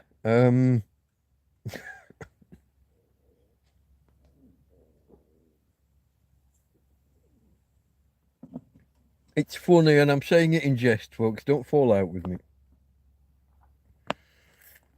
Go check Tina. I think I should.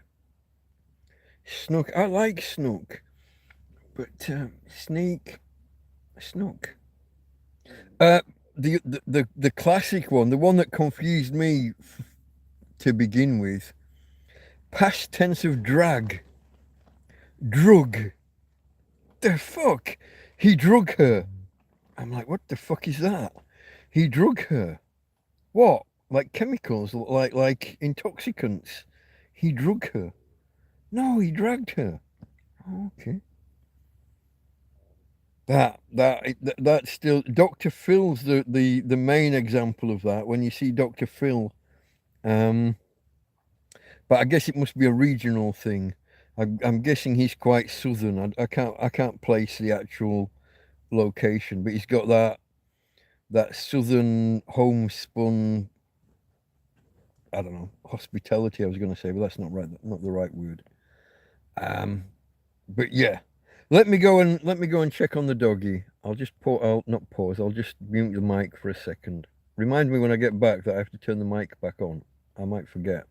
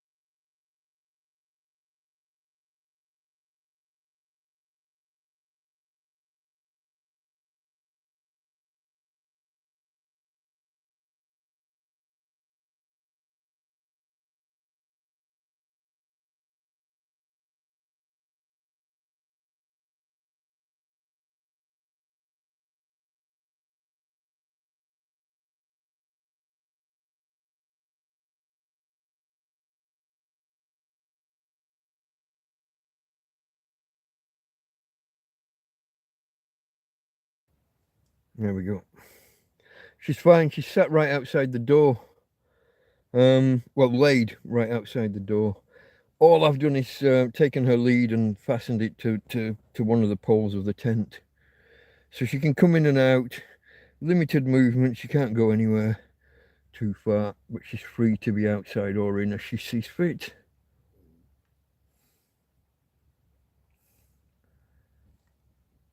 Because we're not tense, we are past tense, more relaxed. I live in a tent. No, that's different. Burglarized, yeah. Burgled.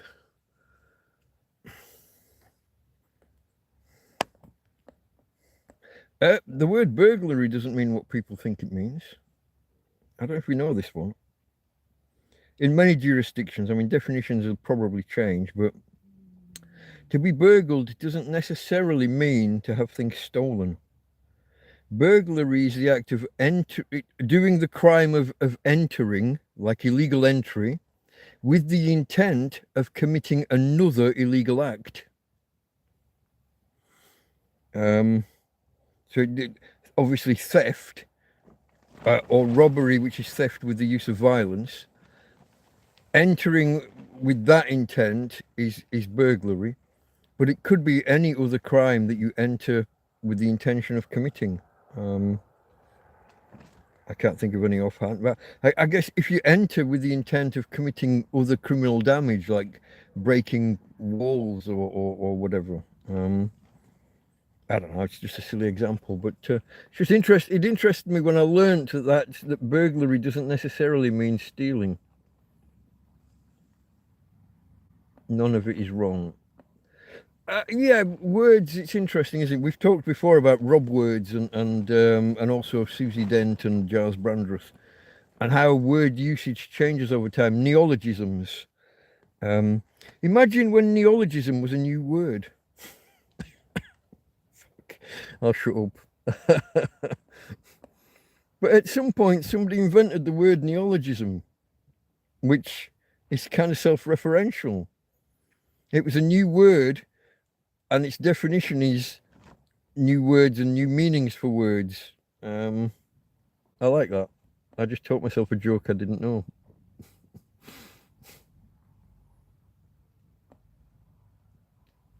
Spanish have similar, with a Royal Academy over the language, trying to keep English words out, but then they end up with things like, I was going to say Le Weekend, but that's French, isn't it? But they're the same here. They have El Camping, or so that's a campsite. It's not the verb. It's not the act of camping.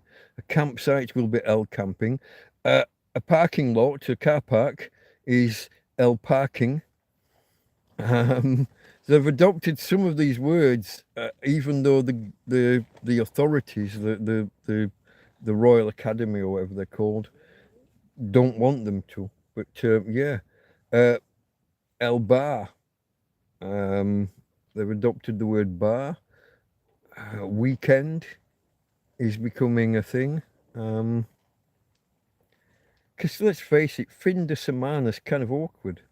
End of week. It's too many words. When one word will do, why use three?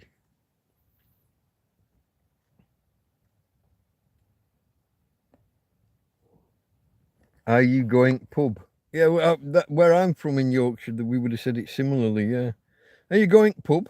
You don't bother with t'other. Are you going pub? Around Barnsley, you might stick a T in there somewhere. Are you going to pub? There'd be a T. Like when I said about the I Spy game with Tuven. I spy with my little eye something beginning with T. And we sat there for fucking 3 hours, about 10 of us, the whole extended family kind of thing, thinking of everything. And the answer was Tuven, the oven. In Lancashire, that would be Thuven. Yorkshire, Tuven. Words, folks, words, they're funny things. I was gonna quote the great philosopher Cher again. Words are like weapons. They hurt sometimes.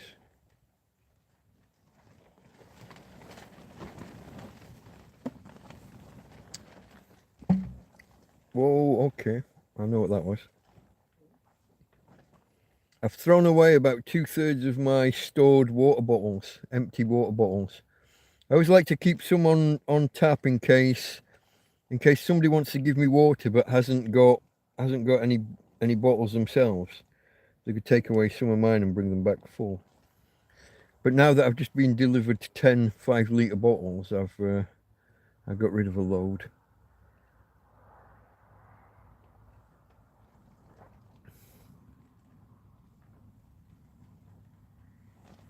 Shortcuts in texting, Joanne says. That's yeah, text speak is that's a funny one in itself. Stephen Fry's all for it. He's quite the intellectual at times, a weirdo at other times. My problem with texting language is when it's not used in texting. Kids are now apparently sitting down and writing essays in the middle of their exams. You know, when your exam is to write an essay about this, that, and the other, and they're using text speak and text spelling in inappropriate situations. In school and in academia and in business. Not a big fan. Although you don't want to go like a lot of the words we use now routinely, people like educated people like Winston Churchill would have been. He would have abhorred them. He would have hated them. So many things we use routinely were considered Americanisms back in the 30s and 40s. But language develops. Language develops. Cigarettes as fags, we've always done that. Cigarettes, cigs, fags. Some people will even mix and match and go with a fagorette.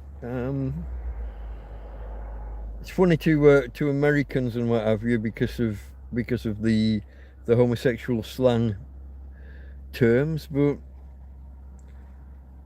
different strokes for different folks. Oh, that was a weird whistle. I haven't done that in a long time.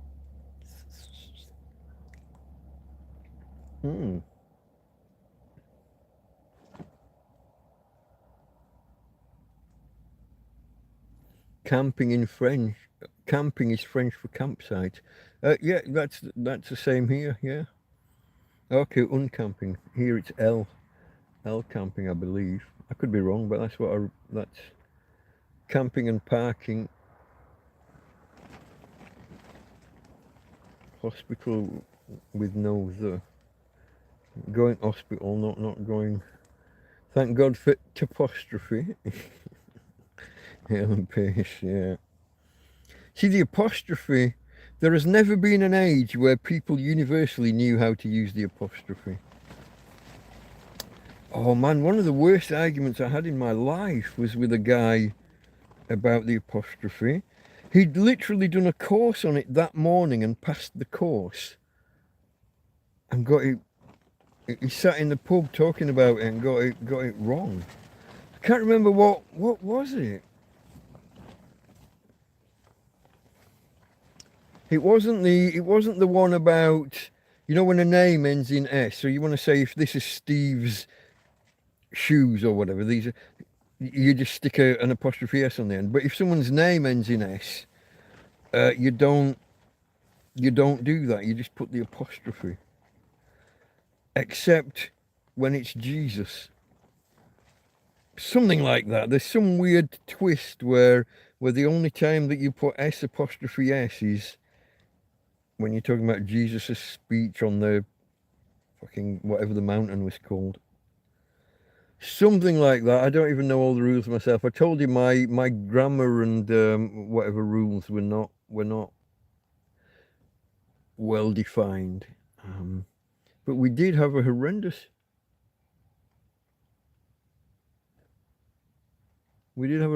argument. Almost as bad as the other guy when I was at university that was telling me all about how polar bears will eat penguins as a treat. And I had to explain to him what a fantastic fucking treat that would be. 25,000 mile round trip to go and get your fucking penguin. I shouldn't swear, but He would not let it go. He would not let it go. He would not believe he was wrong. Polar bears North Pole, penguins South Pole. It would be one hell of a treat for a polar bear to eat a fucking penguin.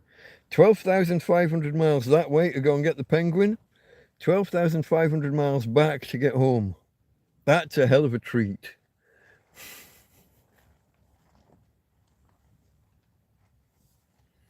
Oh yeah, the let's eat grandma thing. And you've also got the teacher said the student is an idiot, or the other way around. The student said the master is an idiot. And if you put the commas there, it's the teacher saying it, and if you don't, it's the student saying it. And yeah, I think that was an example actually given in a heated debate between, oh, it was two really famous people that are often quoted when you're doing quotes. Who's the Irish fella with the big white beard? Fuck, I hate it when I do this. The guy who said that golf is a game, a good walk ruined. It's a bunch of initials. And then a surname. Oh, God, what the fuck's he... Chippy's probably there already before me. Let me just... No, nobody's got it yet.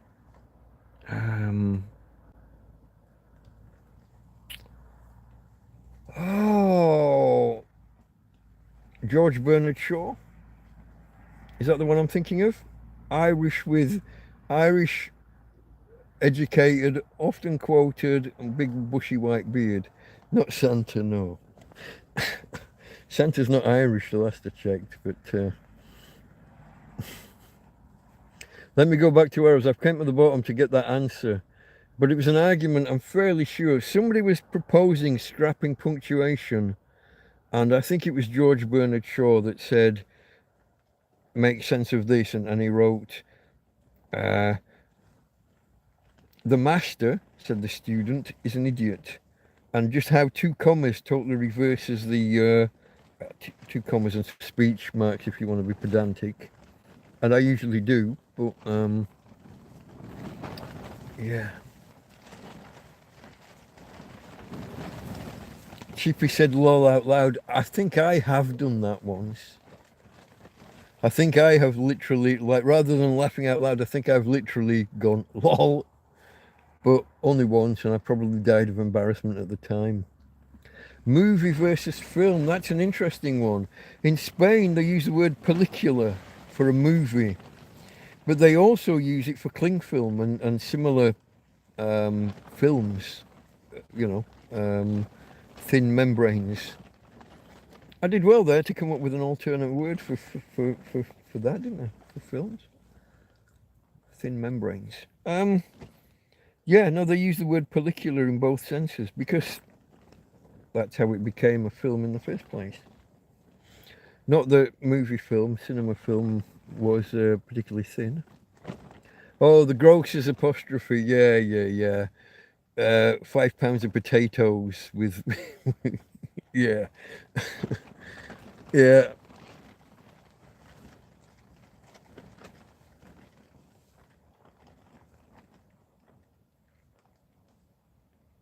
Pick up a penguin. Yeah, it's a long journey though, eh, for the polar bear.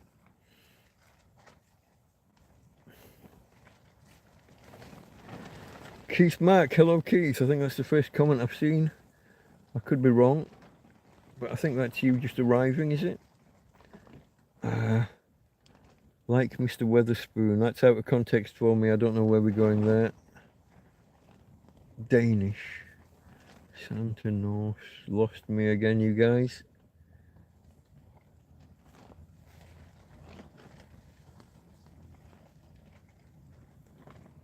The man whom age brings golf instead of wisdom. Are we expanding on Bernard Shaw? Is that where we're going there with his long walk ruined? From Ireland, yeah, okay.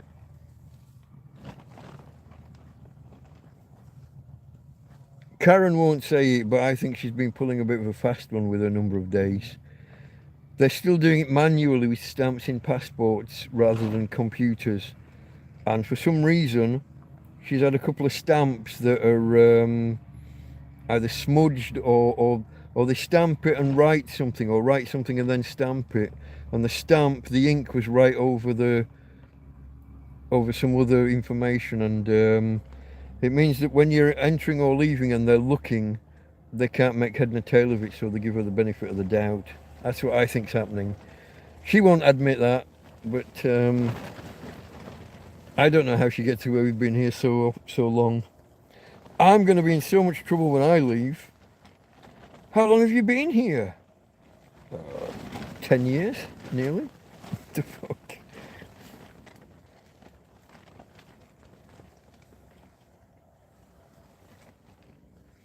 There's no way I'm going to be allowed, whatever flight I book, there's no way there's no way that they're going to let me on the flight that I'm booked on. I'll be dragged off into a darkened room, bright light shone in my face, maybe hit with a rubber tubing or something, and asked to. Firstly, they'll want to know how long I've been here. Then there'll be, how have you supported yourself while you've been here? Have you been working illegally and dodging tax, which I've never done. I've never worked illegally. I would happily like do a day's work, but I'm already in enough legal trouble. I don't want that extra shit. I think I said it was possibly, would it have been yesterday's TrampCast Hangout, or maybe whenever the last one was. Where was I going? Working illegally, yeah. I don't know where I was going, folks. I lost my train of thought. The wind's blowing and picking up. I'd happily do a day's graft for some money, but with legal trouble already hanging over me, I don't want extra grief. And I can kind of sort of prove what I've been doing the last 2.5 years. I mean, 2 years of it is solidly recorded on YouTube. You can look back at my first video with a long beard and everything, and the shelter that I built and was living in. You can see the days when I took that down and put the first tent up, when the first tent came down and I put the second tent up, and when the second tent came down and we put this third tent up. I've documented my weeks, my police visits, all the rest of it. But yeah, they're going to give me grief though when I do try and leave the country, aren't they? I think I'm going to be banned from Schengen maybe for life. Maybe. That'll be tough, but I'll survive. Oh, whoa, whoa, whoa, whoa, whoa, whoa, whoa.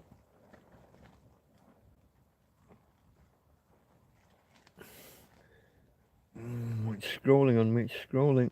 Weatherspoon pubs are called it with the teacher who taught him and said he would never mount to much. So to piss him off, he called most of his pubs Weatherspoon. Okay, that's how they got their name. It's... What, was that the name of the teacher that told the owner of Weatherspoons when he was a kid? Told him he'd never make anything of his life. So they called all the pubs Weatherspoon. Mr. Weatherspoon must be mighty annoyed.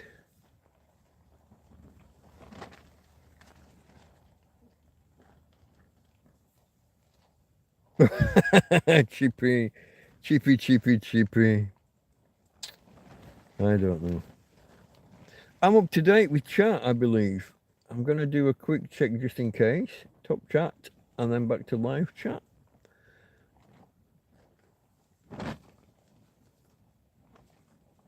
Hold on. Chippy said Karen going. And then Karen said don't leave. Who don't leave? Who don't leave? What don't leave?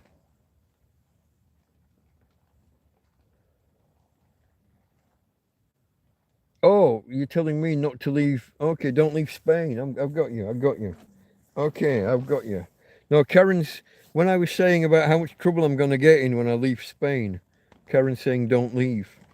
I'll have to eventually, won't I? There's no way they're going to let me like normalize my paperwork. They're not going to suddenly say, do you know what? Do you fancy citizenship? They're not gonna suddenly offer me what's it called now? It's a TIE, isn't it? The foreigner information identification number. It was NIE, now it's TIE. And then there's the residencia and whatever else goes with it all. They're not going to let me after like 9 or 10 years. That there's no way I can walk into the national police station in Torrevieja with a straight face and apply. It's not going to happen, folks. I am more likely to be deported than for that to happen. And I know they considered it because when El Jefe was stood here from the Policia Local, the talks of immigration and deportation were the words were raised.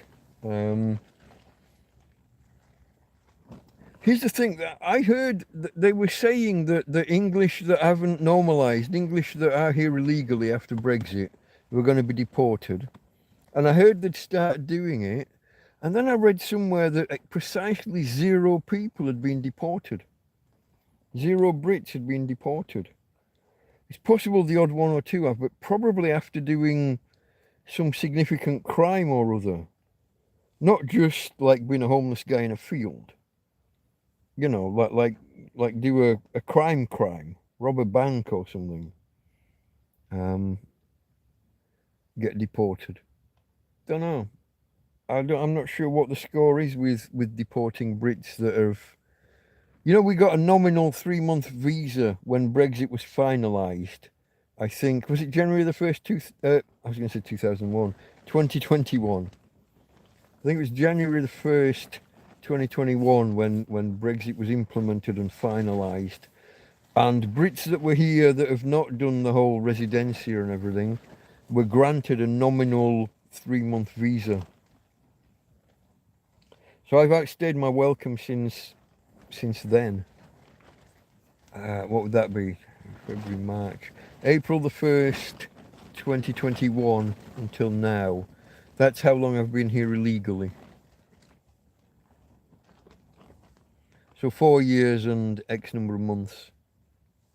3 months.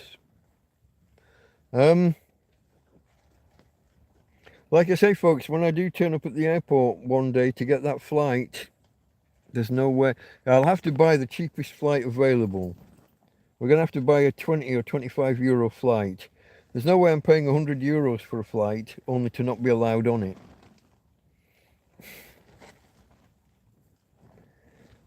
Even if I've got this other legal stuff squared away, when I come to leave, the border control people are going to have something to say, aren't they?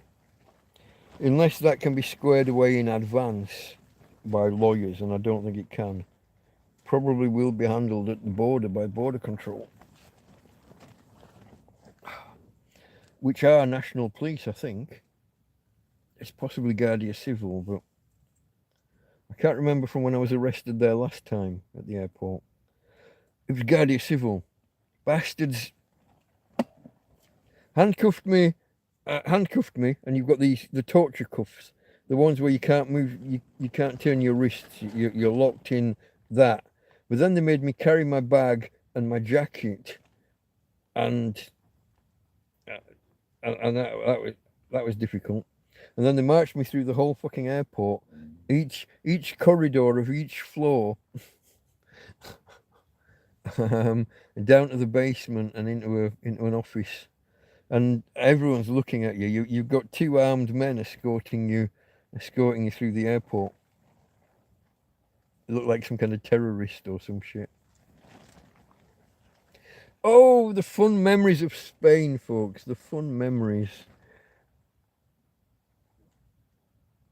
I'm behind again, aren't I? So would you not just stay there? Britain not worth coming back to? I've got to come back to Britain to get my money.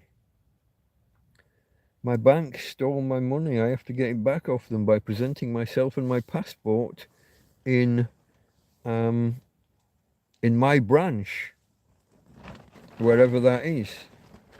It was the Morecambe branch, but they've closed that. So I'm guessing it'll be the Lancaster branch, and when they close that, it'll be the Preston branch. Probably.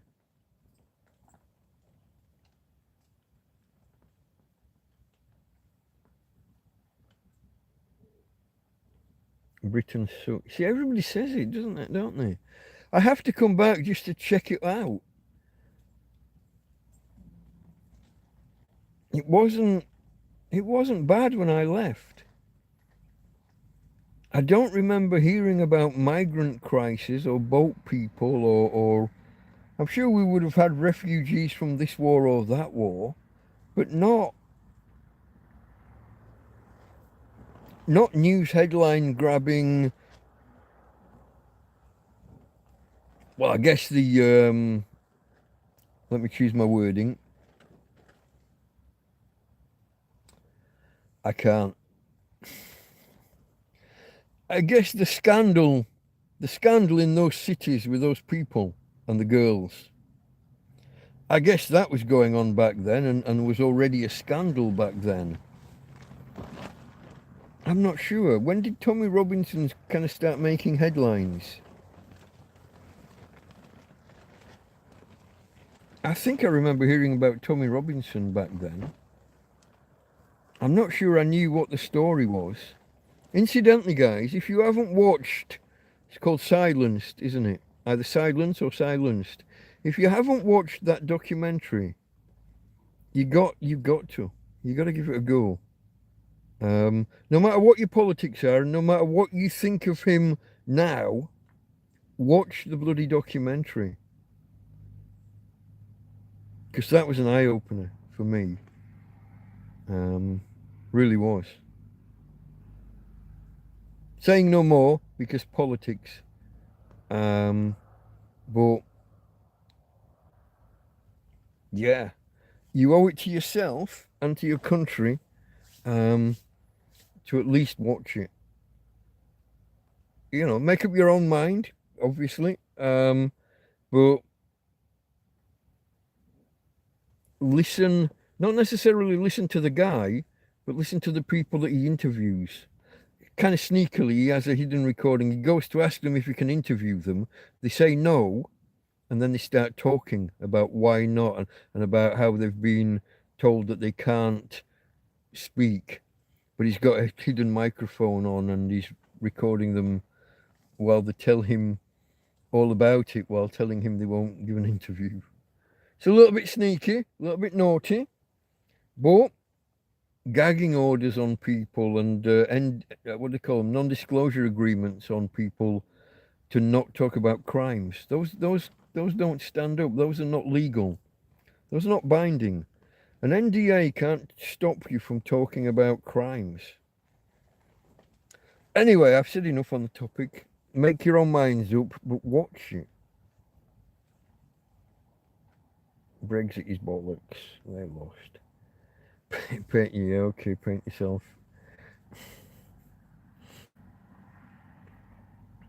Brexit, okay. This is where the chipmunk gets Larry. Brexit is fake. Well, they're trying to backtrack out of it as much as they can, aren't they, anyway? By the back door.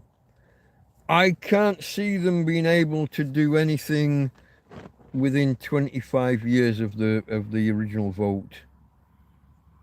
Maybe then they'll be able to have another referendum and have another go at joining.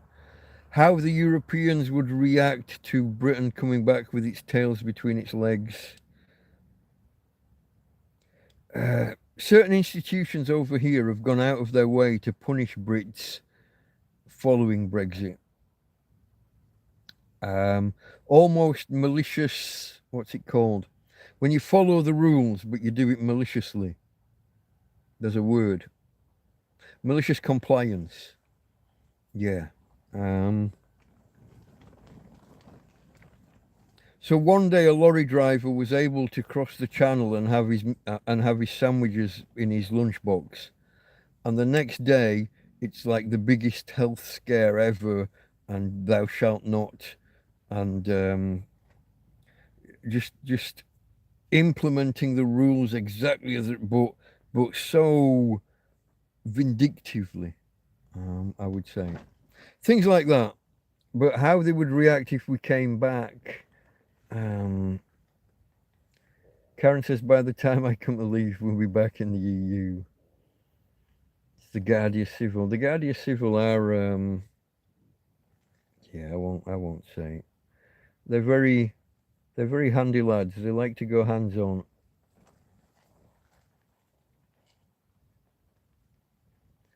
Would you rather be in Spain instead of the UK? Is that to me?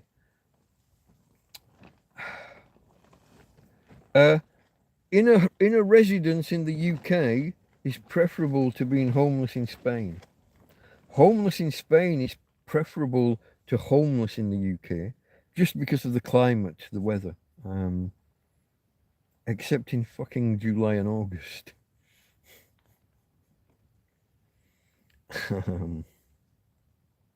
But all the other stuff, the politics, the invaders, sorry, boat people, I want to see, I've got to experience it. I've got to see it firsthand rather than, I know that almost everybody says, it's terrible, don't go back. But that's what I was looking for. I'm not saying that.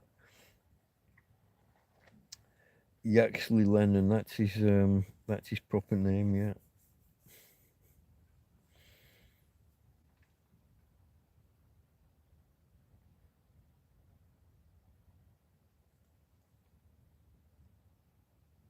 Someone was killed in the park today, stabbed by 3 people. What, near you, Karen?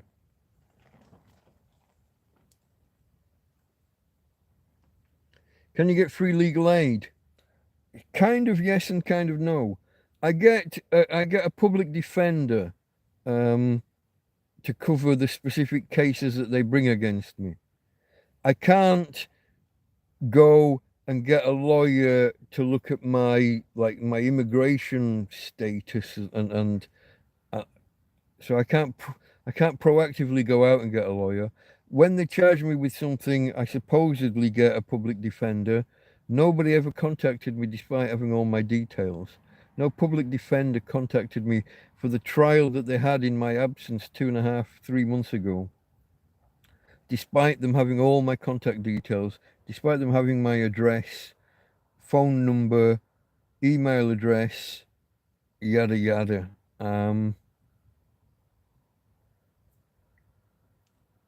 I mean, they didn't bring me the paperwork to tell me the court case was happening. Maybe they didn't give the lawyer the paperwork. I don't know. Maybe they did and he just didn't bother. Public defenders. I'll go off on a rant if I start there. I'm not going to go there. The Karen's talking about people walking in, yeah, the outright, the blatant shoplifting, walking in with a bin bag, putting it on the floor and just filling it up off the shelves, and nobody does anything. That's a confluence of circumstances, isn't it? The shop staff are told kind of just observe and report. Security are told observe and report, don't get physical, don't intervene. And members of the public are pussies nowadays and won't get involved.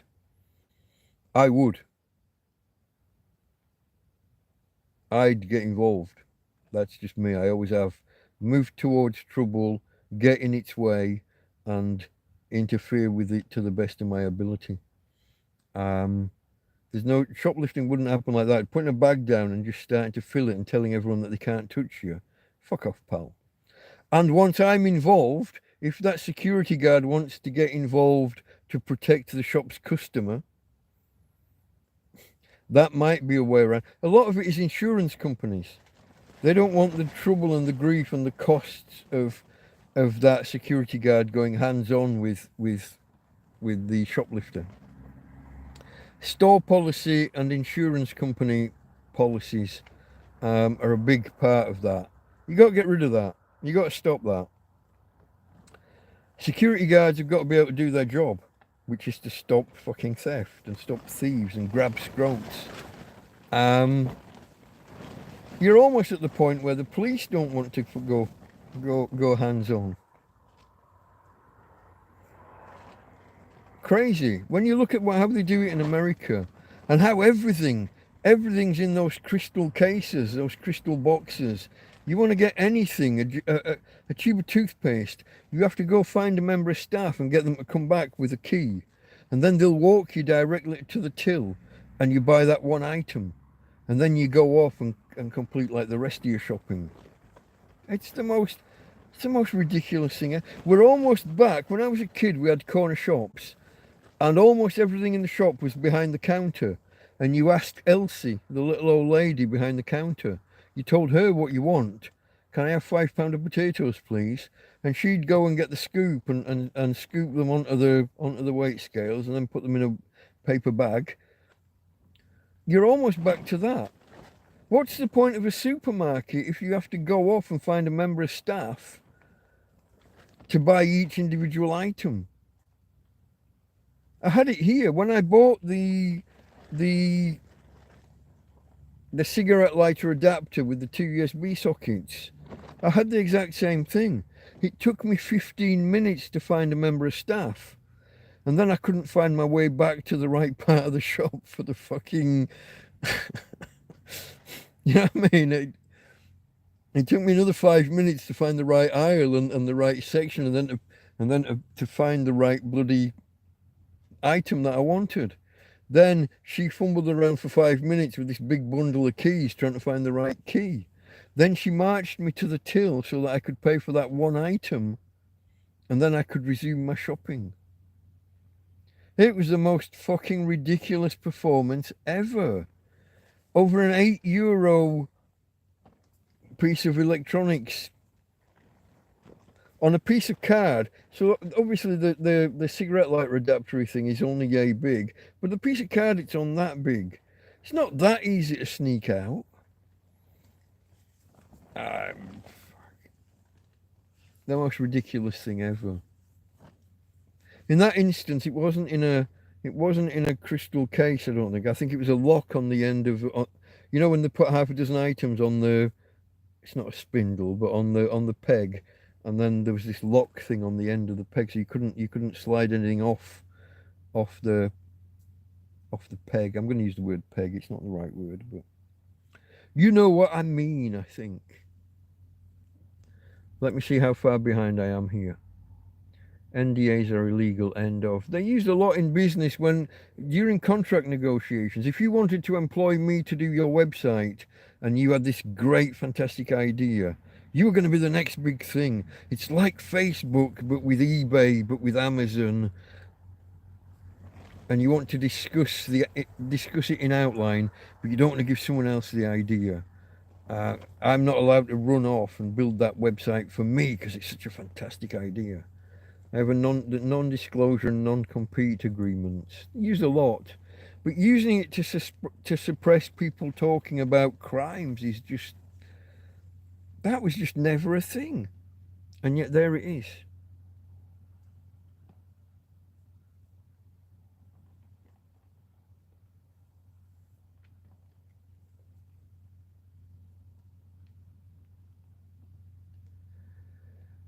The courts, Parliament, take back our courts. Okay, sign of nature. How did I not guess? I'm fully for that. There are things wrong with the court system and Parliament and everything. What's going on? Right, Hugh Edwards, pedo, suspended sentence, walks away. Someone like Alex Belfield, hurty words, locked up for 5.5 years. Oh, that lass, I can't remember her name. The one that did the one that said burn down the hostels or hotels or whatever, and then she deleted it after 3 hours, I think it was. She's got 3 years in prison, I think. Now, if someone had gone off and followed her words and actually burnt down a bunch of hostels or hotels, whatever they are, then maybe that's incitement and you can prove it. But just saying words in anger in the moment and then relenting or repenting and deleting it, I would have said 30 days suspended for a year, bound over to keep the peace, however they word it nowadays. You know, yes, you were naughty, yes, you were wrong, shouldn't have done it, slap on the go.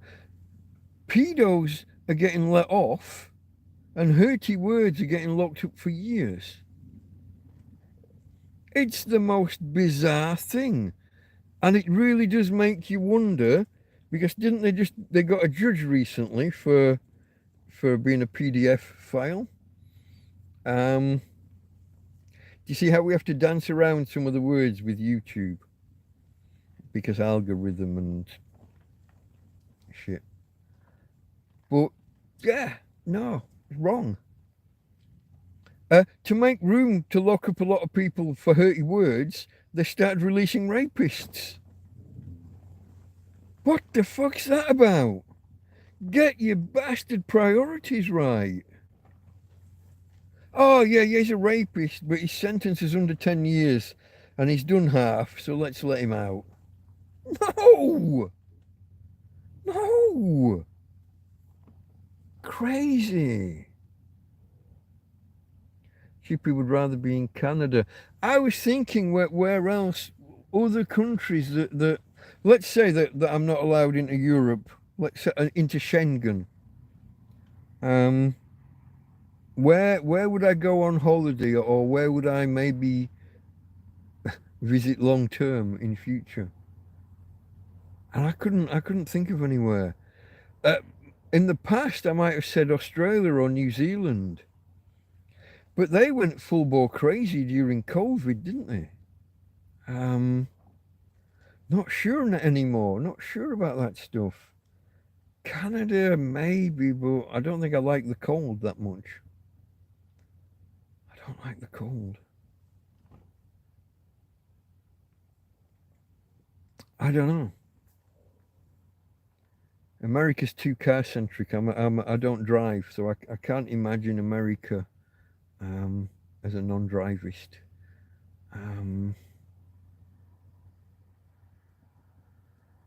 I don't know, folks. I don't know where I would go, what I would do. Some of the Scandinavian countries aren't in Schengen. I can't remember. It's either Norway or Sweden. Pays an amount to be part of the European Free Trade Association, but I don't think that comes with Schengen. Don't know. Let me keep moving because I am locked behind.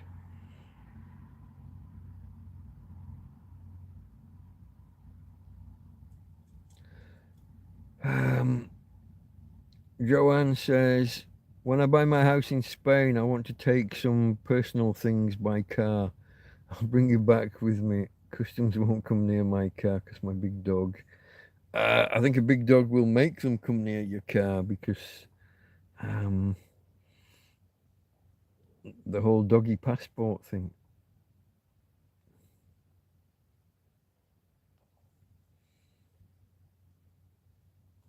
Yeah, moving things. It's really expensive to send like a box of stuff or a crate of stuff or a pallet of things. The prices are off the chart ridiculous. The advice to most people is don't bring stuff with you. Just sell it in the UK and buy new over here. Except for stuff that's got real kind of sentimental value.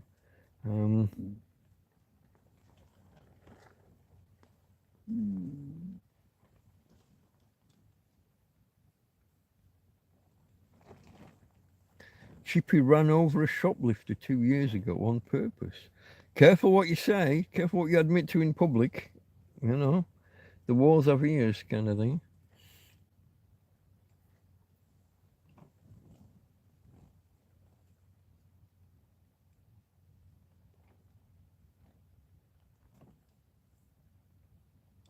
Security didn't notice my license plate. Wink, wink is what I would say there. me just got you. And then I dropped it. No, come back, come back, come back.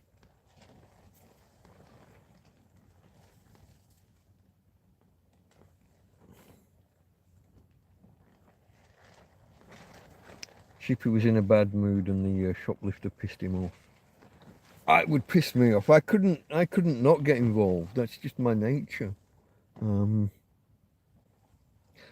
I don't think it's because I was a security guard, although it might have something to do with it. And back then, security would go hands-on. I see them now. I watched a video the other day of someone robbing a shop. The staff were there, the security guard was there, and the guy was just shouting, "You can't touch me, ha ha ha ha ha," filling his bin bag. A member of the public tried to stop him getting out of the door, but failed. Weird. Yeah, when they're saying to the staff, "You can't touch me," I would have been smack, I can't. Entirely reasonable force. Maybe a heel of the hand strike rather than a punch. With a punch, you can hurt your hand. You can damage the bones. With the heel of your hand strike, you're much less likely to hurt your hand. You didn't kill anyone, but you did stop the thief. That's the way to do it, my friend. That's the way to do it.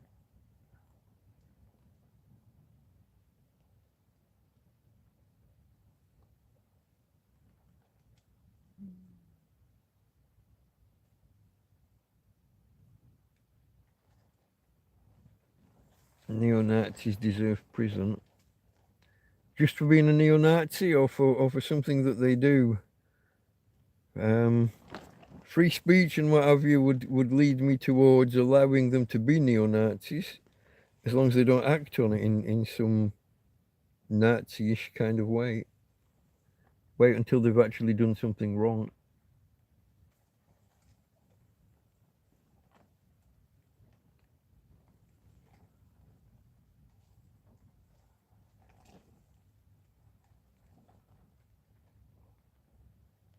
Would my criminal conviction, if that's what it is, would that stop me? It probably would stop me getting into some of these countries, wouldn't it?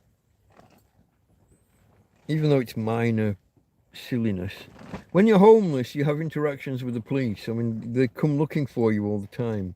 You're bound to get into some kind of shit at some point.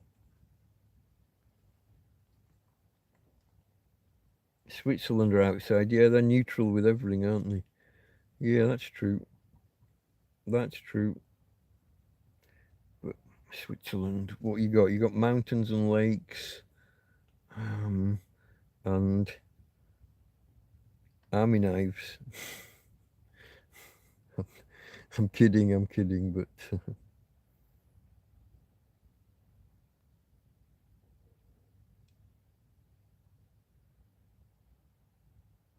oh, disputing wills and things. That's yeah. Oh, I'm getting a crick in my neck, folks. I think I'm gonna have to. Where are we? 5 hours and 5 minutes. We might maybe on the 5.5 hours we'll bring it to a close around there. Maybe we'll see when we get there, but that's what I'm thinking at the minute. If you haven't, folks, thumbs up are always appreciated. I'm showing 35, which means it's probably 36 really. We've smashed previous records by a mile. It was 26 or 27, I think 26 previously, maybe 27. We've massively smashed through that, but a couple more wouldn't hurt.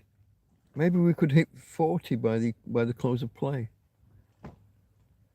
Nice smaller town at Catherine's and Niagara on the lake, especially. It's beautiful, but I'm close to Toronto and maybe not as bad as England, but we have our shootings and knifings as well. Thought Canada had like the highest, the highest gun ownership per capita. But because you're all spread out, you don't really get to shoot each other. Shootings and knifings. Are they, how can you put this? Are they predominantly by Indigenous Canadians or by recent arrivals? Farmer.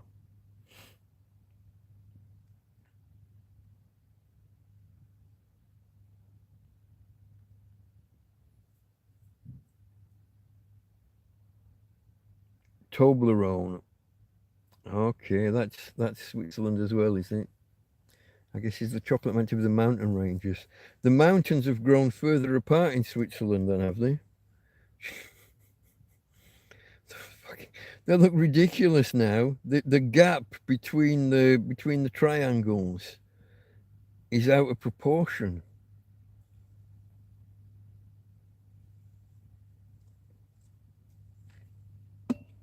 Proper shrinkflation.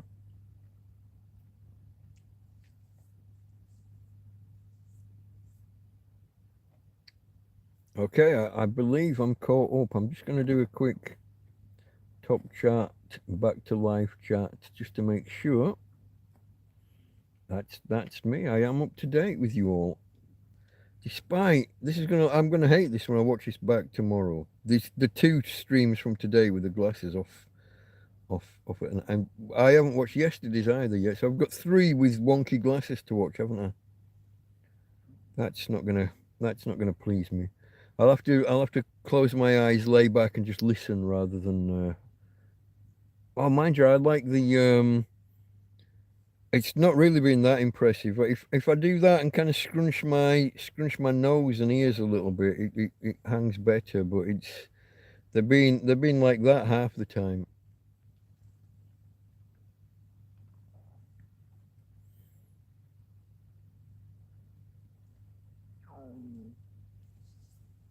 Yeah, legal battles over wills can take years and cost a lot of money. Then again, what do they call it? Intestacy? Dying intestate can also be problematic. I'm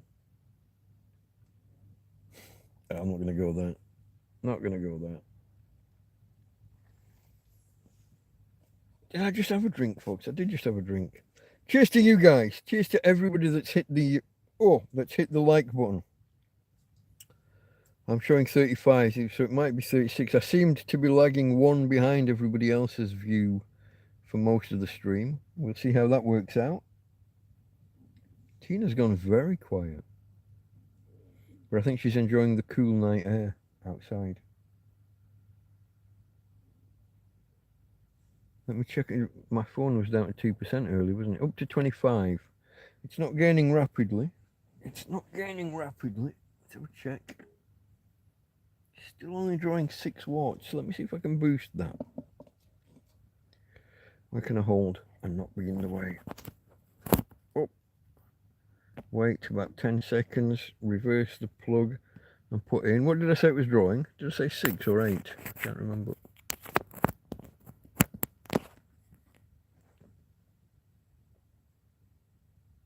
Oh, yeah. 8. I think that's the same. Oh well. Yeah, look now, I fucked it now, haven't I had them earlier so that if I push this side right against my eyeball kind of thing, they're held in place. Kind of doing the monocle thing almost, holding it in place with my eyebrow. What a clown.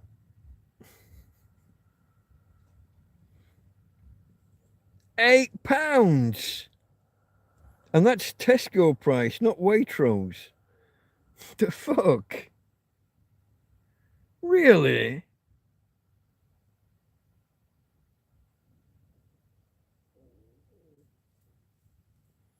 That's ridiculous.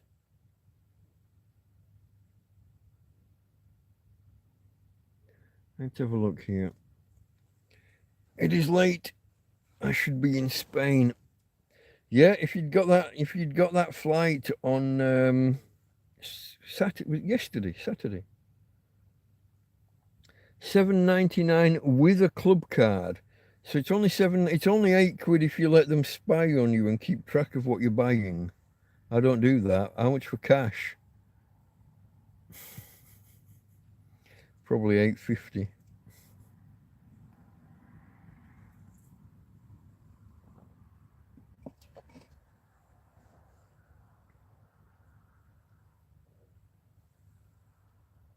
Too many thieves in Tesco's, really? I'm trying to think.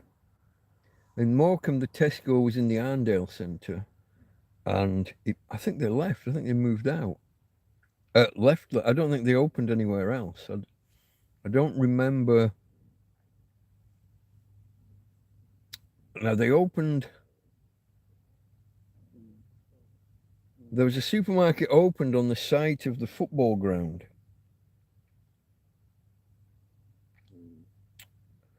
Can't remember the name of the road. Good God. But I think that was a Sainsbury's. Sainsbury's was too posh for me. I'm not a Sainsbury's person. For me, for a working class lad like me, Sainsbury's is like Waitrose is to most people. Yeah, that's a good idea. Using other people's club cards and stuff and dicking about with their data. Yeah. It was the club cards that first led to the discovery that people who buy nappies also buy beer. And so they moved the two items closer together to try and get more people to do the same, which I think was a despicable thing. But yeah, legal about what, £4? We're still talking Toblerone. That must be a different size, surely, for it to be half the price.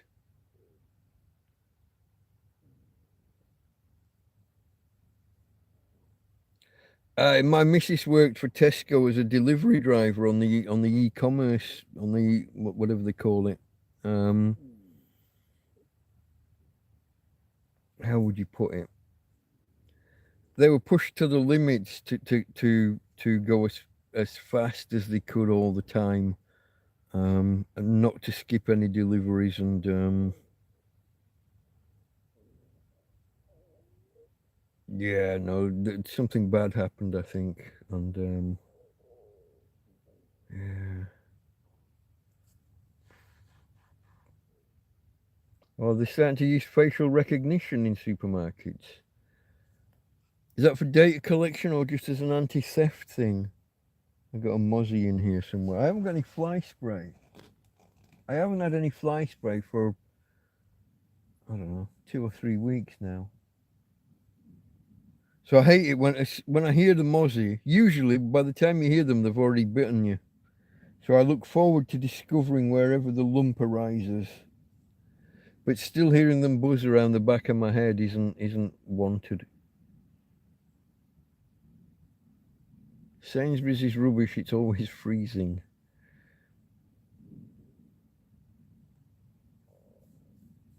Maybe you're just walking around the freezer section. I don't. What the hell was that?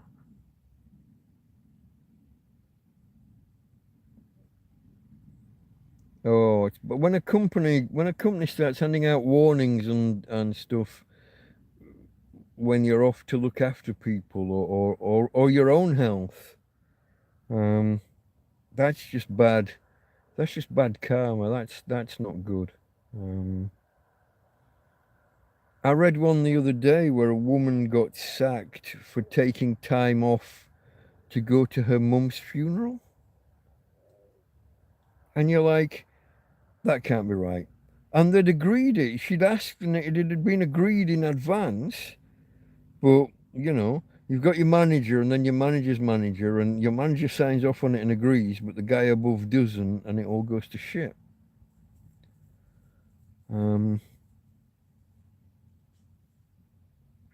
I don't know. You hear some horror stories. There's a guy on YouTube reads out stories, not reads out people's articles from Reddit that are employer related, employer employee, and some of the stuff you hear, you've got to assume it's true.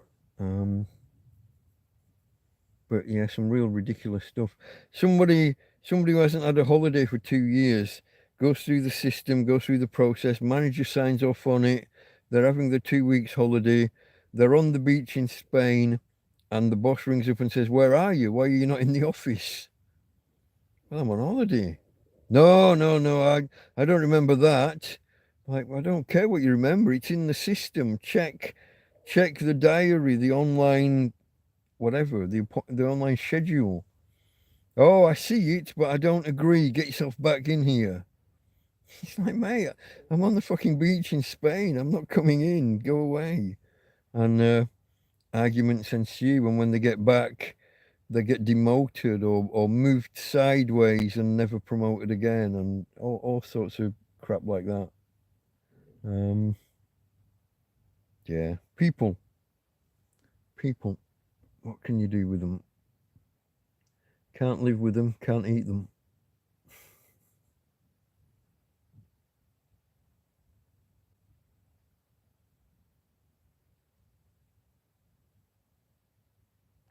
Chippy likes the cold. Karen doesn't. Yeah.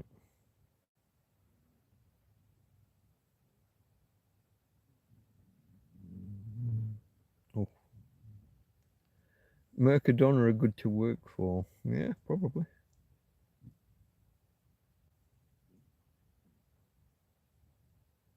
Oh Christ, Joanne, that's not good. Well, obviously it's not good. What a silly thing to say. Sorry. Um, your mum was dying of cancer and you were looking after her. Yeah. That companies have lost. They've lost sight of any sense of loyalty, any sense of decorum and dignity. Um, they're incapable of doing the right thing for some reason, and I'm not sure why. They've got no loyalty to you, but they expect loyalty from you. Yeah. I won't go in Asda if I can help it. Here's a story. Well, it's not. There's not much to it, but I worked at Asda part time evenings stacking the shelves just after the shop closed, and I was I was my aisle was the dog food aisle, and this woman, another worker, not her fault. None of this is her fault. Her aisle was the toilet rolls. You see where we're going here? A a few packs of toilet rolls weigh nothing. A case of dog food, uh, let's say it's a case with 24 cans in. That's 24 pounds. They weigh about a pound each, these cans of dog food. And I'm having to lift them like chest height or higher to put on some of the shelves.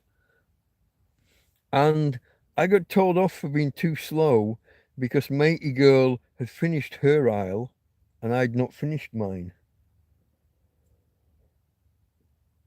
I looked at the guy. I was in a t-shirt and I was dripping wet through. And this guy sat in his office, obviously been in the pub most of the day.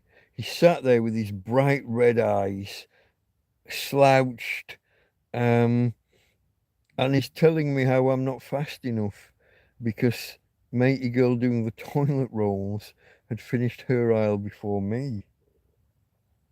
And so I laughed and I looked at him and I said, mate, I'm sweating my balls off here. I'm working my bits off. Um, no, no, he says, I'll give you another week, but if you can't get faster, if you don't beat Mary, if you haven't finished your aisle before she's done her aisle, um, I'm gonna have to I'm gonna have to let you go. And a week later he did. The most unbelievable shit I've ever heard. I'm picking up 24 pounds of dog food to chest height and above, stacking the shelves, and you've got to face all the cans as well. Um, and she's just putting fucking bog roll on the shelf. People, people. What do you do with people like that? Probably coked up, yeah.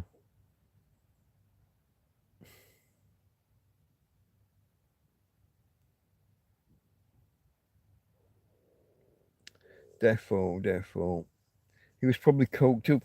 I believe he'd been. I believe he was boozed up, and that he's probably. In fact, there was no pub.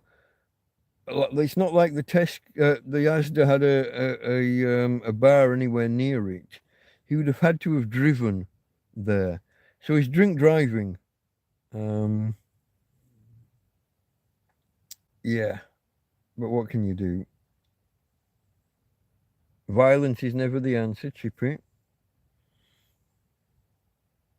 Except when the state do it. This is what they'll tell you. They'll tell you violence is never the answer and it's not allowed. I have my own opinions on that. It is. Oh, it absolutely is the answer quite often. It was certainly the answer to the Austrian painter, wasn't it? What was that? That was either a bizarre insect or Tina snored, maybe. I'm not sure. I'm not sure what just happened. There was a rasping, rattling kind of noise. Karen's going to bed now. Good night, Karen. I'm thinking that I'm probably doing the same soon. I've lost track time. 5.5 hours in, starting at 10:30, 11. That'd make it 4 in the morning, would it? 3:54. It would indeed make it 4 in the morning.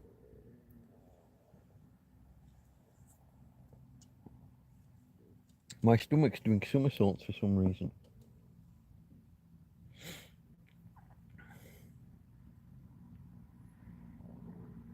They start with time management discrepancies, like with me. 7 years later, they paid me to go, plus 2 years of paid leave. Nice. I always remember Reebok. Me and my missus, we were meticulous about recording our own time and working out before the wages came down. The pay slips, the wages went into the bank automatically, but we always kept track of exactly what days we worked and exactly what hours we did and how much of it was overtime. Because suspiciously enough, whole days would disappear if you weren't careful. And most of the lads, they didn't know how to check their wage slips. They could not just the tax and the national insurance and that stuff, but just the hours multiplied by days, hours, and pay rate. They could not calculate stuff for shit, and it was always under. When it was wrong, it was always under. It was never over, and it would be off by whole days, whole shifts. So you work a month and you've worked, and they were really keen on getting you to come in on what should be your days off. So you would end up working 6, sometimes 7 days a week for a whole month. And then at the end of it, whole days have disappeared from your pay. And half the lads had no clue. And me and my missus, almost every month, we're going up to the office with fucking corrections and telling them where they're wrong. And proving it by listing our hours and comparing against what they say and finding which days were missing. Or if we'd done overtime and stayed behind. You could, at Reebok at the time, you could do almost as much overtime as you wanted. You could stay for 4 hours after your 8-hour shift. You could easily stay for 4 hours and you could do it almost every day. And to a point where if in an individual week you'd not done at least 10 hours overtime, remarks were made by charge hands or supervisors, whatever term they were using at the time. If you'd not put in the hours, they'll let you know that they'd monitored and that they knew. But then it would disappear from the pay packet. Almost every month we were going up. And it was never because we'd been overpaid. Never ever. The error is always on their side. Joanne's heading out. Okay, Joanne. Nice meeting you. Nice speaking with you. Hope to catch you again soon.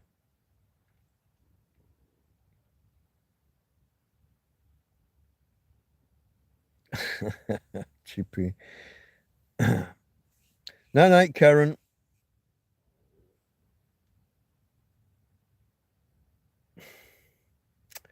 Signs of nature, all contracts are void. I don't know, mate. Night, Joanne. Okay, folks, we're coming from 5.5 hours. I think I am going to call it quits in a couple of minutes. My stomach's doing somersaults. I think I'm going to have to go and take care of that at some point soon. I don't know why. All I've had today. I had 2 pasties that George brought, but that was this morning. Maybe my coffee. Maybe it was too strong for my stomach. I did make it in a cup that hadn't had anything in it for a couple of days. So it had had coffee in it that had dried out. So there was a bit of residue in the bottom. I gave it a quick swill with cold water because I didn't have any hot or anything. Threw that away, then made coffee in that. So I might have dosed myself with something, or it might just be that the coffee doesn't.